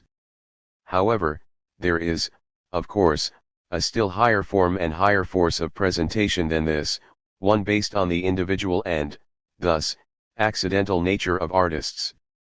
If the subjectivity of artists produces the manner, then the subjectivity of the art produces that which all art is able to do purely from its own means of presentation, namely, style. This is, of course, the highest expression of objectivity. However, it is no longer the simple objectivity of existence but the objectivity of the artistic spirit, it is not the nature of images but the simultaneous free and lawful nature of forming that manifests itself in style. Just as simple imitation is based upon a calm existence and a loving object, and just as the manner seizes a phenomenon with a light-hearted nature, so style rests on the deepest foundations of knowledge of the very essence of things, insofar as we are permitted to have knowledge of it through visible and tangible figures. 5. If we look back at the examination of the form of language, we see that this differentiation belongs to a general coherence. The path from imitation to pure symbol must be traversed by art as it was traversed by language, and only from this is the style of art, as is the style of language, achieved. It is an analogous lawfulness in progress, as with language, it is an identical rhythm of development of the spontaneity of spiritual expression that really proves itself in both. At the same time, however, there exists in Goethe's definition of style the hint of another sphere of problems, for here the concept of style is linked with that of knowledge. Thus, we are reminded that knowledge, that the development of the logical and intellectual functions are also subject to the conditions that are valid for every kind of progress from natural existence to spiritual expression. Knowledge begins as sensuous impressions and perception, by orienting itself toward things, the actual, 184 completely absorbing them into itself and, as it were, drawing them into the sphere of consciousness. The first and, in many respects, classic teaching that grounded the sensualist epistemology in ancient philosophy described this process in an absolutely sensuous and materialistic way. Images, epsilon delta omega lambda alpha, which establish the link between object and subject, are the material particulars that detach from things in order to penetrate the eye or soul. The epistemology of Aristotle and the Stoics attempted constantly to refine the expression that had been given to the relation between knowledge and the object. For Aristotle, it was not the material of the object but its pure form that merges with sensory perception in the soul, just as wax picks up the form of the signet ring but not the gold or ore.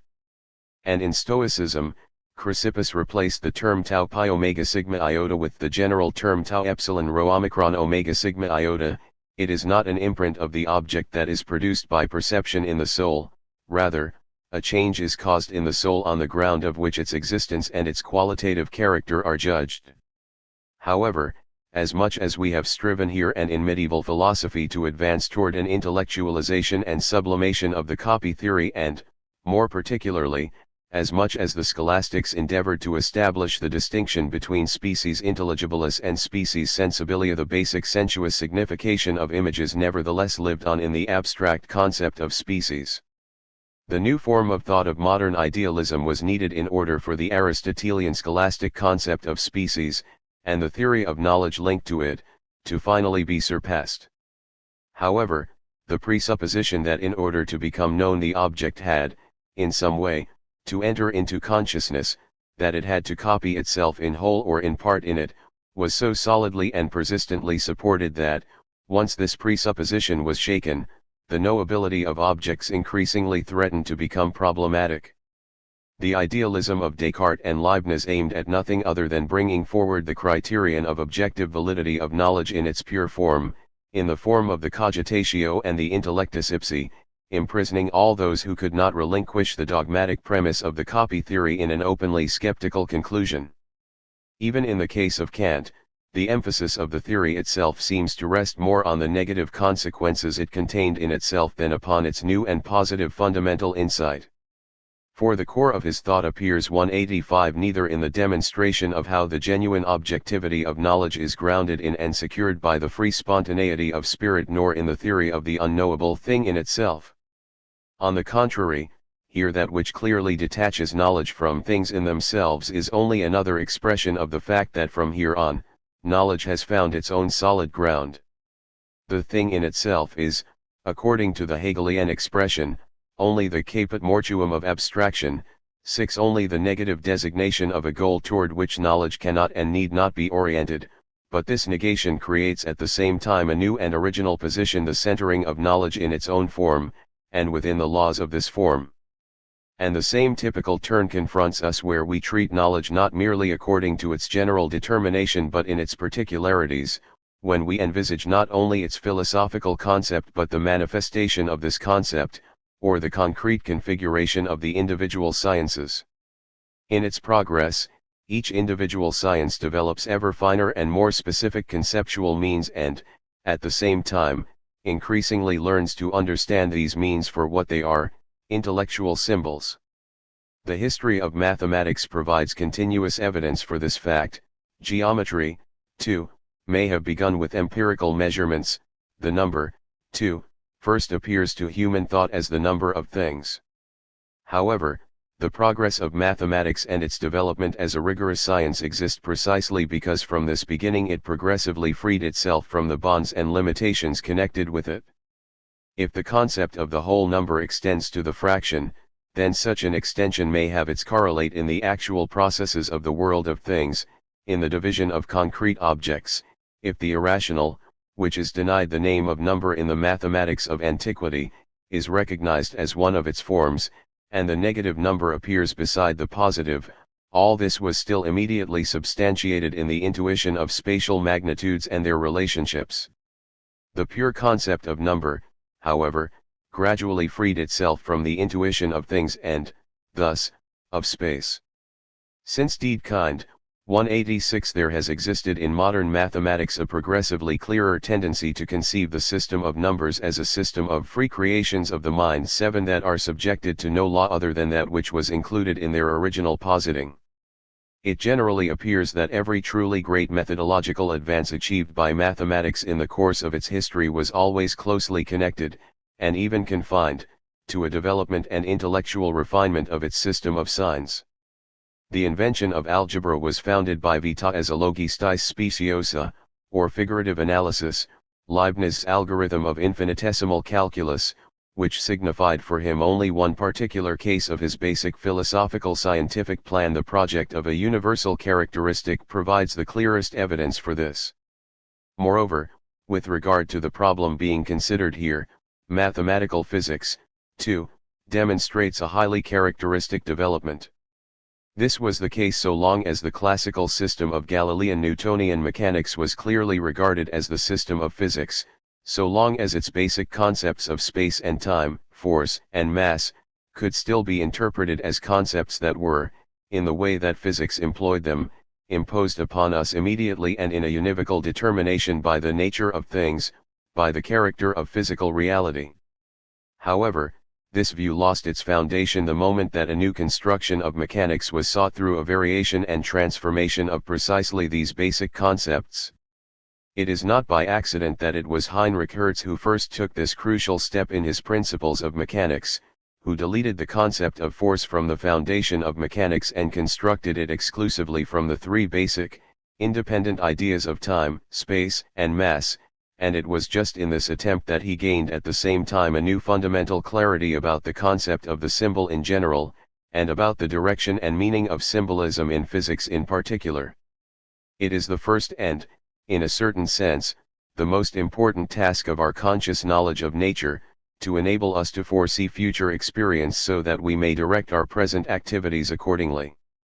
However, our process in deriving the future from the past, and thus achieving the desired foresight, is always this: we set up internal simulacra or symbols of external objects 187 of such a type that their intellectually necessary consequences are invariably symbols again of the necessary consequences in nature of the objects pictured. Point 8.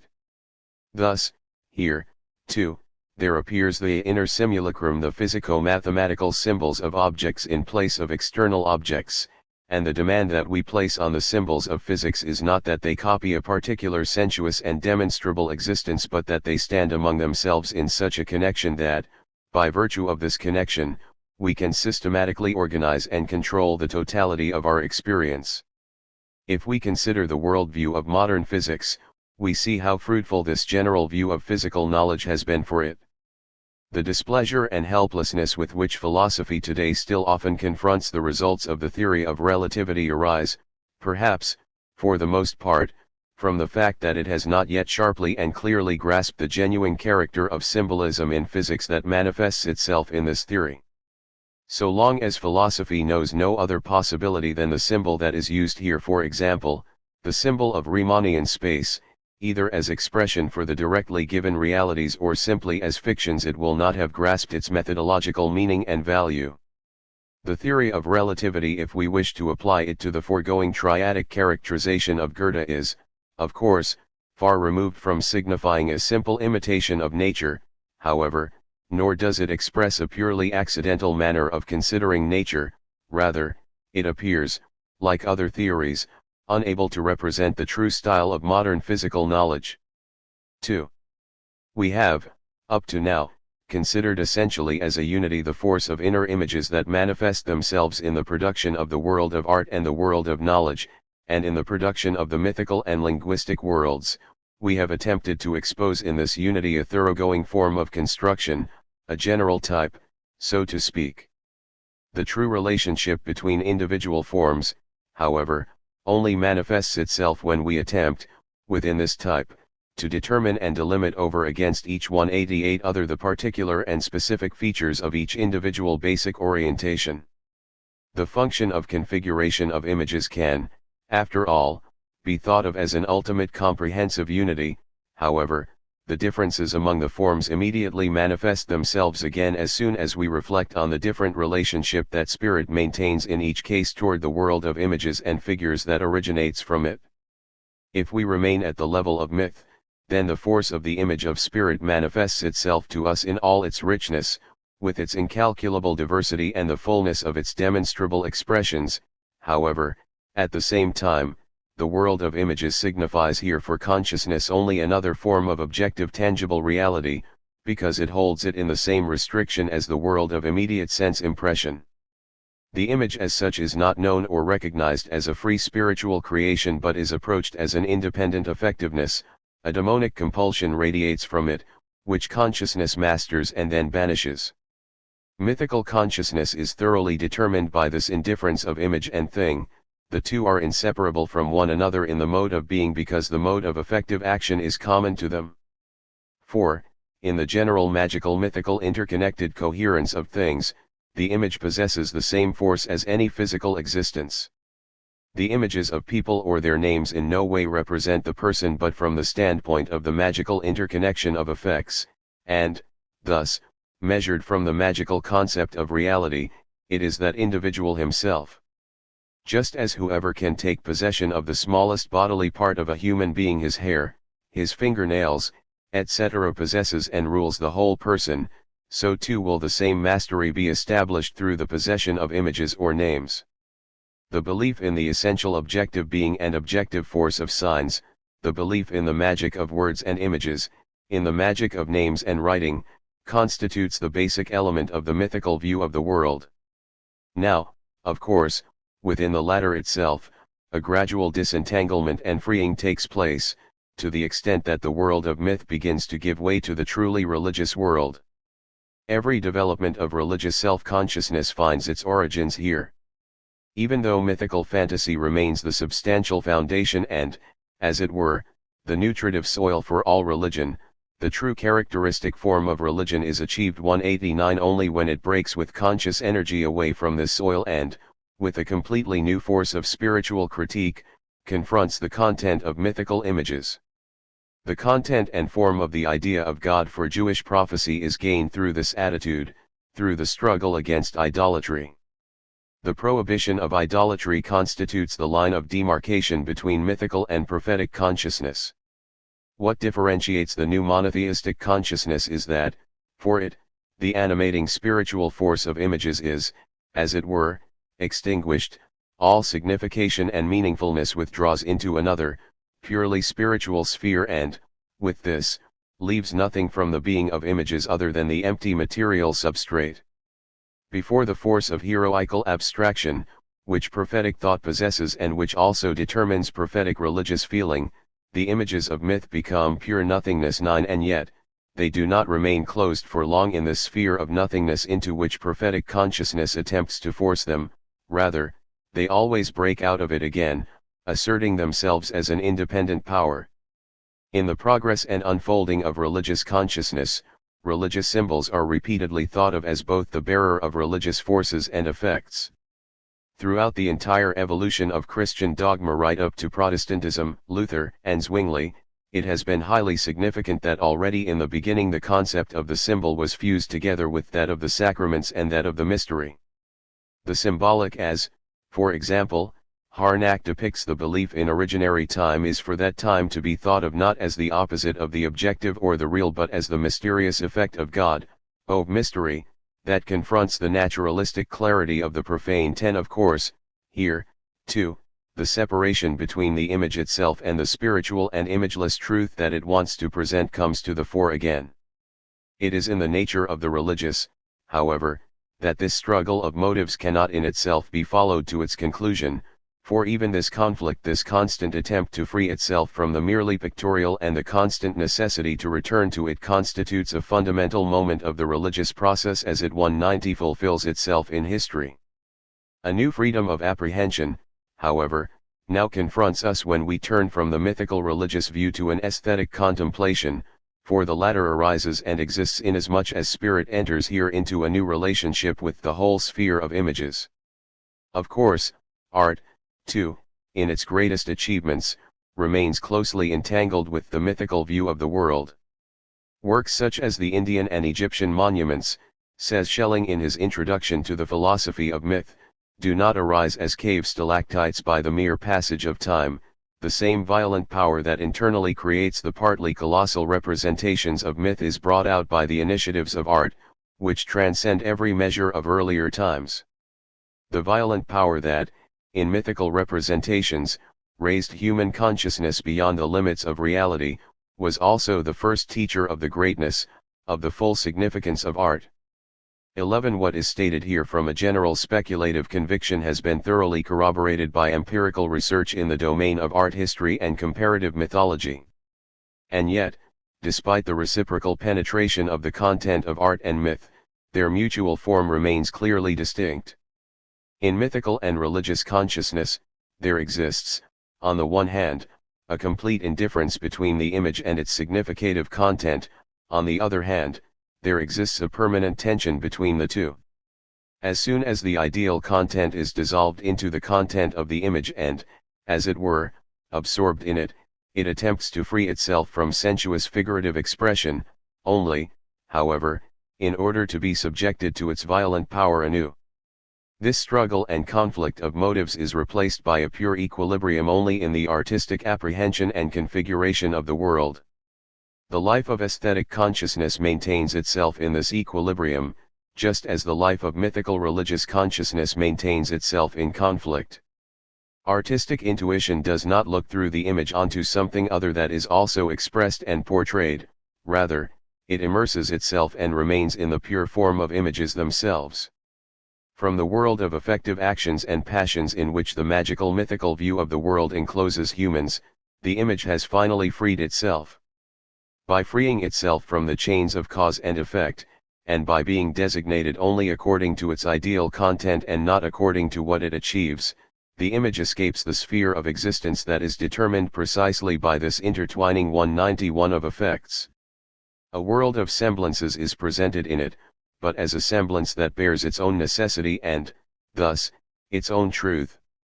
In another sense, art shows itself as the fulfillment of that which, in another domain of spirit, in another direction of symbolic formation, is held only as a demand. We have attempted to prove as a general law of linguistic expression that it begins from the closest proximity to the sensuous object and the sensuous impression in order, therefore, to distance itself progressively from both. More and more, the word ceases to be simply a phonic image, the pure significative content is independent of its sensuous consistence. At the highest point of linguistic development, this separation is finally achieved, the pure relation of sounds to signification appears independent, no longer requiring the support of some natural similarity between the two. However, if language is needed not only as the expression of pure concepts, in the sense of an objective determination and objective communication, if it is turned back to the inwardness of subjects from which it began in order to become the pure mirror of this inwardness, then a completely new relationship now emerges in a single gesture. For the language of poetry is no longer a merely abstract expression of concepts, rather, In it, each word has its own sound and emotional value. It not only realizes itself in the general achievement of representation of a certain significative content but, as sound and tone, it possesses, in addition, an autonomous life, its own being and its own meaning. Thus, at the heart of the highest determination of objective presentation, the sound preserves its inner significance. The objective portrait now strips from itself all mediacy, everything that is merely representative and significative, in order to return to the form of pure immediate presence. The secret of the truly perfect poetic expression maintains itself precisely in the fact that, in it, the sensuous and the spiritual no longer oppose one another. All the rigidity of mere signs melts away, every word is once again filled with an individual content specific to it and becomes therewith the expression of the inner mobility, the pure dynamic of emotions. The greatest lyrical works of art, for example, in German poetry, the 192 most perfect poems of Hölderlin are those that best exhibit this double coincidence, perfect spirituality that has, at the same time, created the perfect body, the sensuous tone and rhythm evidently suited for it. Before creations of this kind, we are seized by the feeling that Hamann has expressed by saying that poetry is the mother tongue of humankind. 12 We certainly find here no return to the original primitive source, to the first historical beginnings of the creation of language. Rather, the form of language has, insofar as it has interpenetrated the form of poetry, gained a new content. The stage of mere imitative or emotional sounds thus lies far behind us here. Onomatopoeia can occasionally, in a very limited way, serve certain particular poetic effects. However, it enters into the essence of lyrical expression as little as it does into linguistic expression. For here, too, the sound never portrays the individual, the particular and accidental of the sensuous impression. Rather, it oscillates purely within itself and only as the totality of that which is not directed towards something other and external. Rather, the pure mutually toned oscillations enclose within themselves the unity of an aesthetic mood. Thus, the apparent return to immediacy is more the result of a double mediation in which linguistic and poetic form take part, each in its own particular way. Generally, the philosophical examination of symbolic forms can never simply be content with describing each individual symbolic form in its determined spiritual structure and in terms of its specific means of expression. Rather, one of the most important tasks is to determine the reciprocal relationship of these forms, a relationship that results just as much from their correspondence as from their opposition, from their attraction as from their repulsion. From the range of problems that confront such an examination, I have raised only one. When we contrast the mythical explanation of the world with the scientific one, it appears that the two are distinguished by the fact that, on the one side, there prevails the highest objective determination of thought, whereas, on the other side, there is only fantastic caprice and individual arbitrariness. Myth, too, has a self-enclosed form. A determined law of formation also manifests itself in its wealth of contradictory images. And this form does not arise exclusively in the impulses of fantasy or simply in affects 193 but also contains completely determined intellectual elements. Mythical thought has its categories as does logical scientific thought. Above all, it is the fundamental and ruling category, the category of causality, that effectually manifests itself in it. That the most universal concept of causality, the simple idea of the relationship of cause and effect, is in no way lacking in myth is clearly manifested in its constant tendency to derive and elucidate the world. Cosmogony and theogony first define the whole of the mythical world. And, even at the lower stages, the wealth of mythical fairy tales that specify the mythical genesis for any individual thing, for the sun or the moon, for humans, animals, or plants, shows how deeply this fundamental feature is rooted in mythical thought. It is, thus, not the form of causality as such but its particular direction and formulation that, in principle, distinguishes the mythical concept of being and becoming from the scientific concept. For myth still and especially remains bound in its causal thinking to the form of complex thought that designates and determines it as such. Every mere resemblance or accidental coexistence of things, Their togetherness in space and their tangency in time, is enough to unite them into a magical unity of effective action. Every magical analogy is a typical example of this behavior. The name of the magical analogy, of course, obscures rather than clarifies the state of affairs, for this is just what characterizes mythical apprehension, where we see a mere analogy, a mere relation of similarity between two different and independent elements. Myth, in truth, sees only a single thing before it. It does not separate the various particular things according to generic similarities, but sees every similarity as the immediate expression of an identity of being. And the same holds true for spatial togetherness and temporal coexistence as for the relation of similarity.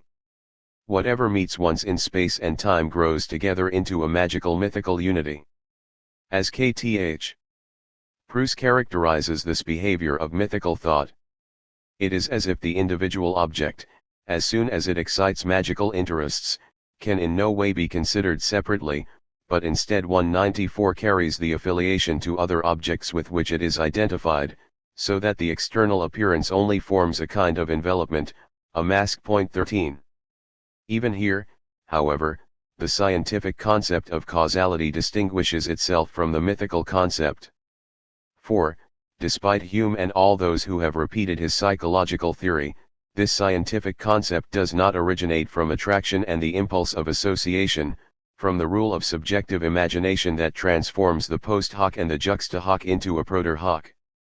On the contrary, looked at more closely, it proves to be grounded precisely in the opposite spiritual comportment.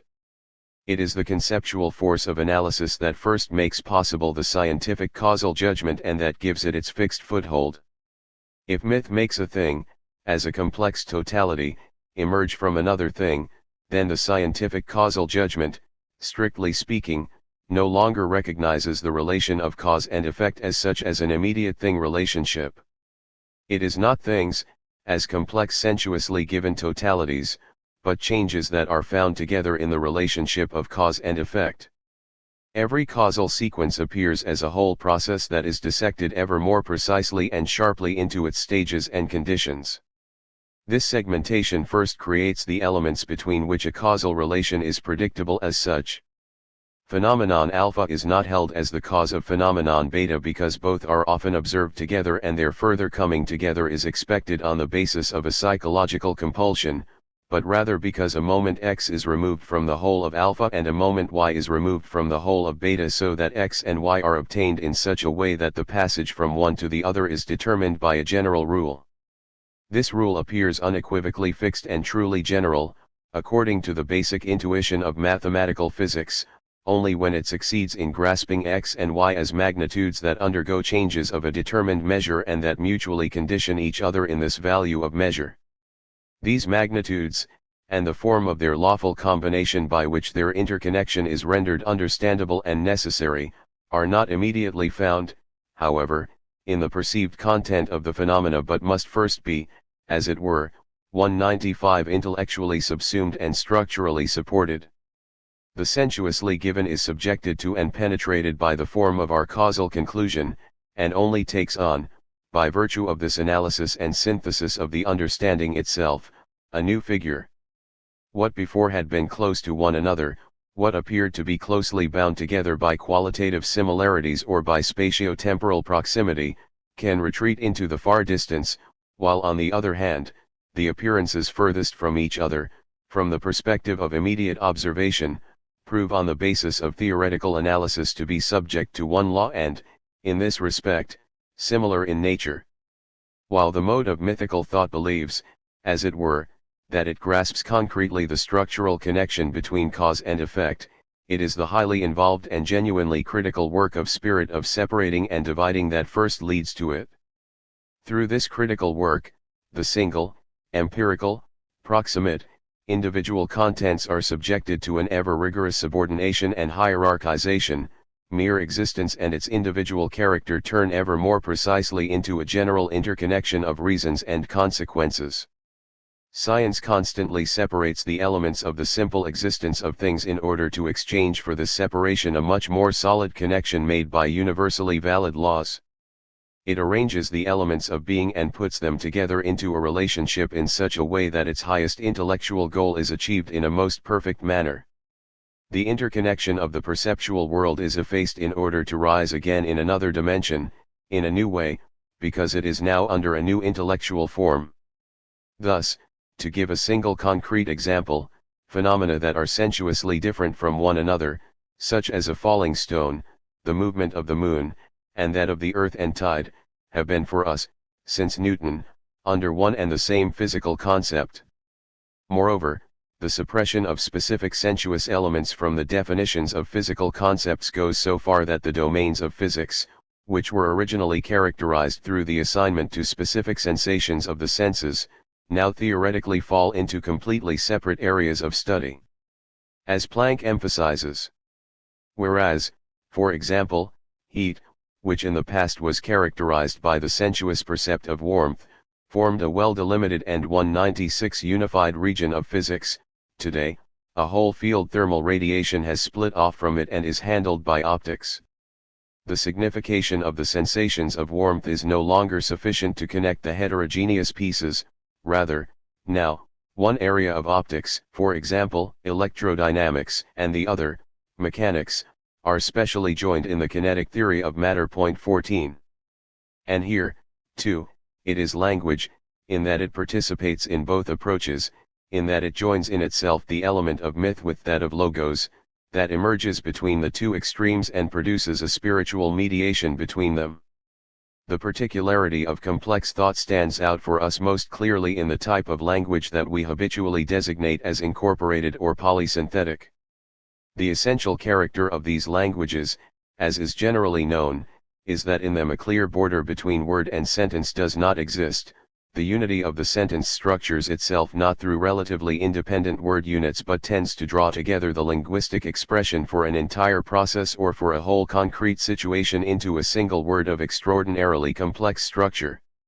Humboldt was one of the first to elucidate this practice, attempting to clarify its basic intellectual direction by way of the example of the Mexican language.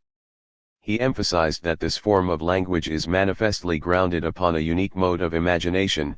The sentence is not constructed or gradually built from parts but is given at once as the unity of a stamped form. However, this apparently completely self-enclosed and unified form falls short of a genuine synthetic unity as it is still an undifferentiated form. In its pure intellectual sense, true synthesis is not antithetical to analysis, rather, it presupposes and infers it as a necessary moment.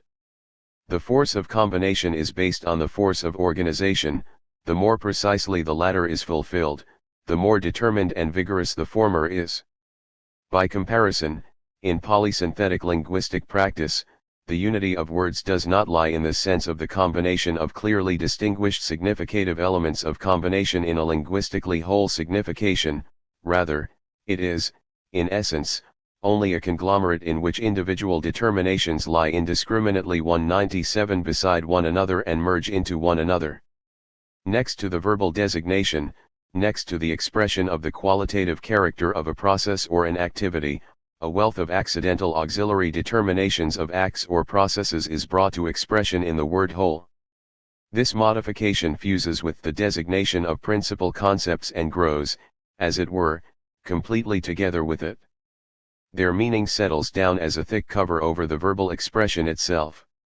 So it happens, for example, in the linguistic determination of the activity of every particular circumstance of place, time, individual manner, mode, and direction of activity. The verb changes by incorporating particles from a wealth of suffixes or infixes, depending on whether the subject of an action is sitting, standing, or lying down, depending on whether the action takes place with this or that tool. As Powell, who has depicted this method in graphic detail in the example of Indian languages, remarks. Perhaps one time in a million it would be the purpose to express all of these particulars, and in that case the Indian would have the whole expression in one compact word, but in the 999,999 cases all of these particulars would have to be thought of in the selection of the form of the verb, when no valuable purpose would be accomplished thereby. 15. Of course, It could be objected that this remark unwittingly grounds our habits of thinking and our demands of thought on the judgment of other ways of speaking and thinking. What constitutes a main factor and what an accident of an action or a process is never fixed in itself by an unambiguously objective indicator, rather, it is the mode of spiritual apprehension that decides this, and it is this apprehension that gives the expression of linguistic thought its determined direction. However, it appears as a general rule in the overall development of language that the form of intuitively compact expression progressively gives way to the form of conceptually analytic expression, that in place of the extraordinary 198 concretion that governs primitive languages, 16 logical clarity in the expression of pure relations prevails. While the concrete way of designation forms an attestation and symptom, here consciousness possesses the wealth of its content, as it were, in one agglomerated and, in the literal sense, concretized unity. Moreover, the progressive organization of the sentence not only expresses the progress of intellectual organization but, at the same time, appears as the means, as a spiritual vehicle for this process. It is well known how slowly truly generic expression developed in the evolution of language, how, for a long time, it was delayed by the requirements and the ability of individual expressions. The former phases of linguistic development are characterized vis-a-vis the latter in that not only is there no lack, there is an overabundance of differentiating expressions that have, however, neither cognized nor designated as such the differences, because here the general concept is missing and, thus, the general principle from which it can be determined as the particulars of an overarching unity. This principle will be found and secured only if the logical force of analysis strengthens and penetrates the formation of language. The form of the sentence now takes ever more rigorous logical coincidence. In place of the mere juxtaposition of the elements of the sentence, in place of the parataxis that designates every primitive formation of language, there emerges an increasingly determined hierarchization and subordination that makes speech, as it were, the spiritual foreground and background, a logical perspective. Thus, the path of language leads from sensuous complexity to an ever more consciously and tightly thought unity, from elementary wealth to an apparent poverty that, in truth, first makes the rigor of analytic determination and control possible. However, we could, it is true, put forward an argument objecting not only to language but also to the totality of symbolic forms. Do these forms exhaust the most profound immediate content of consciousness? Or do they not rather signify a continuous impoverishment? We have alluded to W. von Humboldt's suggestion that language imposes itself between subject and object, between the human being and the reality that surrounds him. However, does it not follow from this that, at the same time, language, as well as the other symbolic forms, erects an opposition and veritable barrier between our consciousness 199 and reality? And must not the question be posed whether it would be possible to break through this barrier in order to arrive at the true and essential, the uncovered being? In fact, the quest to return from mere signification to ultimate and original being, from mere representation and symbolism to the basic metaphysical certainty of pure intuition, asserts itself more strongly today than ever before. The first and most necessary step here seems to be to renounce all conventional symbols in order to replace words with immediate intuition, linguistic discursive thought with pure, wordless showing. Berkeley has anticipated here the modern positivist demand for a critique of language. In vain do we extend our view into the heavens, and pry into the entrails of the earth, in vain do we consult the writings of learned men, and trace the dark footsteps of antiquity. We need only draw the curtain of words, to behold the fairest tree of knowledge, whose fruit is excellent, and within the reach of our hand. 17. What is said here about language would seem logically to apply to any mode of symbolic expression. Each spiritual form seems at the same time to signify a cover into which spirit encloses itself. If we were able to remove all these covers, we would be able to penetrate true and unaltered reality, the reality of subjects as well as that of objects. A review of language and its place in the construction of the spiritual world already indicates what we are to think about conclusions of this kind. Even if one could really entirely escape the mediating character of linguistic expression and the conditions that this imposes upon us, The realm of pure intuition, the unlimited wealth of life itself would not be encountered, rather, it is, again, only the narrowness and dullness of sensuous consciousness that surrounds us. And the necessity of such a conclusion imposes itself upon us even more clearly if we apply this question to the totality of symbolic forms to language, myth, 200 art, and religion. We believe it is possible to refrain from considering each of these particular forms, and under certain conditions we can refrain from doing so, provided that we are allowed, in abandoning them, to retain other, richer content. It is in this way that the mystic seeks to escape all pictorial configuration, which is the heart of aesthetic intuition, and, thus, tries to evade all relativity of linguistic expression, and in this negation, in this pure know that as the basic motive recurs in each historical figure of mysticism, seems to open the new and original position of religious consciousness. Even as a positive figure, however, the latter still contains a definite and specific way of forming. Our analysis attempts to show that behind each particular sphere of symbols and signs, be they linguistic, mythical, artistic, or intellectual signs, there are certain energies of forming. To relinquish the sign, not only in this or that sphere, but in every form, signifies at the same time the destruction of these energies. The real substantiality of spirit consists not in the fact that it can do without sensuous and symbolic content as a simple accident and reject it as an empty shell, but in the fact that it asserts itself in resisting this medium. Thus, for philosophy, for all contemplation of being, life in itself can never constitute the goal or a nostalgia of its contemplation prior to any formation and thus beyond it. Rather, for philosophy, life and form constitute a single indivisible unity. For it is by form and its mediation that the immediacy of life takes the figure of spirit, but the power of spirit is, as Hegel puts it, only as great as its expression and externalization, its depth only as deep as it dares to spread out and lose itself in its exposition. 18. The Kantian elements in Wilhelm von Humboldt's Philosophy of Language, 1923. 1. The groundwork of critical philosophy includes not only an altered determination 236 of the relationship of knowledge toward the object but also a new conceptual determination of knowing. Both essential moments of knowledge can themselves be combined in the demand for its objectivity and its encompassing unity. Its unity, like its objectivity, however, is now enriched and grounded in a completely new way in opposition to a dogmatic way of thinking. Just as the object is based upon and measured by knowledge, it obtains an authentic inner multiplicity by virtue of the multiplicity of the principles of knowledge. Thus, the unity of knowledge no longer coincides in any way with its simplicity, with its derivation from its own principle.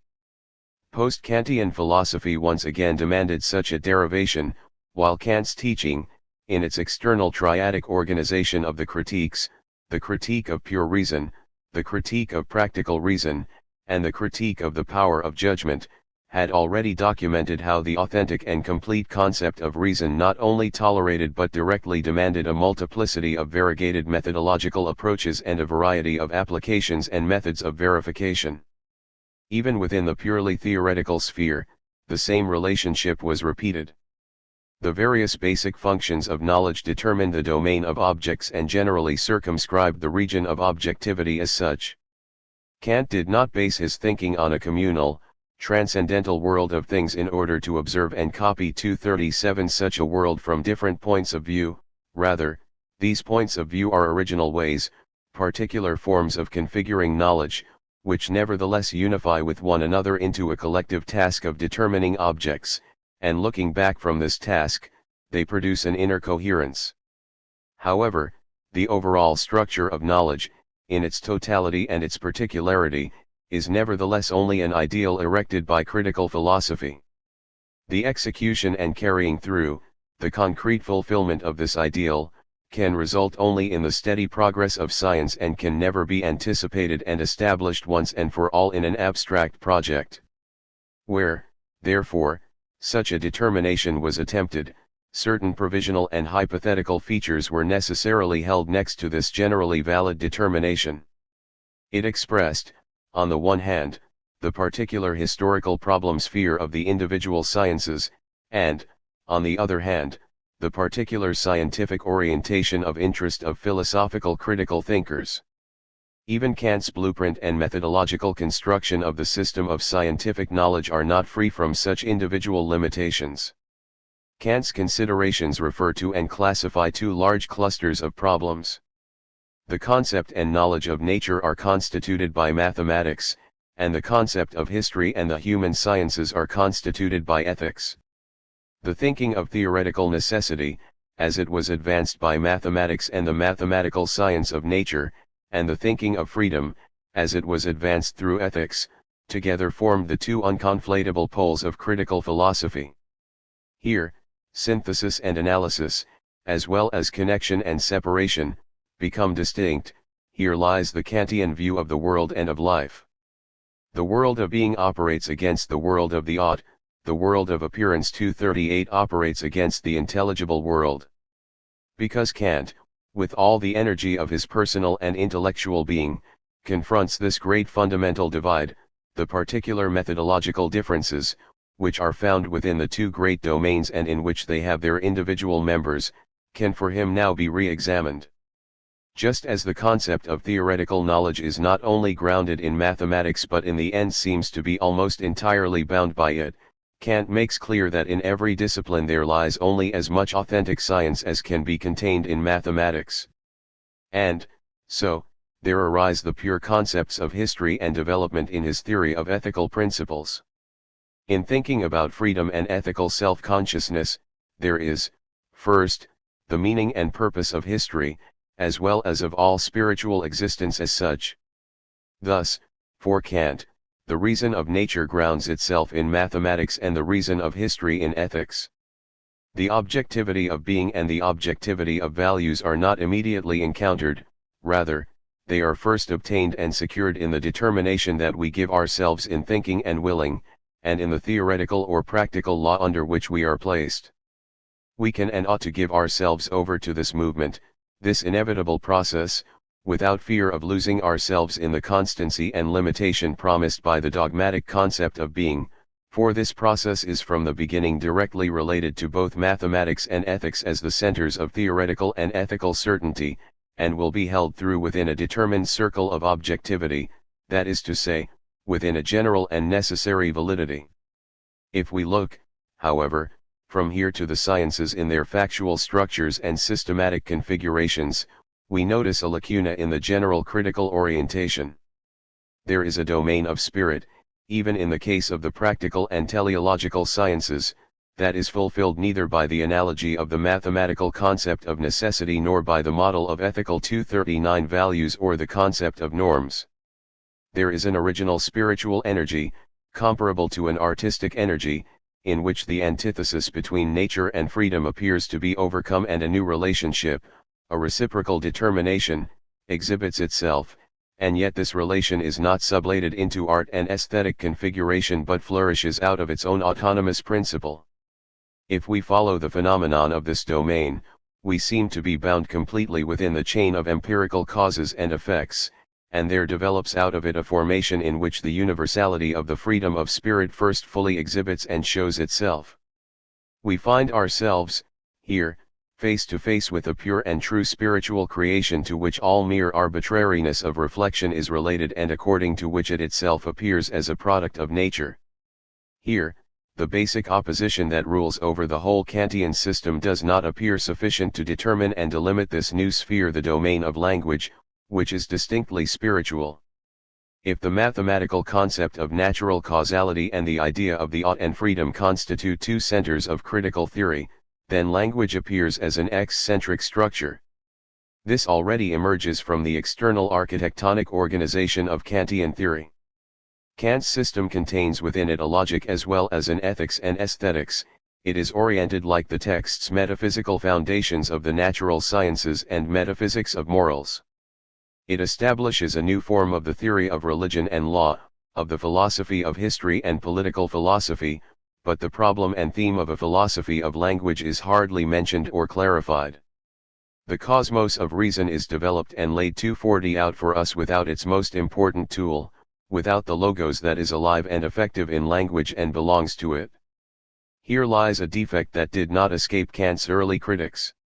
All metacritique that attempted to surpass the critique of pure reason was always bound to this point, and Kant's critics attempted to rescue the Kantian system from this flaw. In this regard, we cite Hammond's texts Metacritique of the Purism of Pure Reason and Metacritique of the Purism of Reason and Language. The attempt to critique reason without providing a critique of language appears to be Kant's real, incomprehensible oversight, for he himself had seen how both immediately went together. According to me, so Hammond wrote to Jacobi, neither the talk of physics nor that of theology, but language is the mother of reason and revelation, its A and Omega. Reason is language, goes. I gnaw at this bone and would go to my death with it. It is always dark for me over this depth. Still I wait for an apocalyptic angel with a key to this abyss. What Demos thence called actio, Engel mimicking, Batiuk's imitation of a beautiful nature, is, for me, language, the organon and criterion of reason. Here lies pure reason and likewise its critique. 1. It was this, Hammond's basic theme, to which Herder held on and always returned anew in his struggle with Kant.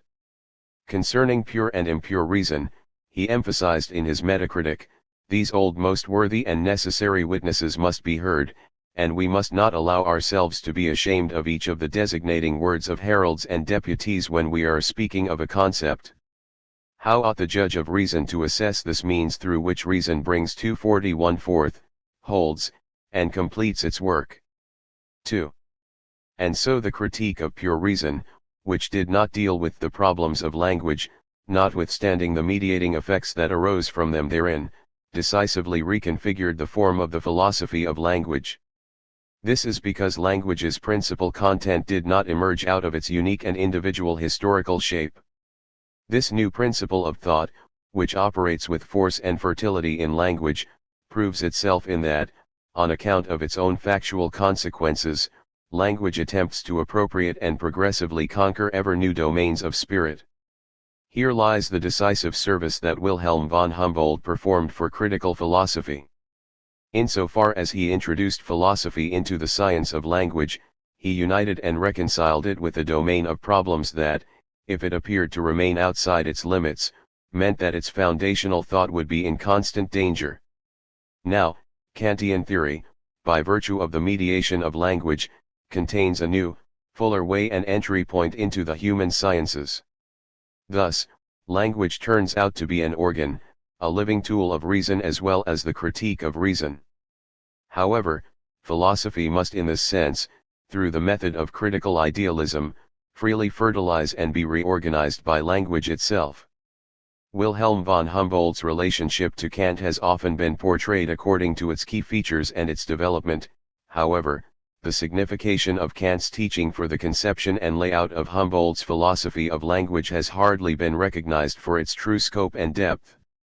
Just as we must proceed to demonstrate the Kantian 242 roots of Humboldt's ideas of ethics, aesthetics, and the philosophy of history, so too must we assuredly take care to deal with the interconnection between Humboldt's philosophy of language and Kant's critique of pure reason.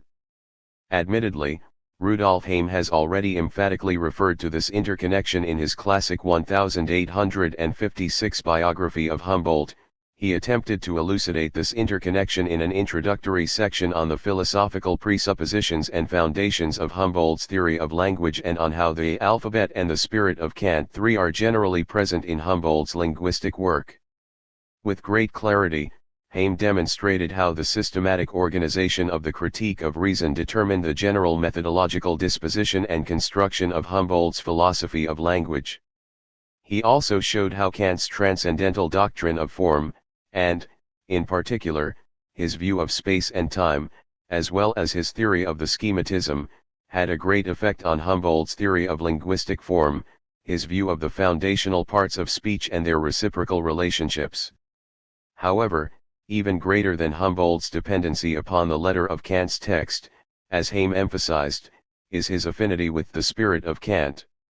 The truth is that which thought itself or, more precisely, The undeniable central discovery of language is drawn from its affinities with the Kantian way of thinking.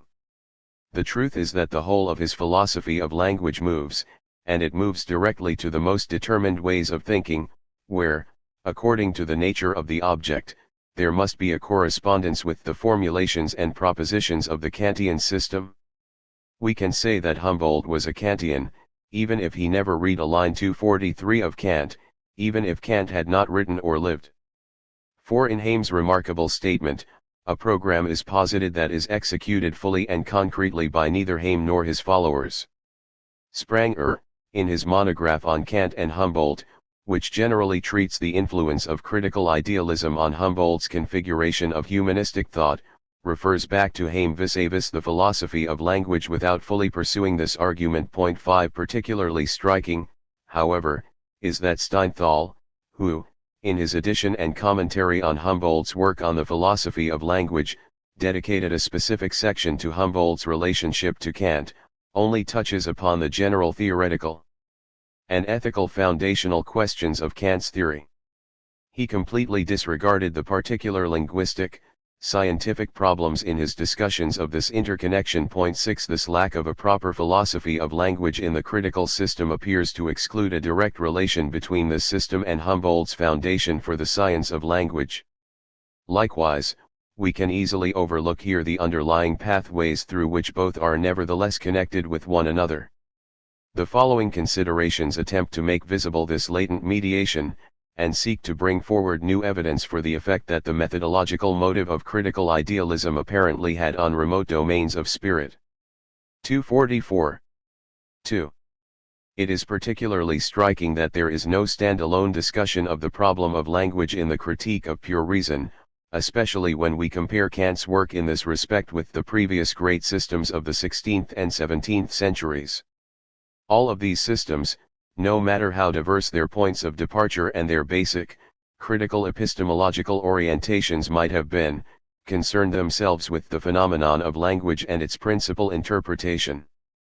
The idea of a lingua universalis was already present in Descartes' letters, and in the further formation of Cartesian philosophy, especially the school of Port Royal, which sought to create a tight connection between logic and grammar, a grammaire générale et raisonnée. Leibniz took up this idea, expanding its circumference as well as deepening its content. The science of linguistic signs in the broadest sense, the characteristica generalis, had become for him a scientia generalis, a method and means to knowledge as such. He planted this direction and interest in the German philosophy of the 18th century, in the generation that preceded Kant. Lambert and Plouquet, Sulzer and Tietjens all followed the interconnection between reason and language, seeking to make clear its rules. Point 7 The Berlin Academy of Sciences, which had come to play a leading intellectual role in the first half of the 18th century, grasped this general movement of thought on two occasions. The first was in 1759 when it requested that a prize be awarded for an investigation of the reciprocal influence of language on 245 the development of ideas and opinions, and vice versa. The second was 10 years later in 1769 when it posed the question whether human beings, if left merely to their natural capacities, would be able to invent language and by what means they would be able to arrive at this invention. This question, as is well known, was the point of departure of Herder's award-winning essay, in which he took the problem of the origin of language to a new plane. The logico-idealistic consideration here, which he took from Leibniz, contained the results of empirical and psychological ways of treating the problem. For the systems of empiricism had from the beginning also assigned to language a dominant place in the development of the whole, in the structure of the world of concepts and ideas.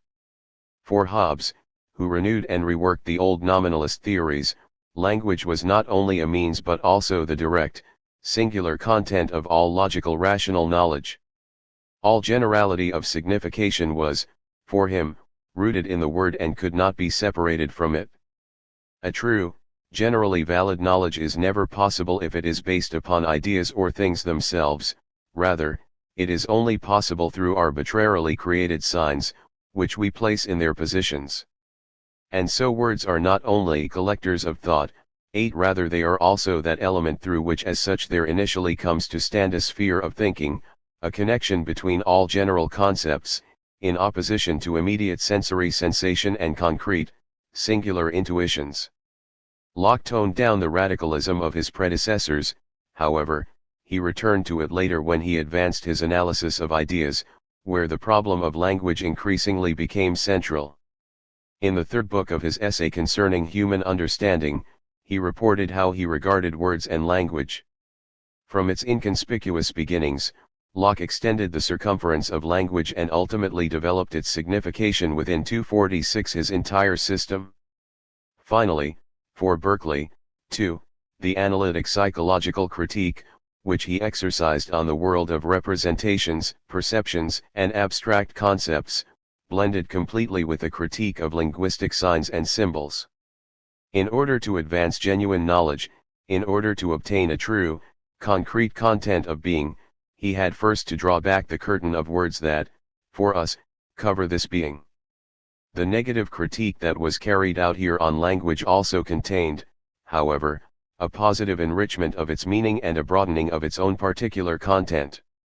For the concept of language in the whole of Berkeley's theory was not limited to the simple application of speech sounds, rather, next to this conventional language of sounds there was the natural language of perceptions and ideas. In the thinking of a visual language, 9 by virtue of which one perception follows from another and both stand in a constant, empirical connection that points to and represents the perception, the question concerning the origin of the idea of space, for Berkeley, received its solution. And in accord with the double character of Berkeleyan philosophy, this psychological result was overturned in a metaphysical one. The world of things, for Berkeley, lost its absolute consistent existence and substantiality. All being, what remained of it, arose directly out of its function, and this was nothing other than the spiritual interconnection and ordering exhibited in sensory images. The collective, transcendent world of objects, to which the perception of the singular subject ought to be related in accordance with that world's traditional realistic use, could no longer be replaced by the thinking of a spiritualistic community in which the subject made possible its communal relation to a divine originary substance. The world of sensory perceptions was now regarded as a language used by the divine being in 247 order to communicate with finite subjects and to establish a relationship between them. 10 Thus Berkeley's initial psychological critique of language, which extended from his metaphysical standpoint, was at the same time deepened and enriched. If this critique initially appeared as a deficiency of language, a language that did not attain in its general and abstract significations of words the individual fulfillment and concretion of the content of perception, this content itself was inverted into a richer and deeper language, as a particular symbolic form. All the same, such a presupposition and hypostasization of the concept of language retained a unified appearance in the metaphysics, as Berkeley had practiced it, of the 17th and 18th centuries. In general, philosophers had been content with the traditional explanation of words as arbitrary signs that had been given to human beings by the Creator for the purpose of mutual understanding and communication, or as signs created by human beings by virtue of their natural capacities and development. Even until Herder's day, an interest that was essentially oriented to one or the other side of this alternative, to the opposition between the hypothesis of a divinely or a humanly created language, endured. The first view was represented by Bishop Warburton's book on Moses's divine reception of the law and, in particular, in Germany, in the Academy of Berlin, by Milch. The second view was expressed and justified in the circles of French Enlightenment philosophy, particularly in the philosophies of Condillac and Maupertuis. However, the conflict that had been waged over the origin of language had, at first, left the intuition concerning the goal and content of language untouched. Both parties were limited in that each essentially viewed language 248 as a means by which to denote a given cognitive content that came from the outside, as well as to render audible our inner, self-enclosed ideas. In the foundation for the general characteristic laid down by Leibniz, we admittedly find the point of view not only that language serves for the expression and presentation of a finished world of concepts and ideas, but also that language contains a particular power and gift of inventing, It not only dismantles and puts together in an analytic fashion the content of consciousness but also expands it in a synthetic way. However, this fruitful idea, which is interconnected with Leibniz's general tendency, the syllogistic logic through which to complete and enrich a logica inventionis, remained for the moment without general effect. In particular, it was the sensualist theory of knowledge of English and French Enlightenment philosophy that hindered its acceptance because for it, every givenness, all genuine consistence of representation and knowledge, was thought to arise out of sensory elements, and everything that can be added by another function, everything that is added from the perspective of logical or linguistic concepts to this constituent element, could only claim, vis it, a secondary signification. Here, the signs of language possess no authentic productive force and validity, rather, they serve only as a necessary aid for consciousness, which and here the sign cannot at the same time oversee and directly grasp the concrete totality of sensorily intuited content must be content with a hint, with a symbolic abbreviation. The unlimited fullness and variability of the content of representations can only be reproduced through language and kept in accordance with thought because we introduce into sounds specific conventional signs that characterize it. This view of language, which Locke had already introduced in the third book of his essay, was further elaborated, in particular by Condillac, in the sense of a consequent, psychological sensualism. Every language now appeared merely as a classifying and ordering of given particularities under certain general characteristics through which 249 a determined linguistic sign was fixed and delimited by other signs, one against another. The work and performance of science consisted in nothing other than this process. Science naturally and instinctively turned to language in order to raise up a clear consciousness and to establish definite grounding principles. The sciences are simply methodically constructed and structured languages, langues bien faites, languages that do not so much create individual signs for individual objects as create whole systems of signs with determined connections and order.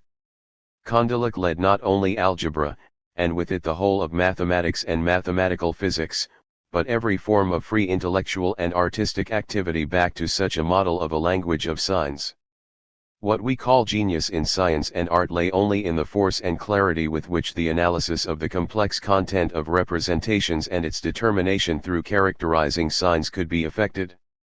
Thus language appeared in this view as the basic form of the productivity of consciousness. However, this productivity was delimited by the progressive movement of the given whole to dismantle and once again reassemble its parts. It was Herder's work The Origin of Language, 1770, that introduced a deeper consideration of the autonomy and spontaneity of spirit that lay in language. This new turn consisted primarily in the fact that language was no longer understood in the Enlightenment sense as merely a means for knowledge. Rather, Herder sought to show its signification in the construction of the whole of consciousness, its theoretical as well as its practical basic orientation. Rousseau's essay sur l'origine de langues, insofar as it referred to effectivity as the root of all linguistic formation and sought, therefore, to renew the ancient Epicurean 250 theory of the genesis of speech sounds out of natural animal sounds, had already prepared the way for such a turn. However, Rousseau's general historical writing, which first appeared, after his death, in 1782, had no general historical effect.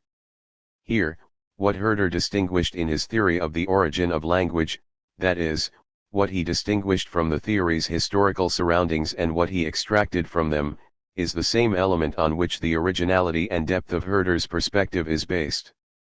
Herder's legacy lies in both his philosophy of history and his philosophy of language in that a new concept of an end, a new direction for teleology, arises from them. Spiritual events are not questioned or valued according to their benefit, rather, there is present in language a pure, inner meaningfulness, an inner appropriate form.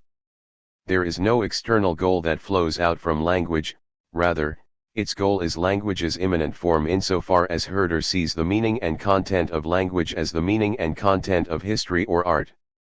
In this view, language first becomes for him not some mechanical imprint of given determinations of being or of representations but an active energy and a life form of spirit. Language recalls not just dead being, it exhibits the pure expression of each dynamic of spirit in which the elements of representations as such are first created and their limits are determined over and against one another for us. This dynamic takes its point of departure from affect, feeling, and willing, understood not as the alphabet of a dead grammar but as passions that ring out. They are the first signs of speech and word. Insofar as the affect expresses itself in this way, however, it concomitantly grows out of, and even beyond itself, in this very expression. The beginning of naming is at the same time the beginning of a new and deeper mindfulness. Out of the cry of impressions language is born, however, each new force of the soul now develops out 251 of it, not simply because language receives a given impression, but because it distinguishes one from another, it chooses and separates. Here, it reaches reflection and deliberateness, and with these it arrives at its first true spiritual concept and self-consciousness. The originary function of judgment lies enclosed in the originary function of language, and together they first make possible for us a world, understood as an embodiment of fixed, mutually opposed, delimited determinations and figures, and this world that lies over and against an I is a unified center of apprehension and self-mindfulness. Herder's theory of the essence and origin of language is related at essential points to Hammond's basic intuition, and in his struggle against Enlightenment philosophy, Herder borrowed many weapons from Hammond's theory. What nevertheless distinguishes him from this theory, however, is the emphasis with which he insisted on the view of language as an active spiritual energy. For Hammond, a symbolic revelation of the divine exhibits itself in the act of linguistic formation and a linguistic understanding that frees itself from the soul in a receptive and passive way.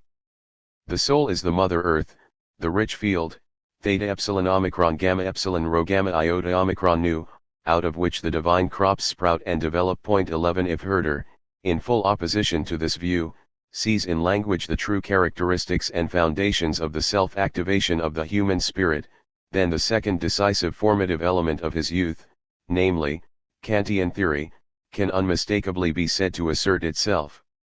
We can understand Herder's derivation of language as stemming from the Hammonic element of affect and passion, but we can also trace it back to the Kantian element of the power of reflection and prudence. As Herder wrote in 1770 in his prize essay on the origin of language, he stood in principle on the same ground as Kant. There, he considered purely and factually the same intuition and conceptual determination of the spontaneity and autonomy of spirit. Both thinkers, through similar but somewhat different paths, simultaneously 252 arrived at a shared conclusion. A growing estrangement between Kant and Herder during the following decades led, however, to a full-blown break between the two, and with this, a break in the development of the philosophy of language. That the critique of pure reason hardly mentioned the problem of language undoubtedly contributed to the fact that, from the beginning, Herder felt himself pulled back from it. What appeared to him in the critique as a living source and a concrete originary power of spirit was replaced with an abstract theory of categories, a logical schematism. And with a lacuna of a theory of language, Herder saw a lacuna of a theory of history. Insofar as Kant missed the way to an appreciation of language, he had, therefore, missed, according to Herder, the way to the true concept and understanding of living, spiritual development. In this fact, despite so many personal misunderstandings in Herder's critique of Kant, there lies an unresolved factual conflict. First, Humboldt's theory of language brought this conflict forward, but it also led this conflict toward its resolution. For the conflict had to go through the schools of Kant and Herder.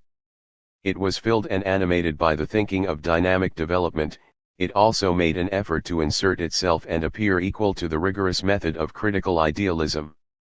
Humboldt, therefore, with both these ideal presuppositions and the demands of the multiplicity of empirical materials, as well as the setting out of the wealth of the linguistic, historical facts, first tapped into the inner richness of these facts as the unifying spiritual form by which they were connected. 3. 253 Wilhelm von Humboldt's entire philosophical intuition, which Steinthal designated as Kantian Spinozism, 12 was generally determined by two different points of view and tendencies. However, This designation and pregnant formulation utterly and completely expressed the opposite of what was fundamental here. Neither the systematic nor the historical sides were fully dealt with. For when Humboldt appears to have an affinity with Spinoza, it is certainly never with the original basic shape of Spinozist ethics, rather, it is only with the Spinoza of the late 18th and early 19th centuries, the Spinoza that was exhibited in Herder's God. Humboldt saw the human spirit and its development as situated in a dynamic wholly living nature, and this intuition frequently led him to the threshold of the theory of panunity, and further to Schelling's metaphysical version of identity philosophy. 13 As soon as he had been dragged to this point, however, he saw himself once again drawn backward. For it was not the intuition of the universe, as Schelling had announced it, but the intuition of the individuality that constituted Humboldt's particular strength and ingenuity. And here he sought and found the help of Kant. Kant's critical determination of limits, as well as his own indelible feeling for individuality, prevented him from allowing the consciousness of the I to be sublated into the consciousness of the all. And then he sought, once again, a medium in which both of the opposing elements of his thought moved, reciprocally penetrating and passing into one another, the finite with infinite, the particularity of spiritual being with the universality of a spiritual life, and 254 a spiritual signification. He saw this intellectual demand first truly fulfilled in language. The true synthesis and the genuine reconciliation of the great fundamental antagonisms of metaphysics were achieved in it.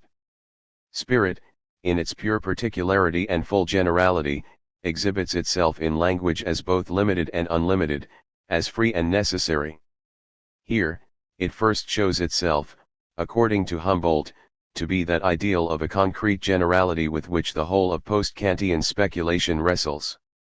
Here is a generality that cannot be arbitrarily devised from conceptual reflection, rather, language exhibits itself in the individual spiritual development, which is understood as its imminent goal and, at the same time, as its driving spiritual force. Language, as Steinthal expresses this relationship, is, on the one hand, the bond of individuals that binds one to the other with an endless originary force. On the other hand, it is the individuating principle that plunges the originary force into the reality of appearances and historical development. 14 Humboldt's first scientific linguistic treatment, his essay on the Basque language and nation, already sets this point of view at the center of his considerations. Language is, above all, an intermediary, first between infinite and finite nature and, second, between one individual and another. At the same time and through the same act it makes possible a unification, and it arises out of the same act. The consideration of this topic, such that it does not become chimerical, a chimera, understood as the dry, even mechanical undoing of the bodily and constructible, must have its origin here, leads, in the end, to the depths of humanity. We must free ourselves completely detached from the idea that language can be separated from that which it designates, for example, the name of an individual from the person. 255 Likewise, language is not an arranged numbering, a product of reflection and its agreement, or, generally, the work of human beings, as one seizes a concept through experience, or the work of an individual. Like a true inexplicable wonder, it breaks out of the mouths of a nation, and it is no less astonishing when, coming out of the babbling of the child, it is daily repeated and overlooked with indifference, as it is the clearest trace and the surest proof that human beings do not possess in themselves an isolated individuality, that I and you are not merely reciprocally demanding, rather, if we could turn back to the point of separation between I and you, we would find that they are truly identical concepts, and so there are, in this sense, spheres of individuality, from weak, infirm individuals in need of assistance, to the sphere of the ancient roots of humanity, because otherwise all understanding from the beginning until now would have been impossible. 15. This first determination of language, given by Humboldt, admittedly appears to belong, once again, to the whole way of considering and thinking that is peculiar to dogmatic metaphysics. The logos, which is effective in language, serves as the point of departure and the means for excluding a lost transcendent originary unity that lies beyond all empirical separations. Language was called forth as witness of the pantheistic view of the world and spirit. However, Humboldt did not remain attached to this first intuition, rather, he configured it according to the standard of Kant's new critical concept of the object, as he understood it. What characterizes this concept of the object is, above all, the insight that an object of knowledge can only really be spoken of in terms of its interconnection with a function of knowledge and correlative to it. The object is an object of knowledge, it is not determined in itself as an object of appearance, rather its determination 256 successively grows through the productivity of spirit.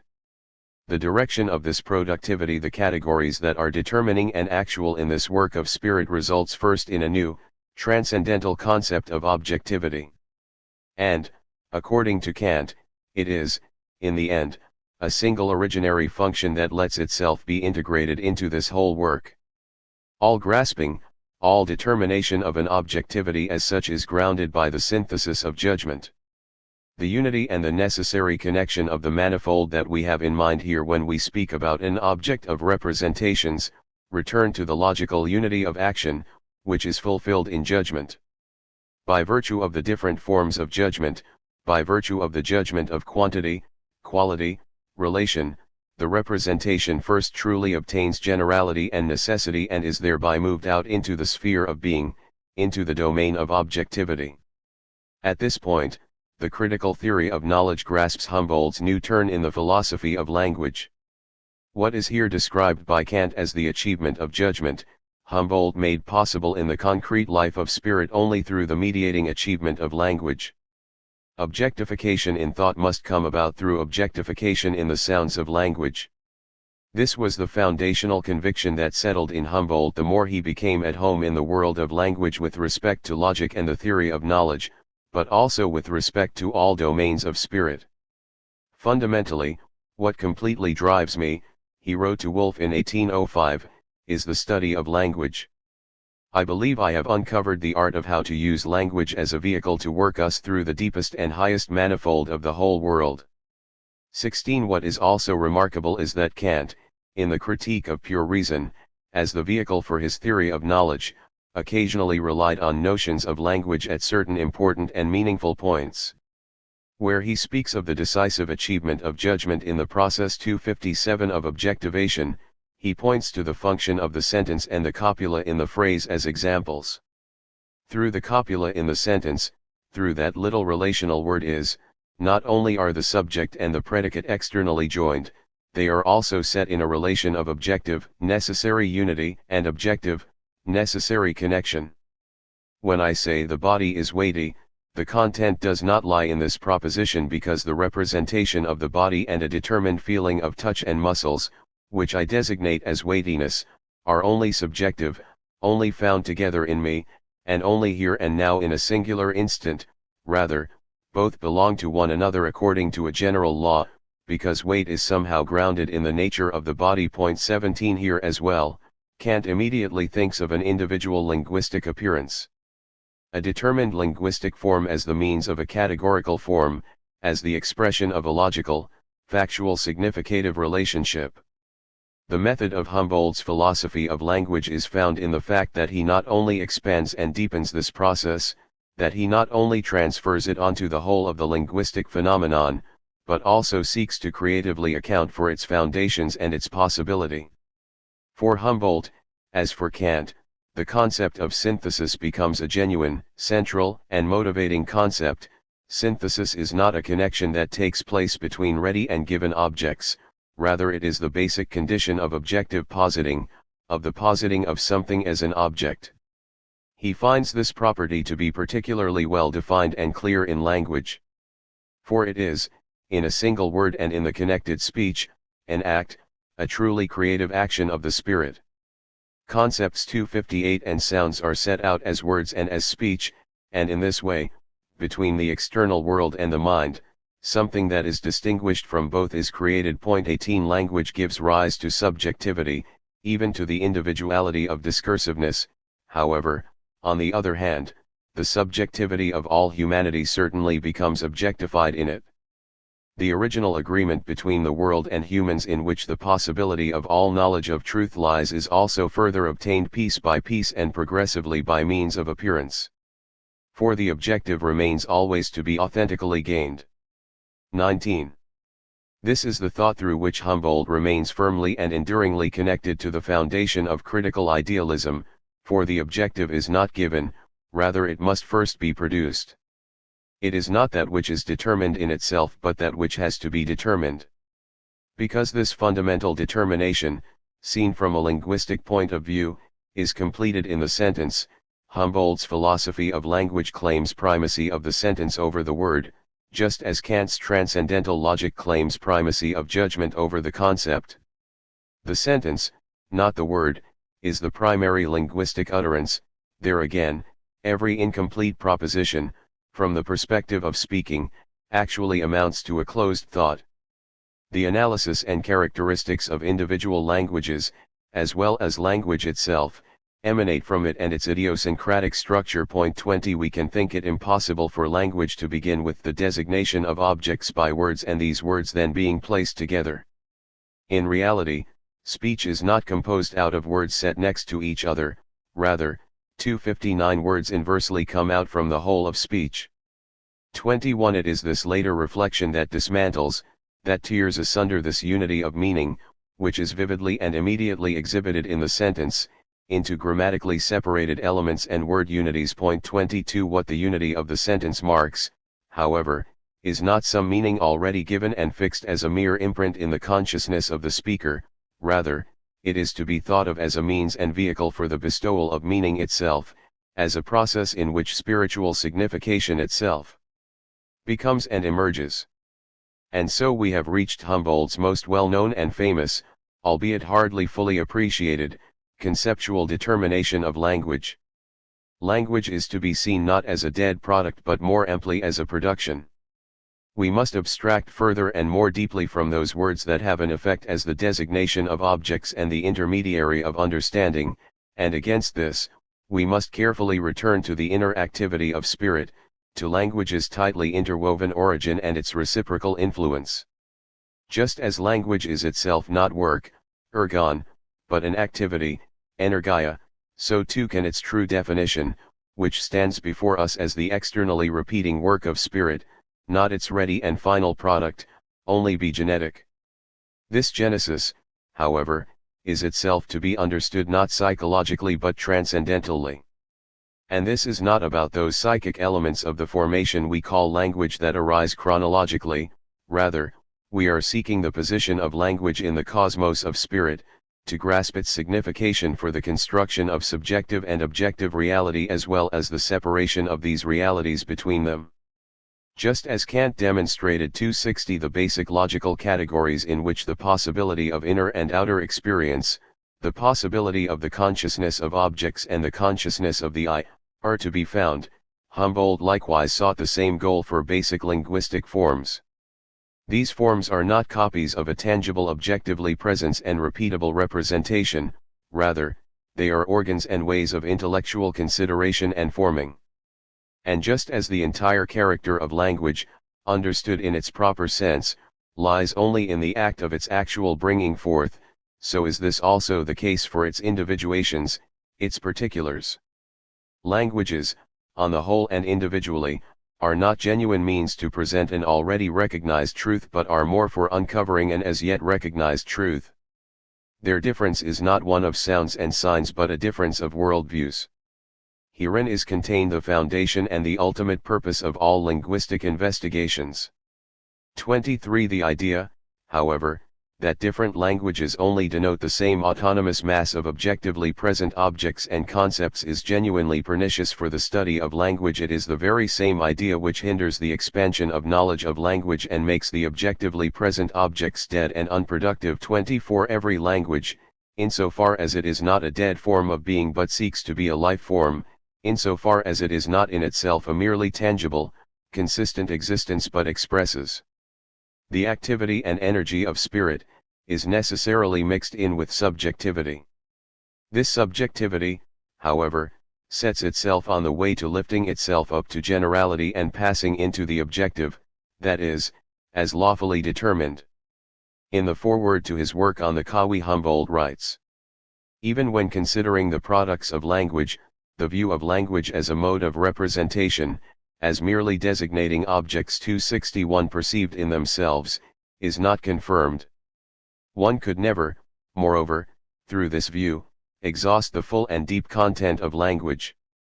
Just as no concept is possible without language, so, too, can there be no object for the soul, for it is through the mediation of the concept that the external receives its full essential being. The entire manner of the subjective perception of objects necessarily pass through the formation and use of language. For the word that originates out of this perception is not an imprint of the object in itself but an image of the object as it is produced from this in the soul. Here, every objective perception is inevitably mixed with subjectivity, and so we can consider, already independent of language, every human individuality as a unique position of the worldview. It becomes even more, however, through language. Here, the word stands over and against the soul, and further creates an opposition between standing over and against self-meaning and object, and brings to the fore a new particularity. Just as the individual sound enters between the object and the human being, so the whole of language enters between the human being and the internal and external nature acting on him. The human being is surrounded by a world of sounds in order to assimilate and process a world of objects. These expressions do not exceed in any way the standard of ordinary truth. The human being primarily lives with objects, indeed, sensations and action in him depend on his ideas, even exclusively so, as language supplies them to him. On the other hand, however, the idea that the soul and the object are both in language and formed by language exerts a strange effect on the soul. And here the opposite view now arises: language is an autonomous and objective influence to the degree that it is dependent upon being subjectively worked. It is directly in action that its production lies, just as it makes its object again. The true solution to this opposition, however, 262 lies in the unity of human nature. Whatever stems from it, what is authentically one with me, there the concepts of subject and object, of dependency and non-dependency, pass over and into one another. Language belongs to me because I bring it forth as I do, and as the ground of this lies both in speaking and in the having spoken of all humanity. So it is with language that I experience a limitation. Everything in it that limits and determines me stems from human nature that is internally coherent with my own, and whatever is foreign stems from my momentary, individual nature and not from my real true nature. Point 25. Furthermore, in this view, the full validity of Humboldt's new critical concept of objectivity becomes clear.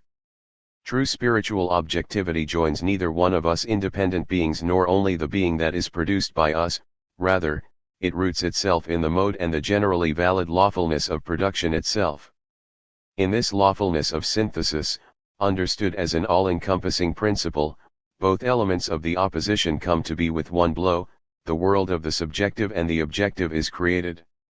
Spirit creates, but the created thing is placed over and against spirit by means of the same act, and the thing lets itself be affected as an object. Point 26. Here, language is recognized as creation, but it is freed at the same time from every subjective arbitrariness, an understanding similar to the perspectives on the discovery of language that dominated the 17th and 18th centuries. Language is no longer a product of reflection and convention, even though it is a work of freedom; rather, it is the product of a freedom that gives itself laws and at the same time creates the sphere of necessity as its counter-image and correlate. In the end, for Humboldt, all of these determinations are ultimately 263 contained in the complex and highly controversial concept of the inner form of language. This form corresponds to Humboldt's new concept of objectivity, an objectivity that in no way expresses that which is tangible but rather a purely functional property and determination. In the work of spirit, laying down of consistency and uniformity raises the articulated sound to the expression of thought, when grasped and systematically presented as thoroughly as possible in its interconnection. This accounts, according to Humboldt, for the form of language. This not only reveals itself in the general structure, in what we call the grammatical construction of language, but arises as well in the individual particularities of designation, which are at the same time particularities of apprehension. The result obtained up to now is the same as that achieved through the outer, the corporal, through the senses or perceivable objects. The word is not equivalent to the meaning of the object that one has in mind, rather, it is the apprehension of the very same thing through the production of language. In Sanskrit, for example, the elephant is now called the twice-drinking one, now the two-toothed one, and now the one with a single hand, as many different concepts are thereby designated, though always the same object is meant.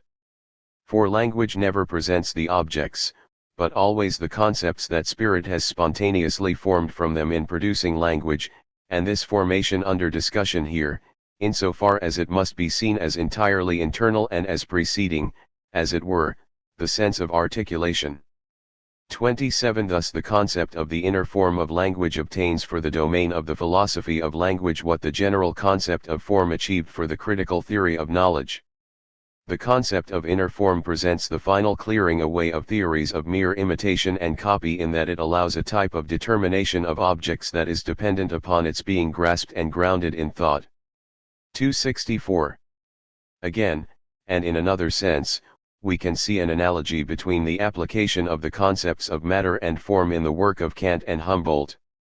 For Kant, form is merely an expression of a relationship, but it gives rise at the same time to the authentic objectivating principle, for even this designated object, in the critical sense, designates the object in the appearance that it composes entirely in relationship.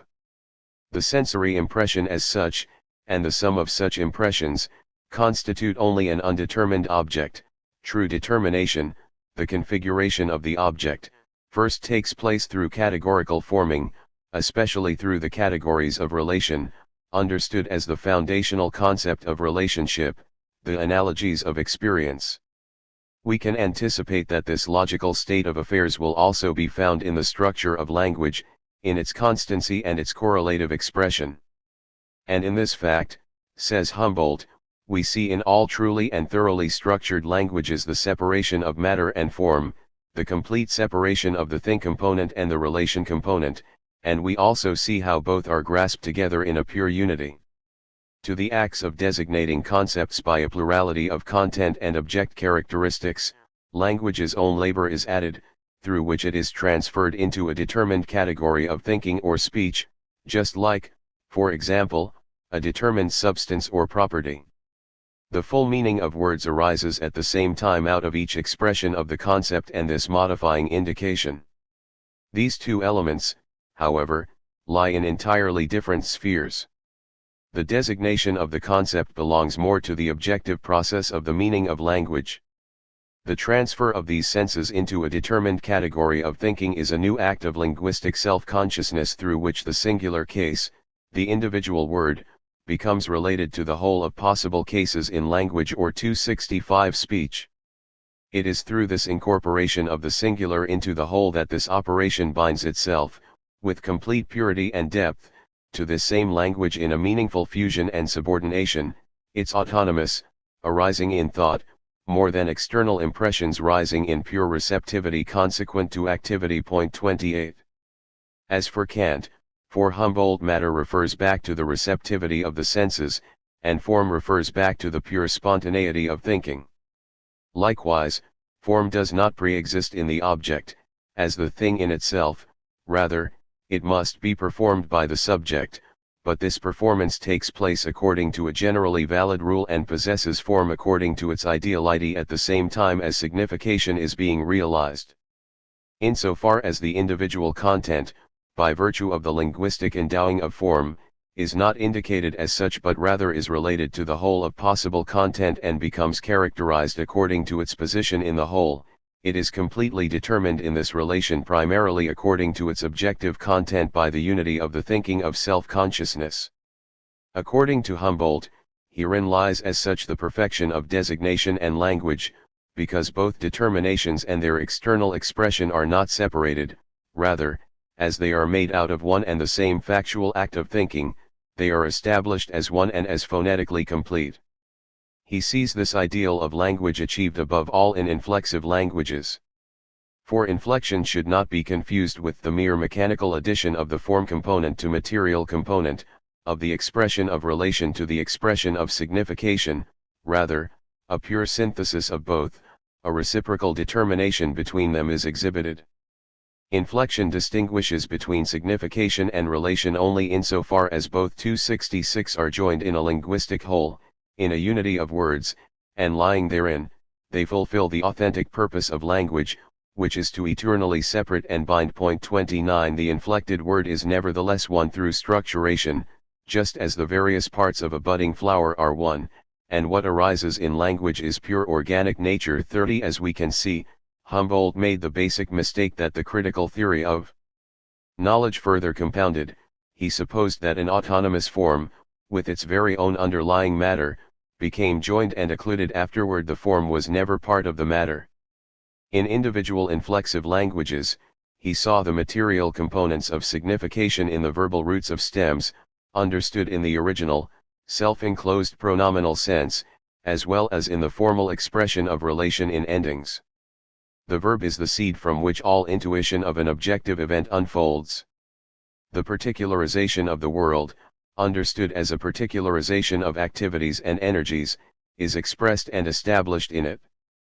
These verbal material roots are, however, of a descriptive or narrative nature, because they designate movements, properties, and objects in themselves, without any relation to a presumable or felt personality. These verbal roots stand over and against other elements of language by which they directly turn out the expression of a personality or a simple relation to the same and exceptional essence of signification. 31 In his treatise on the relation of adverbs of place with pronouns in certain languages, 32 Humboldt tried to show that these subjective roots must originally exist in every language, and that it was a completely incorrect idea to view the pronoun as the 267 later part of speech in language. Here, we have a narrowly grammatical type of idea, according to which the pronoun ought only to signify the idea of the noun that more profoundly suppresses the view of language as created. There is naturally the personality of the speaker himself, who is constantly and immediately in contact with nature, and whom it is impossible to exempt. This personality also contrasts in language with the expression of his I. However, in the I itself, the you is also given, and through a new opposition there arises a third person. Here, now, the realm of feeling and speaking, including dead things, is left behind. Just as the critical theory of knowledge sought to establish the logical priority of form over matter, the pure relation over the being of tangible substance, so, too, Humboldt sought to demonstrate how language follows this path from inner to outer, from relation to being.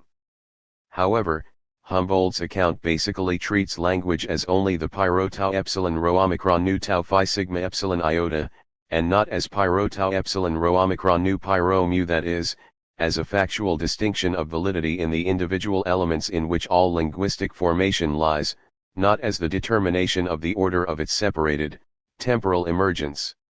For the objective roots, especially, cannot be viewed as real, existing elements of language in themselves.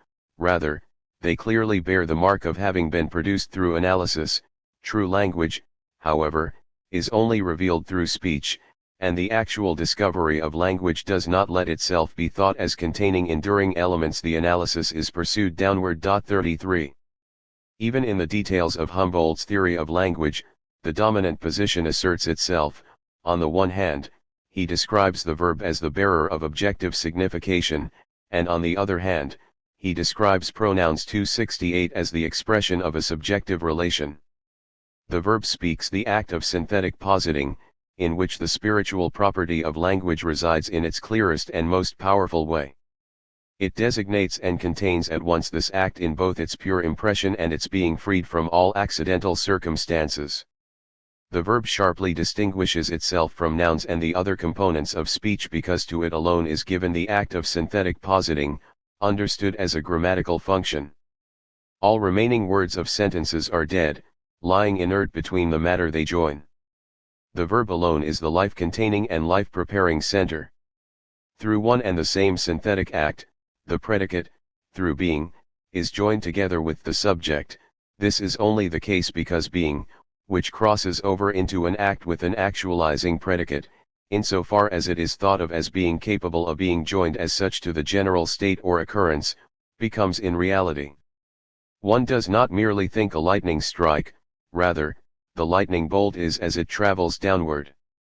One does not merely bring together, as capable of being joined, spirit and the immortal, rather, spirit is immortal. Thinking, if we can speak of it in meaningful terms, leaves, through the verb, its inner dwelling and crosses over into reality. 34. 4. According to one of Humboldt's intuitions, which he took up from the theory of Bernhardus and the Englishman Harris, but which he also reshaped and further developed according to his own particular intuition, two different fundamental acts bind themselves together in the verb. 35. Pure relational positing is united with existential positing. Not only is the predicate erected by the subject itself is established in reality through the form of the enclosure of the two, it asserts itself as a being and not merely as something thought or imagined. This 269 basic determination of being is present in every verbal expression. If I say the tree blooms, I therefore say at the same time of the blooming tree that it is a determined object with a determined property. So the verb is the combination of something energizing and activating, not merely something quantitative, or a standing attribute given by being or by the capacity of the category of being, which here is proven and guaranteed in its immediate and not only logical but also the force of linguistic forming. Specifically, Humboldt refers to Bopps's evidence that in Sanskrit the first development of the forms of the future and past tenses were composed from the root word and verb as, to be. 36. Here, Humboldt's theory of language is joined anew to a characteristic feature of the Kantian theory of judgment. The core and the authentic achievement of judgments lie not, according to Kant, in the merely given content of representations that is analytically dismantled, neither are judgments to be merely psychologically understood in the sense of a simple mechanism of association, by which representations are joined with one another. What judgment creates is more a new integrity of cognition, a form of being and objective validity that confronts mere existence and the mere flowing of representations in subjective consciousness. Humboldt locates this act of self-inactive positing, above all, in language. And on the strength of this positing, so he emphasizes, a determined language through all periods depends on the whole of psychic life. 37. Herein it is asserted anew that no kind of genus of representations can be considered as the mere received consciousness of an already objectively present object. The activity of senses must synthetically combine with the inner 270 action of spirit, and from this combination the representations break free, it becomes over and against the subjective force an object and perceived as such anew, turning back to its source. Language is, however, indispensable for this. For spiritual striving breaks through making its path through the lips in speech, its product returns to the ear of the subject. The representation is transferred to actual objectivity, without being deprived of subjectivity. This language alone can do. Without this transposition into an objectivity that returns to the subject, a transposition in which language plays a role and which always happens implicitly, the formation of the concept, and, hence, all true thinking, is impossible. 38. In these most pregnant sentences, which clarify from all sides the content and tendencies of Humboldt's philosophy and science of language, we see once again what fundamentally binds Humboldt to Kant. The dogmatic view of the world dismantles being into two separate and rigorously, mutually opposed spheres, idea and object, consciousness and actuality, the I-world and the world of things.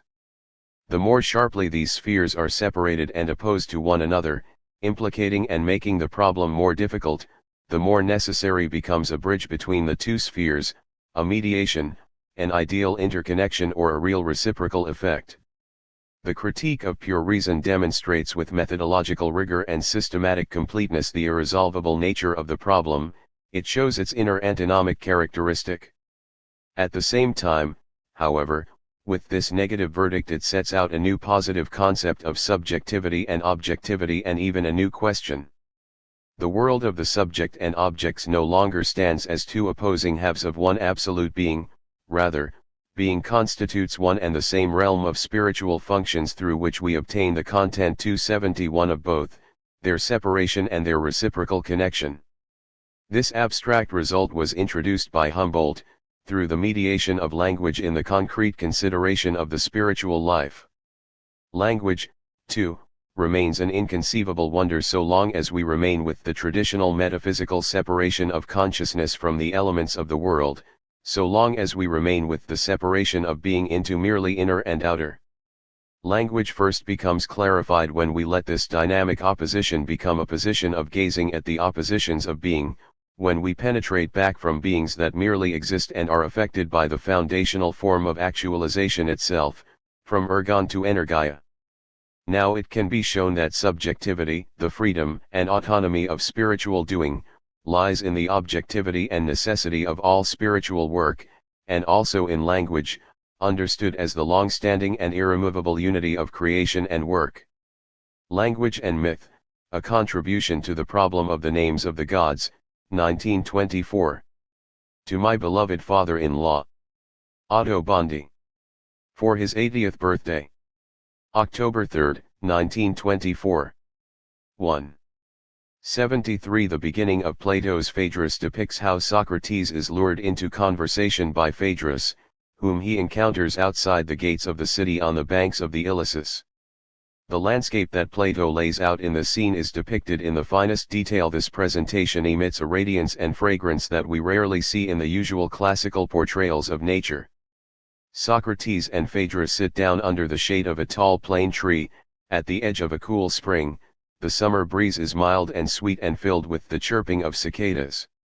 In this setting, Phaedrus asks whether this was not the place where, according to myth, Boreas kidnapped Oreithyia, for the water is agreeably pure, transparent, and thus fitting for young girls to play in. However, concerning the additional question as to whether he holds this story or this mythologman to be true, Socrates replies that, even if he does not precisely believe it, he would not be embarrassed to do so. For then I could proceed as do the learned and say by way of clever interpretation, sigma omicron phi iota zeta mu epsilon nu omicron, that Oreithyia, while playing with her companion Pharmacia, had been borne over those far-away cliffs by Boreas the Northwind, and because of this manner of her death she was said to have been carried off by the god Boreas. But I for my part, Phaedrus, continues Socrates, find that sort of thing petty enough and consider such interpretations rather an artificial and tedious business, and do not envy him who indulges in it. For he will necessarily have to account for the figures of the centaurs and the chimera, too, and will find himself overwhelmed by a very multitude of such creatures, gorgons and pegasuses and countless other strange monsters. And whoever discredits all these wonderful beings and tackles them with the intention of reducing each of them to some probability will have to devote a great deal of time to this unseemly sort of wisdom. But I have no leisure at all for such pastimes, and the reason, my dear friend, is that as yet I cannot, as the Delphic precept has it, know myself. 74. So it seems absurd to me that, so long as I am ignorant of myself, I should concern myself with strange and foreign things. Therefore, I let all such things be as they may, and think not of them, but of myself whether I be, indeed, a creature more complex and monstrous than Typhon, or whether perchance I be a gentler and simpler animal, whose nature contains a divine and noble essence. Phaedrus 229 DFF. If Plato described in this way the interpretation of myth, which was considered by the sophists and rhetoricians of his time to be the expression of the highest learning and the blossom of an authentic urbane spirit, as the opposite of this spirit, if he saw in it only a farmer's wisdom, gamma rho omicron iota kappa omicron sigma omicron phi alpha, this judgment did not, of course, prevent the following centuries from repeatedly taking pleasure in this wisdom. Like the sophists and rhetoricians of Plato's time, the Stoics and Neoplatonists of the Hellenistic period especially contented themselves in it.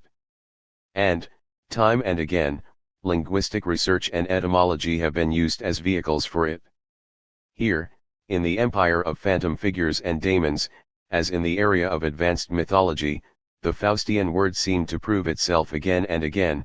Here, one believed that the essence of each individual mythical figure could be immediately gleaned from its name.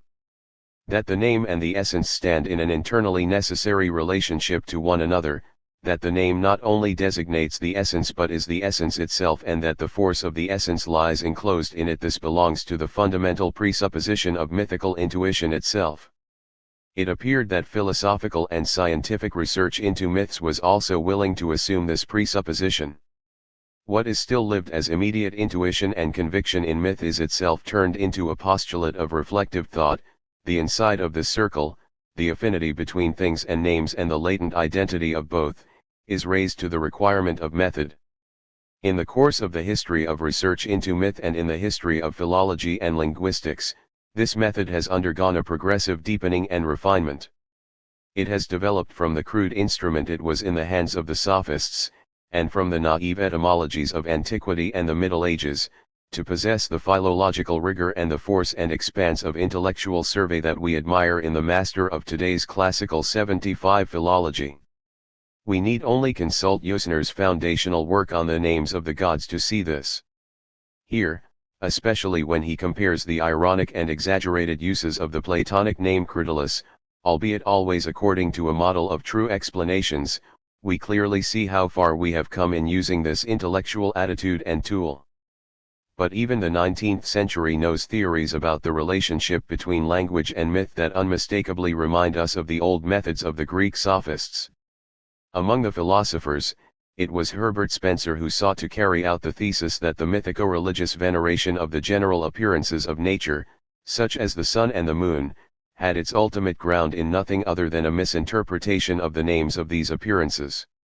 And among the linguists, Max Müller not only used etymological analysis as a means of illuminating the nature of certain mythical figures, especially in the context of Vedic religion, but also connected it to a general theory of the relationship between language and myth. For him, mythology is neither history transformed into fable nor fable transformed into history, nor does it emerge directly from the intuition of nature and its great figures and forces.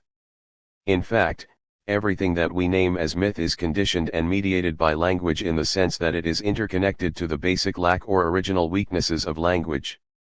All linguistic designation is necessarily ambiguous, and the source and origin of all myth is to be sought in this ambiguity, in this paronymia of words. Characteristic of this view are the particular examples employed by Max Müller. We think, for instance, of the saga of Deucalion and Pyrrha.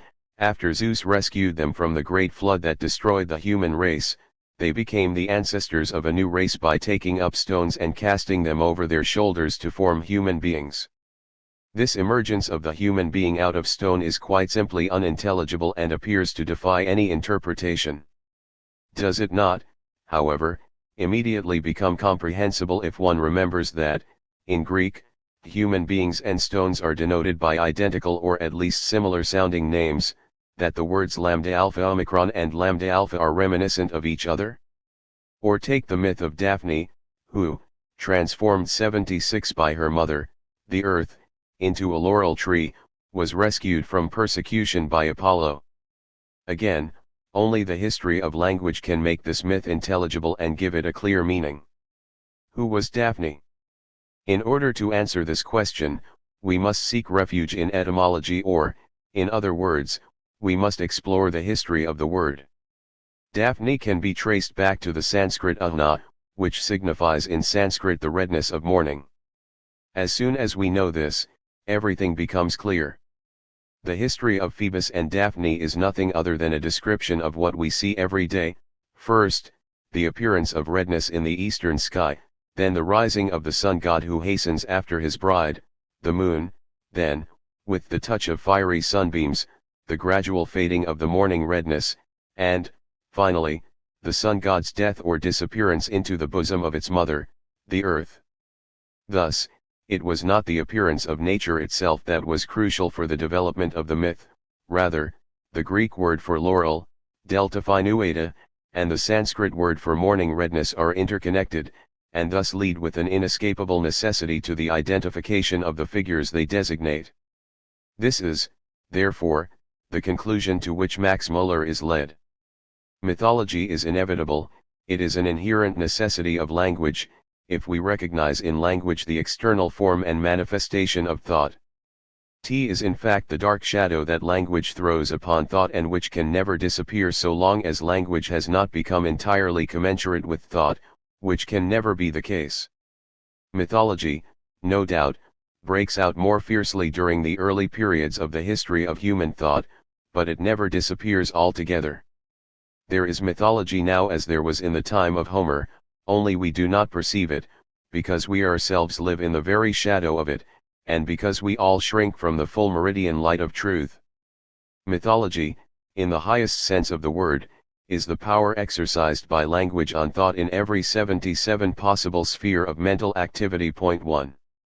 It might appear idle to revert to intuitions that have long been abandoned by contemporary linguistic and research into comparative mythology, if they did not display a typical attitude that continually recurs in all of these domains in the theory of myth as well as in the theory of language, in the theory of art as well as in the theory of knowledge. For Max Muller, the mythical world is essentially a world of semblance. A semblance, however, that is explained once it is shown that it arises from the initial and necessary self-deception of the mind.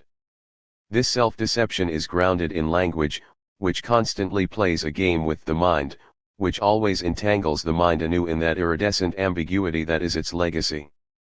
And this intuition that myth is founded not on a positive force of configuring and forming but on a type of affliction of the mind, that we must see in myth a disease required by language, still finds representatives and advocates in modern ethnographical literature. 2. In truth, if we actually attempt to trace it back to its philosophical roots, this view is really nothing other than a necessary consequence of that naive realism for which the reality of things is something essentially and unambiguously given and which can be directly grasped with the hands, rho xi tau alpha nu chi epsilon rho omicron nu 3 as Plato says. If we grasp reality in this way, then everything that does not possess this substantial reality necessarily changes into deception and semblance. This semblance may be ever so finely spun, and it may flit around us with colorful and appealing images, however, the fact remains that the image possesses no independent content, no intrinsic signification of its own. A reality is mirrored in it, but it is a reality that does not arise in the appearance, that it can never adequately portray. Thus, from this point of view, all artistic configuring is considered as a reproduction that necessarily always falls short of the original. Not only the simple imitation of a sensuously given model but everything that one designates as idealization, manner, or style, succumbs in the end to this verdict, for measured by the simple truth of what is to be presented, 78 the idealization is itself nothing more than a subjective deformation and disfigurement. Accordingly, all other processes of spiritual forming also would seem to signify a similar violent distortion, the same secession from the essence of objective reality and the immediate reality of lived experience. For spiritual processes never grasp reality itself, rather, in order to present it, in order to be able to hold on to it in some way, they must take refuge in signs and symbols. The curse of mediation, however, adheres to every sign, it must veil where it wants to reveal. Thus, the sound of language wants to express in some way objective and subjective events, the inner as well as the outer world. What language retains of this, however, is not the life and individual fullness of existence but only a dead abbreviation. Every signification that the sound can claim for itself can never go beyond mere indication, an indication that must appear as impoverished and empty with respect to the concrete manifoldness and concrete totality of actual intuition. This holds for the world of objects as well as for the world of the eye. When speaks the soul, alas, the soul already no longer speaks, for from this point, we are only one step away from the conclusion that the modern skeptical critic of language has drawn, namely, the total dissolution of the alleged truth content of language and the insight that nothing more than a type of phantasmagoria of the spirit is presented in it. And seen from this point of view, not only myth, art, and language but, in the end, theoretical knowledge itself become a phantasmagoria. For, the latter, too, is never able simply to mirror the pure essence of things but must grasp this essence in concepts. However, are concepts something other than the formations and creations of thought, which, instead of giving the pure form of the object, only enclose the form of thought upon itself? Accordingly, all schemata of theoretical thought by means of which the reality of appearances are examined, structured, and surveyed are, therefore, in the end, nothing but mere silhouettes, an airy web of spirit, in which it is not so much the nature of things as theoretical thought's own nature that is expressed. Thus, has knowledge, like myth, language, and art, also become a type of fiction, a fiction which recommends itself through its practical usefulness, but to 79 which we may not apply the strict measure of truth, if it ought not to melt immediately into nothingness. In the end, there is only one remedy against the self-dissolution of spirit: we must take seriously the turn that Kant calls the Copernican revolution. Instead of measuring the content, meaning, and truth of spiritual forms by something other than what is reflected in them, we must discover in these very forms the measure and criterion of their truth, their intrinsic significance. Instead of understanding them as mere after-images, we must recognize in each one of them a spontaneous rule of production, an original way and direction of configuring that is more than the mere imprint of something given to us from the beginning in fixed configuration of being. Considered from this point of view, myth, art, language, and knowledge become symbols, not in the sense that they designate, by means of a suggestive and interpretative allegory, an objectively present reality in the form of images, but in the sense that each one of them creates its own world of meaning and has emerged out of them. In these, the self-development of spirit is exhibited, by virtue of which alone there is a reality, a determined and structured existence. Individual symbolic forms are not imitations of this reality but organs of it, as it is only through them that reality is rendered into the object of spiritual vision and so is able to become visible as such. The question as to what beings in themselves are beyond these forms of visibility and the making of visibility and how they may be obtained, this question must now be silenced. For only what presents itself in a definite configuration is visible for spirit. Each definite figure of being first has its source in a definite mode and way of seeing, in an ideal giving of form and bestowing of meaning. Once language, myth, art, and knowledge are recognized to be such ideal modes of bestowing meaning, then the basic philosophical problem is no longer how they relate to absolute existence, which stands, as it were, behind them as an unfathomable substantial core, but how they mutually complement and support each other.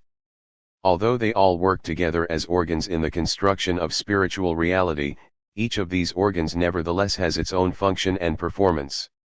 And the task now arises not merely to describe these performances in their simple proximity to one another but to understand them in their mutual penetration of one another, to comprehend them in their relative dependence as well as in their relative autonomy. Here, the relationship between language and myth appears at once in a new light. It is no longer a matter of simply deriving one of these forms from the other and clearly explaining the one in terms of the other, for this type of explanation would result in a leveling down, a sublation of their particular contents. If myth is, as Max Muller's theory has it, nothing more than the dark shadow that language throws upon thought, then it is difficult to understand how this shadow repeatedly changes with the semblance of its own light, how it can develop a thoroughly positive life and an effectiveness behind which that which we are in the habit of naming the immediate reality of things, the fullness of empirically given sensuous existence, resides. Concerning language, Wilhelm von Humboldt has remarked, the human being primarily lives with objects, indeed, sensations and actions in him depend on his ideas, even exclusively so, as language supplies them to him. Through the same act by which he spins language out of himself, the human being spins himself into it, and each language draws a circle around the people who belong to it, a circle from which it is possible to escape only insofar as one enters at the same time into another. 5. This holds perhaps even more for the fundamental mythical representations of humanity than it does for language. They are not raised up from a ready-made world of being, not merely formations of fantasy that become detached from the fixed, empirical real reality of things and rise over them like a light mist, rather, For primitive consciousness, they exhibit the whole of being. Mythical apprehension and interpretation are not subsequently introduced into certain elements of empirical existence, rather, the primary experience itself is thoroughly penetrated by the figures of myth and, as it were, saturated with its atmosphere. The human being lives with things only because and insofar as he lives in these figures, he discloses reality to himself and himself to reality only in that the world as well as he himself enter into this malleable medium, not only touching but 81 also penetrating one another. Accordingly, every observation that claims to have uncovered the roots of myth by demonstrating the particular object sphere from which it initially arose and gradually spread remains insufficient and one-sided. There is, as we know, an abundance of such explanations. The manifold of theories about the original core and origin of the formation of myths are themselves hardly less motley than the empirical world of objects. Now, the source and point of departure of mythical consciousness are looked for in certain psychological states and experiences, especially in the experience of dreaming. Now they are searched for in the intuition of natural existence, in which the observation of the objects of nature, such as the sun, the moon, and the heavenly bodies, is further distinguished from the great processes of nature, such as the storm, lightning, and thunder, etc. Thus, the attempt is repeatedly made to explain soul mythology or nature mythology, solar mythology and lunar mythology, or storm mythology and thunderstorm mythology, as mythology per se. However, even if we assume that one of these attempts were able to succeed, the genuine problem that the philosophy of myth has to address would not have been solved, only pushed back. For mythical forming as such cannot be understood and clarified by demonstrating the object on which it was initially and originally carried out. It is and remains the same miracle of spirit, the same mystery, whether it applies to this or that content of being, whether it involves the interpretation and configuration of psychic processes or physical objects and, in the case of the latter, this or that object in particular. Even if it were possible to resolve all mythology into astral mythology, what myth understands in the heavenly bodies, what it immediately sees in them, is not the same as what appears to empirical perception and observation or to theoretical thought, which gives a scientific explanation of the phenomena of nature.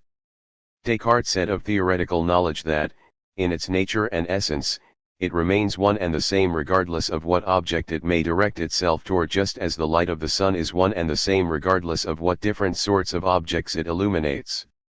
The same is true for each symbolic form, be it language, art, or myth, insofar as each one of them is a particular way of seeing and harbors a 82 particular source of light proper to it. The function of seeing, of the spiritual coming into light, can itself never be realistically derived from things and cannot be understood from that which is seen. For it is a question here not of what is seen in things but of the original direction of looking. If we understand the question in this way, then admittedly, it does not seem to bring us closer to a solution, rather, it appears to remove us even further from the possibility of one. For language, art, and myth are presented as various originary phenomena of spirit, which can as such be shown but cannot be further explained, i.e., reduced to something else. The realistic view of the world always possesses, as a fixed substratum for such explanations, the given reality that it assumes exists in any fixed coincidence, in a particular structure. It takes this reality as a totality of causes and effects, of things and properties, of states and processes, of static figures and movements, and then poses the question as to which of these components of a particular spiritual form of myth, of language, or of art was first grasped. If it were a question of language, then it would be asked whether the designation of things preceded the designation of processes and activities, or vice versa, whether linguistic thought first grasps things or processes and whether it first forms nominal or verbal roots. This problem, however, becomes invalid as soon as we make it clear that the distinctions assumed here between the organization of the world into things and incidents, into permanent and transient, into objects and processes, do not underlie the formation of language as a given fact, but that it is language itself that first leads to this organization, which develops it in each of its parts.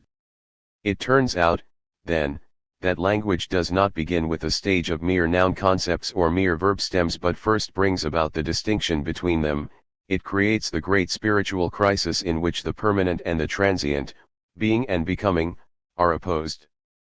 Accordingly, the originary concepts of language, insofar as they can be spoken of, must be thought of as lying not on this side but beyond this separation, as being given in their configurations that still maintain themselves, so 83 to speak, in a suspended fashion and in a state of indifference between the nominal and the verbal sphere, between the expression of things and the expression of process or the expression of activity. 6 And a similar indifference also appears to be characteristic of the most original formations of mythical and religious thought whose development we can trace. It appears natural and self-evident to us that, by itself, the world partitions itself off for perception and intuition into fixed, clearly defined individual figures, each of which possesses its own precise spatial limit and, through it, its own determined individuality. If a particular figure signifies a whole for us, this whole nevertheless constructs itself from clearly determined unities that do not merge into one another, rather, each possesses its own particularity that clearly sets it apart from the particularity of the others. These individual elements, however, are not just given to mythical intuition from the beginning, rather, it must gradually and step by step first extract them from the whole. It must first carry out the process of withdrawing and separating. For this reason, and in order to distinguish it from our theoretical analytic mode of observation, the mythical apprehension has been described as a complex apprehension. Proust, who coined this term, points out, for example, that in the mythology of the Kora Indians, which he has studied and presented, the intuition of the nocturnal and diurnal heavens must have as a whole preceded the intuition of the sun, the moon, and the individual constellations.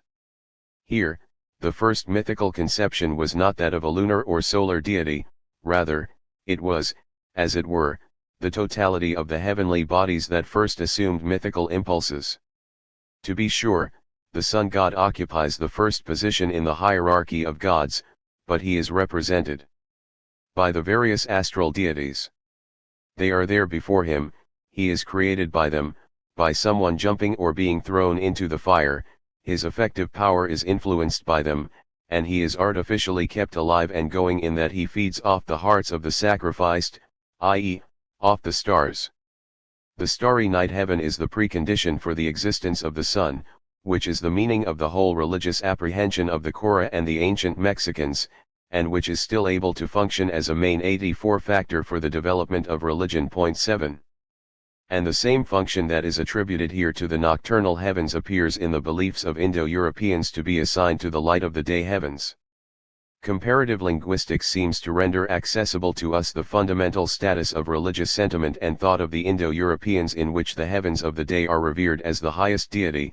In a known linguistic equation, the Vedis Diosh Pitar corresponds to the Greek Zeta Epsilon Pi Alpha Tau Rho, to the Latin Jupiter, and to the Germanic Zeo or Zeo.8. Apart from this, however, the Indo-European religions also show various traces that indicate that the worship of light as an undivided whole was preceded here by a particular manifestation of individual heavenly bodies that appear only as bearers of light.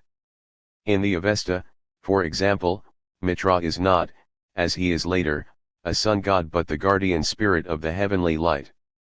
He appears on the mountain tops before the rising of the sun in order to cross the heavens in his chariot, which is drawn by 4 white horses, during the day, and when night descends, he, still on guard duty, continues to illuminate the surface of the earth with an indeterminate semblance.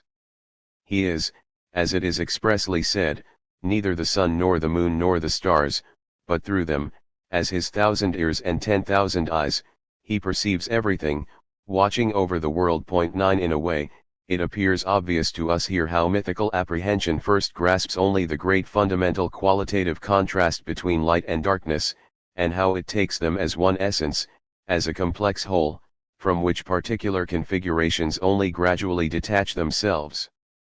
Like linguistic consciousness, mythical consciousness has the differences of individual figures only insofar as it continuously posits these differences and singles them out from an originally undifferentiated intuition of unity.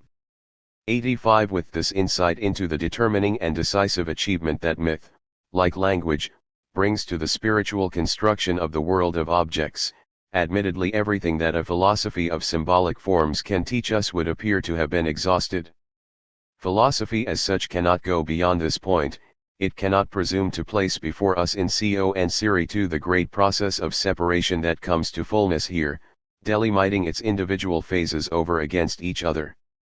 If philosophy, however, must be content with a general theoretical determination of the outlines of the image of this development, then perhaps research into language and myth can, in turn, supplement this mere outline, making clearer the lines that philosophical speculative contemplation can only indicate. Hermann Usner has made a first and promising step in this direction in his work Names of the Gods. Usner subtitled his book An Essay on the Theory of the Formation of Religious Concepts, and by doing so, he expressly situated it in the established context of philosophical problems and systematization. A history of the figures of the gods, their gradual emergence and their particular development among individual peoples, explains Usner, cannot be a valid, attainable goal, only a history of representations. However colorful, however manifold and heterogeneous these representations may appear at first sight, they have their own inner law. They do not originate from the unrestrained capriciousness of the power of the imagination, rather, they move along definite paths of feeling and mental configuration. Mythology wants to demonstrate this law. Mythology is the theory, lambda gamma omicron, of myth or the morphology of religious representations. Point 10 Admittedly, Usner does not appear to expect from philosophers any help for his great task, and in this context, a clear and unambiguous rejection of them is made. As he explains, in their divine grandeur over the historical, our philosophers treat the formation and combination of concepts by reducing the individual to the species and genus as a self-evident and necessary process of the human spirit. They overlook that which is beyond the dominance of our given logic and epistemology. A long section of development prevails which the human spirit slowly worked through, moving toward concepts and thinking that 86 was subordinated to laws essentially different from those of representing and speaking. Our theory of knowledge will have to do without the necessary substructure until linguistics and mythology have thrown light on the processes of the spontaneous and unconscious representing. The leap from individual perception to the concept of genus is much greater than we, with our education and language, which think for us, are able to suspect. It is so great that I am not able to imagine if and how the human being would have been able to carry it out, if language itself, of which the human being is himself unconscious, had not prepared the process and brought it about. It is language that permits the gradual coming forth out of the mass of equivalent particular expressions, one that extends its domain over more and more cases until finally it is able to encompass all cases and become the concept of genus. p. 321.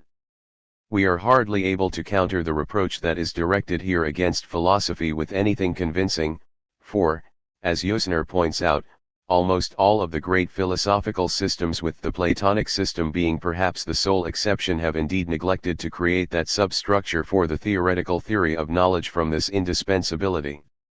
Here, then, it is the philologist, as a student of language and religion, who has once again, through problems that come out of his own research, placed before philosophy a new question. And Usner has here not only indicated a new way, he has resolved to pursue it by employing the tools offered to him by the history of language and the exact analysis of words, especially the analysis of the names of the gods. This raises the question whether philosophy, which does not have such tools at its disposal, can, in turn, take up the problem that has been placed here by the human sciences, and by what intellectual means it can treat the problem.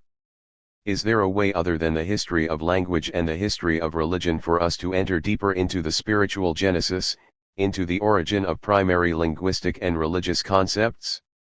Or does the insight into the psychological and historical emergence of these concepts fall together with the insight into their spiritual essence, into their fundamental signification and function? The following reflections will attempt to answer this question. 87 They will take up Usner's problem precisely in the form he has stated it. They will attempt, however, to approach it from another direction, attacking it with means other than those of philology and linguistics. Usner himself is right to have indicated the justice and even the necessity of such a reflection, insofar as he formulates his basic question not only as a question for the history of language and the general history of spirit but also as a question for logic and epistemology.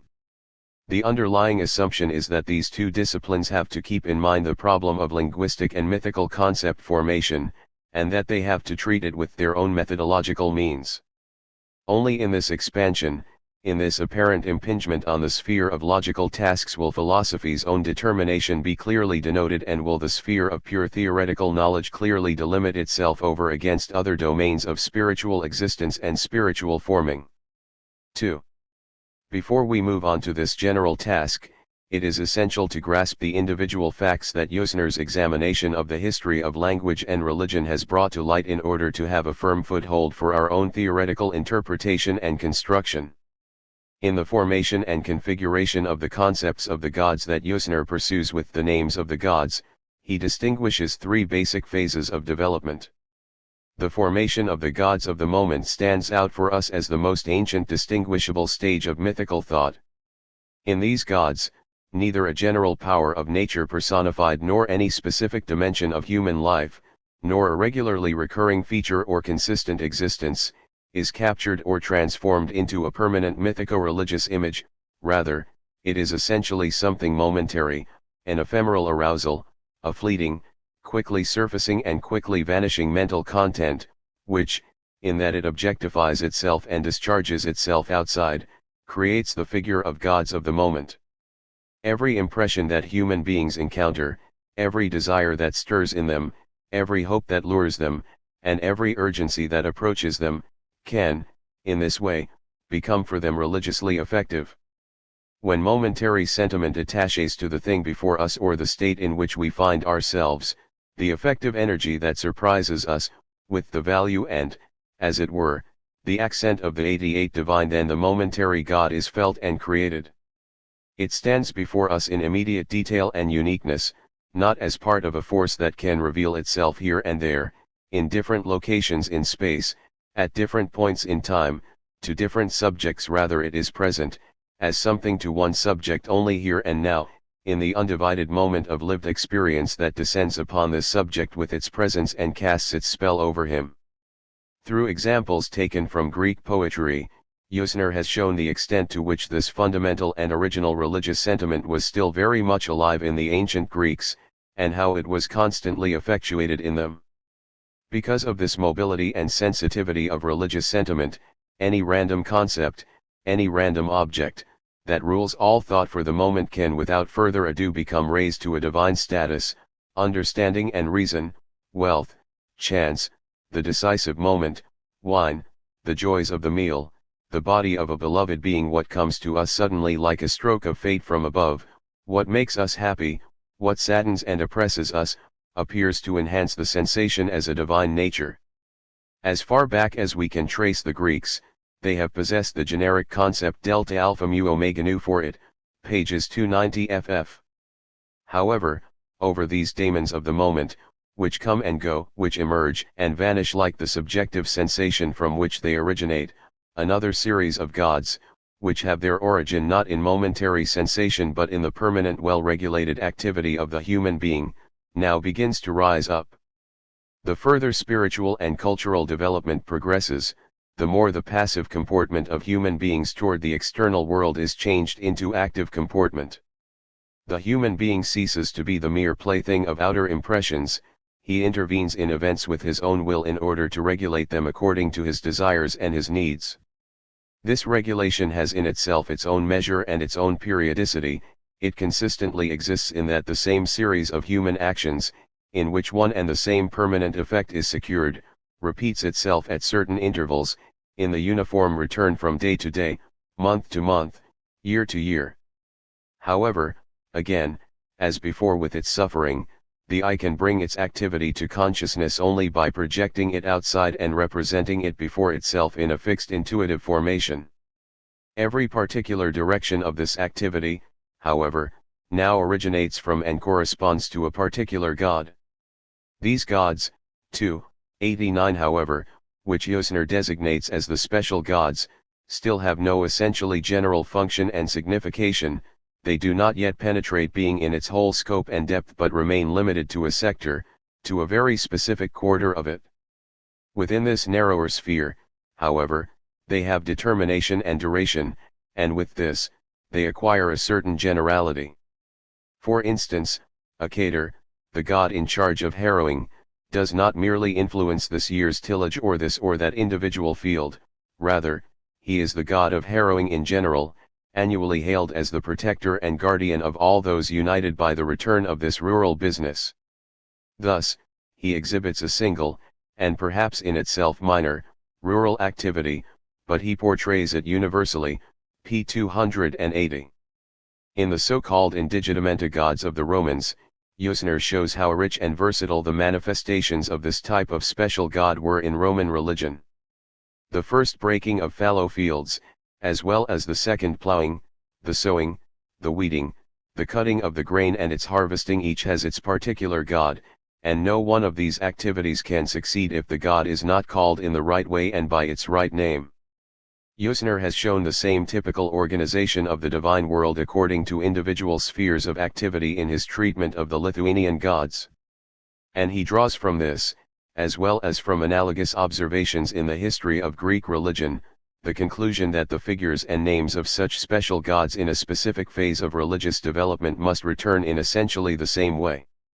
They are the necessary passageway that religious consciousness must pass through in order to reach its final and highest formation, the formation of personal gods. However, according to Yosner, only the history of language can illuminate the path that religious consciousness must traverse, for the condition for the genesis of the personal god is a linguistic historical process, p. 316. Wherever the special god is first grasped, wherever it stands out as a determined figure, it possesses a specific name taken from the particular sphere of activity.